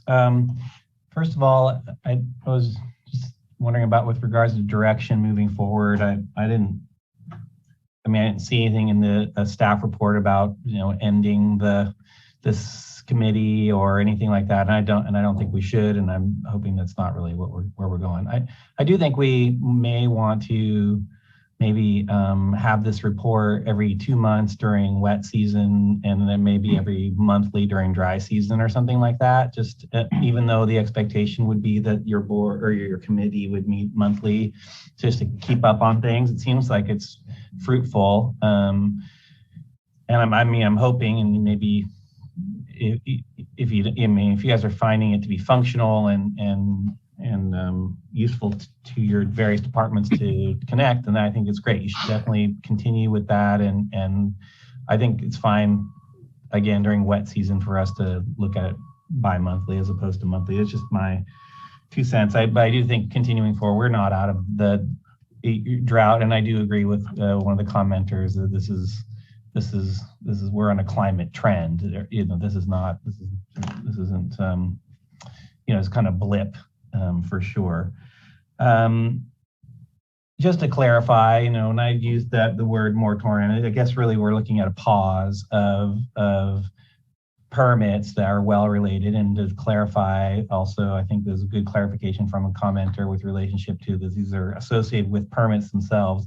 But I would say for equity purposes, and that then all projects that involve a well should also be on a pause until we get this information. It just seems like I don't understand why we would pick one over all of them, because, and again, it's like in an area in my community, people are getting very interested in a particular cannabis permit, and they're very interested in the water part of that. Remember, that's kind of the driving interest. Because it is in a location that water is really scarce and people are dry, and domestic residential wells are drying up, and it is definitely an issue in that space. And so that would be the same. I think that concern would probably be, or should be at least the same, if someone was going to put in a large residence with a vineyard and all kinds of other stuff too, which requires a well. It would have the same potential impact and wouldn't be regulated in any way associated with forbearance or anything like that. So from my perspective, if we're going to take a pause, I think it should be, especially in areas, and that's kind of what you guys are looking at, where there is the most impact. And we've talked about this numerous times. It's like, not everywhere is the same. It just isn't. I mean, not every watershed is the same. Not every part of every watershed is the same. And so some places just have so much more impact, both from a human perspective and from an environmental perspective. They're just so different. And that's what I really appreciate, the effort that you guys, John, and everybody is going through to try and suss that out and hiring a hydrologist to assess that. I'm just saying, if we're going to put a pause, that's just, from my perspective, it should be across the board. But that's just my 2 cents. I'm not, I appreciate the discussion we've had. I appreciate everyone's concerns in this. I do think that forest management definitely has a play in this as well, but it also has a play in how we manage carbon, biomass and carbon on the landscape as well. And we need to be thinking about that too. And that's very important, because ultimately the driver for this climate change is carbon in the atmosphere, and how, and we do have over 3 million acres that we can manage to help sequester and control that carbon. And I think that's also part of that equation that we need to be thinking about. But with that, I would just offer that since we're just receiving a report and giving some of our thoughts, and the only action I would ask for potentially out of this from me would be maybe, just like I said, during wet season, we go to bi-monthly reports to our board, and during dry season, monthly. It's just a suggestion. I'm happy to keep with the status quo as well. Thank you. Supervisor Bushnell. Thank you, through the chair. I wanted to ask Brian, as far as the drought declaration and continuing forward, what I understand what you said about, we're not quite there. And I also understand what Mr. Dolph said about, the ag community with reflection. So what would be your suggestion for that declaration? Would it be continue till like January? Or I think that's what you said. I just want to clarify. Thank you, Supervisor Bushnell. So the recommendation in the attachment to this board item was based on U.S. drought monitor conditions. Yeah. And I think one thing that I notably left out of there was kind of a timestamp on that, because if we see 1 week where we meet those D1 ratings for the county, that may not be indicative of what we're going to see in the succeeding weeks. So I think it would be prudent of us to look at kind of a 4-week trend at a minimum of those drought monitor ratings, just so we can kind of get an idea of where the rainfall is going. And as Jeff Dolph mentioned, the secretarial disaster designation, that's based on 8 weeks of D2 rating for agriculture. So you have to have multiple weeks in a row showing the trend towards drought conditions. I think it would be prudent of us to put a similar type of thing on the rescinding the order, or the proclamation rather. Okay, thank you for that. And then I just wanted to comment just my thoughts on what Supervisor Wilson said, and also what Supervisor Madrone said, as far as the discussion we're having around the wells. I mean, we're doing this, we're addressing the cannabis issue with wells because we got a letter from an attorney. Is that correct, Director Ford? That is correct. And so it's specific. It's a specific item in that letter and in that lawsuit that we are addressing and trying to get our recommendations for. But what we are attempting to do is being able to demonstrate that wells and the volume of well water that's being used associated with cannabis is not damaging the groundwater resource. Okay, and that what you're trying to produce would probably or could be used universally. Correct. So while we're doing this because of a issue that's came up because of cannabis, I could foresee it being adopted or utilized universally throughout, as Supervisor Wilson is saying. We would anticipate that, yes. Okay, and then to Supervisor Madrone, in his statement that he said about recognizing, and we're not going to know in January. I understand that, but we have an ordinance that states that we can curtail. And so if we have an ordinance that states, I think we need guidelines accordingly. And I do understand what you said, and we've talked about this many times through our ad hoc and how it makes the industry very nervous without having those guidelines. And that's why I made that statement and asked that of Director Ford, just because when you have an ordinance that says you can be cut off, I think we need to have guidelines for that industry being cut off. So thank you for that. All right. Any other comments or suggested action? Supervisor Bohn? Is Yana still here? Unfortunately, Yana had to hop off for a 1:30. All right. I'm just, because I was just reading a report the other day from UC Davis about with the drought and fires that we're finding that rangeland grasses are actually storing more carbon than trees because the forests are burning and they're releasing so many. So I'm just wondering if we're cutting more trees, and we all know, if we look at pictures of top of South Fork and some of these places 50 years ago, and now all the rangelands have been covered up with fir creep. So I just thought that was interesting. So if we're going to put everything into our quiver, we should probably have everything in our quiver, not just what serves us. All right. So is there a suggested action that you'd like from us today, or is it basically receive the update and come back to us with?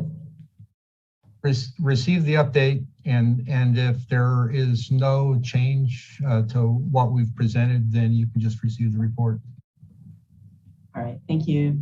Is anyone, okay, thumbs up, saw a nod. Okay, Supervisor Bushnell? I just have a question with that to the task force. So if we receive the report and file, when would it be at 2 months that we would receive another report? 1 month? What would it be? Thank you, through the chair. I personally like Supervisor Wilson's direction for 2 months during the wet season, 1 month during the dry season. I think if anything significant comes up, that's an opportunity for us to come back prior to that 2 month mark. But we've already committed to coming back in January with some recommendations for the climate coordinator and sorry, I have my notes that I'm looking at, and some benchmarks for curtailment that Director Ford was going to speak on. So we'll be submitting a board agenda item for January, and then I believe the next one would be coming in March. So would we need to make that a motion that we would not require this report next month? Brian? I believe in the staff report that we submitted today, we did have a change to the frequency of these reports. Let me pull this up real quick. So I think a motion, would be sufficient to set that 2 month and 1 month rhythm for us coming back. Okay. Okay. Would the supervisor like to make that motion? Sure, I'll make that. So the motion would be for 2 months, correct? To go away from the 1 month and to have the report during the wet season every 2 months. Do we need a motion for that? Well, because it was a motion prior to, and we get comment often that we have to do a report from community.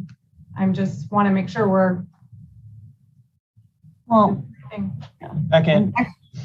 Okay, and actually having a motion is fine, even if it may not be necessary. Okay, I will second with a question. What do we expect to hear different in 2 months? It's rained 3 inches, or it hasn't rained 3 inches? No, he just said, Supervisor Bohn. They're coming back for other reasons, but. And I think it was already seconded by Supervisor Wilson. Was that? Oh, please, I defer. All right. We do have a motion of sorts on the table. So no other hands up. Nikki, can we have a roll call vote, please? Absolutely. Supervisor Bohn. Yes. Supervisor Wilson. Yes. Supervisor Bushnell, Yes. Supervisor Bass, Yes. and Supervisor Madrone. Yes. Thank you. Motion passes 5-0. Right, and thanks to all of you for your patience and rescheduling your time frame. So, all right, we'll let you guys get back to work. We are now going to go to our very delayed public comment period on items not on the agenda. This is time where members of the public can talk about items that are not on our agenda. And there's the same 3-minute time frame. If you are interested in commenting at this time, press *9 to raise your hand. And let's see. We do have a couple hands up.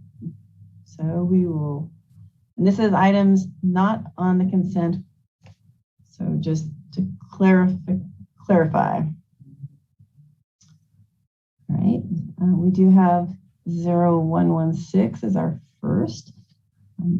Just press *6 to unmute. Hello, can you hear me?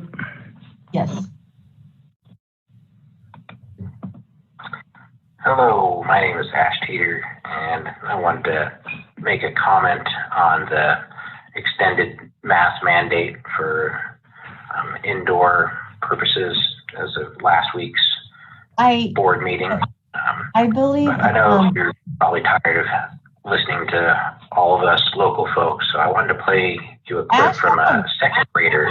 Ash, can you hold on for just a moment, please? Because we did talk, we had COVID as an update, not specific to any item, but as a general update. So I did want to ask our county council if, I mean, to me, I think this falls along. This is specifically about last week's meeting and the health officer's recommendation for continuing the mask mandate. Okay, so this is in regards to last week's meeting. Okay, well, that was a. Yes, it is. Wait. All right, well, there you go. Start your time. My name is Fiona Lachelle, and I am in 2nd grade at Discovery Dale Elementary. I am back to talk to you again today. And for anyone who thinks I didn't write my speech last time is wrong. I wanted to be here then, just like I do now. Sorry if I am supposed to be scared when I see people yelling at these meetings. So I am back today, and tomorrow is my birthday. I am going to get suspended if I don't wear a mask for 3 more days. Just because I get suspended for not wearing a mask isn't going to change my mind. You can keep suspending me. I still have the right not to wear a mask. It is not fair that I'm getting punished because you guys, the school board, are not following the law. That is not fair. It just isn't right. I'm still going to stand up for what I believe in, and nothing's going to change my mind. I've been getting suspended a lot because I'm wearing a mask. Do you know how dirty masks are? Because you touch the mask, you put it on your face, you breathe all those germs in because you have lots of bacteria on your hands. And okay, yeah, I hope you all go to jail for doing this to me.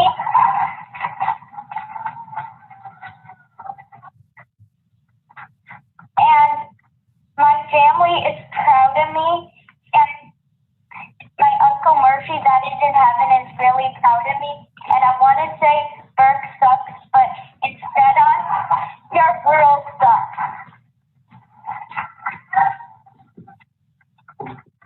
So anyway, she was suspended like 36 times for not wearing her mask. She had the courage to stand up before that school board and tell them that.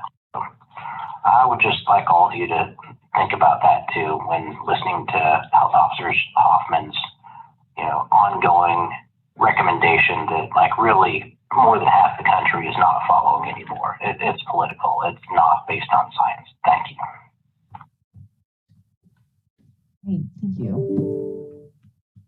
All right, 5300. Press *6 to unmute.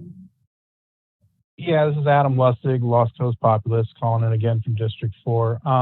What I'd like to talk about is the agenda itself and this issue we're having with scheduling and calling in and people having to wait. Last week, I suggested that COVID-19 shouldn't be on the consent calendar to hopefully avoid it. Realistically, it doesn't matter where it is on the agenda. I think you can see now that as long as this fraudulent health emergency declaration continues, you're going to be getting a lot of feedback from all of us. And it's probably just going to increase each week that this fraud continues. So I would suggest that whoever makes a consent calendar, wherever the time to speak on COVID does appear, I'd leave, probably at least 2 hours for everyone to speak going forward. Like today, my girlfriend would try to call in and she got pushed back and had to wait, a couple hours to be able to speak. And I think that really gets in the way of the process here where we as citizens, utilize our right to petition our representatives with our grievances. So, and I'd also like to say, this implication that perhaps it's nefarious, the way this is being done. All of this has eroded our trust in all of you. When you push forward discriminatory rhetoric, you try to blame this pandemic on the unvaccinated. You suggest that maybe the unvaccinated shouldn't go to the hospital if they're sick. I mean, these type of things, this narrative that's been put forward on the board has really eroded the public trust. And I find it disturbing that it's on the consent calendar to continue this fraudulent emergency declaration. Like you're doing it without even a discussion. So, I think moving forward that there should be a discussion about this. It shouldn't just be, decided upon consent. And, as long as it continues. Adam, thank you. You're rehashing what we already had, but thank you for calling in. I'm not ready, Supervisor Bohn, there's still somebody to speak. I'd like to tell people, however, that it seems really convenient to say this is about the last time you guys talked COVID, and that's just not going to work. If it's something different to come to the table, I will ask County Council because the last two kind of pushed the reasoning a bit. And before I go to others, I did want to see what our County Council has to say, if anything, on if these are within the realm of general public comment and not on the agenda, because people kept referring also to what we talked about today. So I don't know. So Chair, it's probably going to have to be on a case-by-case basis. Obviously, there was a report on consent, so if the comments are about the contents of that report, then that would be something that should have happened earlier. Obviously, COVID is a large discussion area. If it's something different than what was covered in the report, then it would be a general public comment. Okay, and just referring to a meeting we had last week that had, people are getting very creative. Okay, Jefferson, I appreciate that. And I think in the future, we will potentially add on the on the COVID item, wherever it is, that that is the appropriate place for all comments regarding COVID would fall, because it just seems like we're kind of repeating things here. All right, 1041, press *6 to unmute.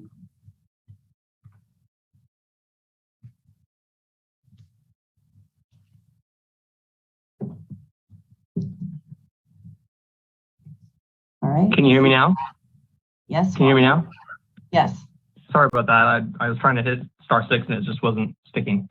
Yes, I would like to speak on two things that are not on the agenda or consent calendar for this week. One is on the Humboldt.gov dashboard on the archive section under the COVID information for August 3rd, 2021. If you click on the August 3rd, 2021 archive and you scroll down to the daily data, last updated 8/3/2021, and it says daily totals, there's a chart underneath. And what I'd like to address is that this chart shows cases cleared. And the cases cleared are people obviously who recovered from COVID-19 and now have antibodies against it. And that line travels very closely next to the confirmed cases and PCR cases that were collected by the state, which is amazing. It's really good information. The deaths and the hospitalizations barely make it over the horizon. And so, but what I find concerning is that from the date August 3rd, 2021 forward, you can no longer find that line of cleared cases on that graph. It was intentionally removed. And I would love information as to why that's happened. Secondly, what I'd like to call your attention to is, looks like Humboldt Del Norte County Medical Society, okay? There was an email sent out from 2 member physicians from HDN Medical Society Executive Board. And in it, I'll read, as most of you know, our public health officers have been under attack all over this country for simply trying to keep the public safe during COVID. Now, I don't think they've been attacked just for that. I don't think they've been attacked either. It's just people voicing their concerns and they just don't like the answers or the words that other people are saying. Differences of opinion, okay? I'll go on though. Down here it says that we are thoroughly convinced that we cannot change the minds of those whose sole purpose is to verbally attack and spread disinformation. We do not recommend to engage personally with other speakers or presenters who are sometimes abusive, but rather to use the time to put out accurate, science-based, medically backed information, just as you would to any patient you saw throughout your career. They're calling on people to call in today to this board meeting, which no one showed up, and basically they're setting them up to basically say, 1, COVID-19 is a dangerous illness, 2, COVID-19 vaccines are safe and effective and free, and you're a physician. And basically all this is online at humboldtfc.com. You can read it. It's really kind of concerning that your health officer would send this out and basically paint his constituents in this way. Thank you very much. Thank you.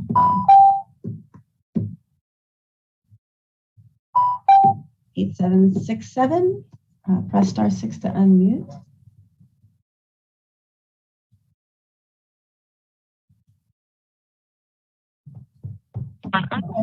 Welcome. Greetings. Thank you for having me today. I'd like to mention to the woman host of this meeting that you cut off Adam during his time. It was clear that you cut off Adam during his time because we heard the beeper go off after his time. Ma'am, I'm calling. No, sir, listen, I'm not taking any of your time. We have a timer. We have the same consistent timer. So, you can certainly Adam comment. stopped speaking once you started initiating your conversation with him, and you kept on talking until his beeper was over. So if you could not interrupt me, sir, I'm going to interrupt you. You're out of order, sir. What I'm telling you is we had asked for the comment not to be reflective of our earlier conversation on COVID, and you have no idea what Adam was going to say. You're making prejudgments, and you're manipulating the conversation. Even the fact that you used the words. Okay, I have 3 minutes. Sir, you have 3 minutes, and I would highly suggest you don't talk about anything that we spoke anything about today, because that's what this is for. There you go. Welcome. That is inappropriate. That is manipulation and coercion. That is also, you cannot do that. I will not apologize for holding my elected officials accountable for listening to the public. You need to listen to the public. The fact that you are sectoring out agenda items and non-agenda items to be talked to about as if they cannot be talked about and cannot be brought up to you otherwise, and you use language like getting very creative, sounds as though you already have your minds made up, which is not open-minded. We have asked you today for several things. We have put you on notice about several things. The community has banded together while the last caller mentioned that your county officers, health officers, asked other participants within the community to do the same, voicing difference of opinion. It is clear who represents themselves at this table, and it is clear to the representative listeners and people within the groups around here that have made the time to call in, which again, I started at 9. I would like to mention it is now close to 2:30. I had to take my time off of work to get my 3 minutes, which you continued to furlough for as long as you felt comfortable while you got it together on your side. I would like you to please consider putting on the 2210-8 and rescinding it for vote today. Otherwise, again, you are that is on our notice. agenda. Can you please silence You him? are on notice. You are referring to something we already talked about. So thank you very much for calling in. But that piece item was definitely on our earlier item today. So we are moving to our final caller. That's 3053. Just press *6 to unmute. And I think that I know who that is. But anyway, there you go. I know you're there. We can't hear you. Can you hear me? Yes, Thomas, we can hear you now. Thomas Mulder, the reason I put up my hand, I get really concerned about the way in which some of these comments are being taken. I believe as long as they're tying it into a non-agenda item, and it could be COVID or anything else, as long as they don't talk specifically on a different agenda item, they can go on and on and on about a topic. So I'd be really, really cautious about curtailing people's ability to speak. I think in the future, the board is kind of very aware of different items that don't follow through on consent, and they're probably better to have their own agenda items. I don't know if there's different groups that don't have certain items on consent anymore because they are always getting pulled off. So it'd be good to have those individual items as the individual item instead of part of consent when you're making these agendas.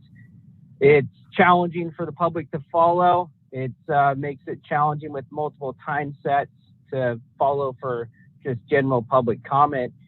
I think if we were all meeting in person, it would be a lot easier to do all these things. I understand that you have a lot of challenges there chairing meetings virtually versus in person. You have no idea how many people are going to get up to speak or any of those kind of things. But overall, let's try to continue working forward to have a prosperous community that we can be proud to raise our children and future grandchildren in. Thank you for the opportunity to speak. Thank you, Thomas. Yeah, and I'd like to comment myself. I'd like to see us come back, and if we can bring the COVID, wherever it's at, just very general, COVID update. Because I don't mind people talking, but it's really hard to parse out, something will be in there about today's item and then referring to the past. And so I would like to have our county council research more into this, just because I don't like to tell people they can't talk, but I also try to listen as carefully as I can. And if they say, I'd like to know what that dividing line is or defining line before, because I have a feeling it's going to be more robust comments like this. So Director Hayes, CAO Hayes, is that something that perhaps can at least be researched? Yeah, we can definitely work with county council on how that can be established. Yeah, because I personally, I generally let people go as far as can, and I try to not stop anybody. I just try to remind people. But obviously sometimes that doesn't sit well with people. So I apologize if that's the case. I just think we need to look at a way to try to do this a little differently. All right, the last hand came up after we already took the last commenter. So I will go back to the board and Supervisor Bohn. Yeah, you're doing fine, Chair Bass. I mean, I upset people just waking up in the morning. So what I'd like to ask is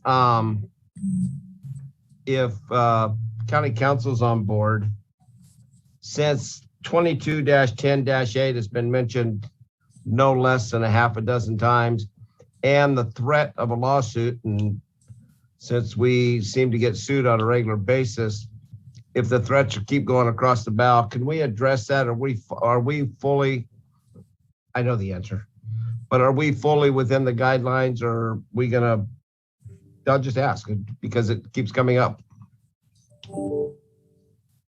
Thanks. Through the chair, I can send a memo to your board, but yes, we are in compliance. It's something that falls under one of the governor's emergency proclamations. Okay, so we are in full compliance and we are not violating any of our duties or obligations to the people of Humboldt. No. Okay, thank you. And Ryan, is that what your hand was up for as well? It is, Chair Bass. I know public comment earlier was mentioning that county code quite a bit. In the March 4th, 2020 state of emergency proclamation that Governor Newsom put in place, there were 2 sections in the orders that waived the renewal requirements for counties for their both local emergency proclamations and local health emergency proclamations. So generally speaking, like we've seen with the drought emergency proclamation, that has to come before the board to get renewed every couple weeks, every month. But that's waived for the duration of the COVID-19 emergency, as long as the state has that proclamation in place. Thank you for clarifying that, Ryan. So we're going to move on to our next agenda item, which is coming to us from the CAO's office regarding the calendar for year 2022. Oh my gosh. Thank you, Chair Bass. This is a fairly normal and procedural item to come before your board this time of year, establishing your calendar for the coming years and determining which days your board will be dark. We do base this calendar off of current county holidays and also board travel to the CSAC and RCRC conferences. And the full calendar is attached and available for your board's feedback and discussion.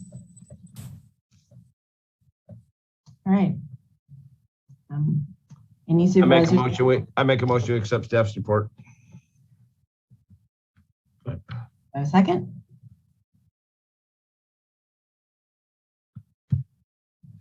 I'll second the motion. I just, Alicia, we in the past have accounted for basically, those help with regards to staff and board members. Only one of us currently has children living at home, related to school holidays, related to those weeks when there's, just saying. So we in the past have accounted for that, and it looks like we're not doing that anymore. I just want to make sure, was that a conscious decision, or what are we doing with that? Well, I guess also, I don't know if we always did. I think that's something, I don't remember us doing that when Supervisor Sundberg was here, but perhaps we did. Go ahead, Alicia. Yeah, I'm trying to recollect when I do believe there was a time where, for instance, I think it was President's Week may have been accounted for. This calendar is basically a mirrored image of last year's calendar, with the addition of a break after the Juneteenth date, which the county is working through whether or not that will be a county holiday, but it is currently a federal holiday. That being said, this is the point where, if your board would like to evaluate a change, it is certainly within your purview to do so at this time. Great. Thank you. So Supervisor Wilson, which dates are you suggesting? And I don't really carry the school schedule with me in my pocket here or anything, but I do know that there's the President's Week, which I think is around the Easter time. Is that when that happens? But it doesn't, all I'm saying is we can keep this schedule, and if we don't have quorums because of these things, we can deal with it later, and that's fine, and we can make adjustments. I'm not too stressed about it, but just for future reference, there will be a few times as a parent where I'm gonna be not be able to make a few of these meetings due to the school schedules, and that's just kind of how it goes. It's just part of what it is. And for clarification on that, I believe that the President's Week is going to be the week of February 21st, and the 22nd is a board break that week. Nailed it. Okay. Good. Supervisor Bushnell. Thank you through the chair. So Supervisor Wilson, we are coming back into chambers in January, and we are also going to have hybrid available, and that doesn't help you? Depends on how present and where I am and where I need to be. I mean, you know, as a parent and a family member, it's just kind of how it's one of those things. It sure, in some regards, it could. Yeah, and I have mentioned that I will be away for the first meeting in January. So it's basically COVID related. Had plans to take a vacation with the family pre-COVID, and then this was the only time we could reschedule a location where we already had paid for, and so gotta take it when I can, and that's what's going to happen. So I'm just, for whatever it's worth, that's where I'll just have to account for that, and just yeah, I only have so much time on the planet with my family, and I got to make some accommodations for that every once in a while. Well, and if it gets close, when it gets closer to a specific time, you know, sometimes we have been able to, you know, cancel a meeting or not have it as planned. So that's, I think, really within the realm of possibility as well. And I just sometimes we miss meetings every once in a while. Some of us, it's not crazy or weird, and we can have meetings with 4 people everyone. It's not that common that it happens, and I have found this board and the members of this board to be extremely accommodating if board members have important issues they want to have moved around so that they can make sure they can make it. I have never found this board to be unaccommodating for those things to occur. So from that perspective, I think we're good. We've tried, but only for you. All right. We'll go out to public comment on this. If you are 7830, you have 3 minutes to speak on the item regarding the upcoming 2022 calendar as it was presented to us today. There you go. Welcome. Hi, this is Debbie Hart, and I missed my opportunity to speak about agenda item 6, which is what I was calling about. I'm sorry, Debbie. We passed that a long time ago. I know you did. So I'm sending an email, and thanks again. Goodbye. Okay. All right. Thank you, Debbie. Okay. Go back to the board. So would we have a motion to accept this as presented, at least for now? I think there was one, isn't there, already? Was there? Mm-hmm. Okay. Sorry. That happened much faster than most of the rest today. So it's hard to say. All right. Seeing no further comment, can we have a roll call vote, Nikki? Yeah. Supervisor Bohn? yeah, I was just thinking of my knee surgery, but anyway, yeah. Supervisor Bass? Yes. Supervisor Bushnell? Yes. Supervisor Wilson? Yep. Supervisor Madrone? Yes. Thank you. Motion passes 5-0. Okay, I think that moves us along to the closed session item. So I'd like to ask County Counsel Billingsley to report out of closed session.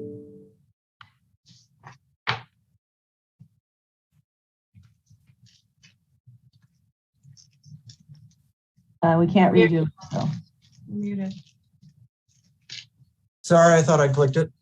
It's the intention of the board to meet in closed session pursuant to Government Code 54957.6 to meet with their labor negotiators and instruct them, designated labor negotiators Kelly Barnes, Alicia Hayes, and Jack Hughes for the various groups listed in agenda item M1. All right, thank you. And we'll go to public comment, of which there are no hands up. So we'll come back to the board. How long do we think this might take, Jefferson or Alicia? Alicia could probably best address that. Through the chair, I think it would take less than 30 minutes. And I just gonna ask the rest if you want to take a 5-minute break at least before we go into that. Okay, so let's meet back there. Ooh, 6 minutes at 2:45.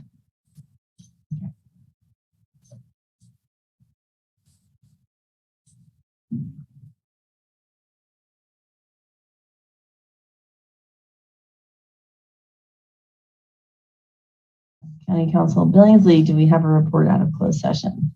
Yes, Chair. On item M1, there is no reportable action. All right, thank you. We're adjourned.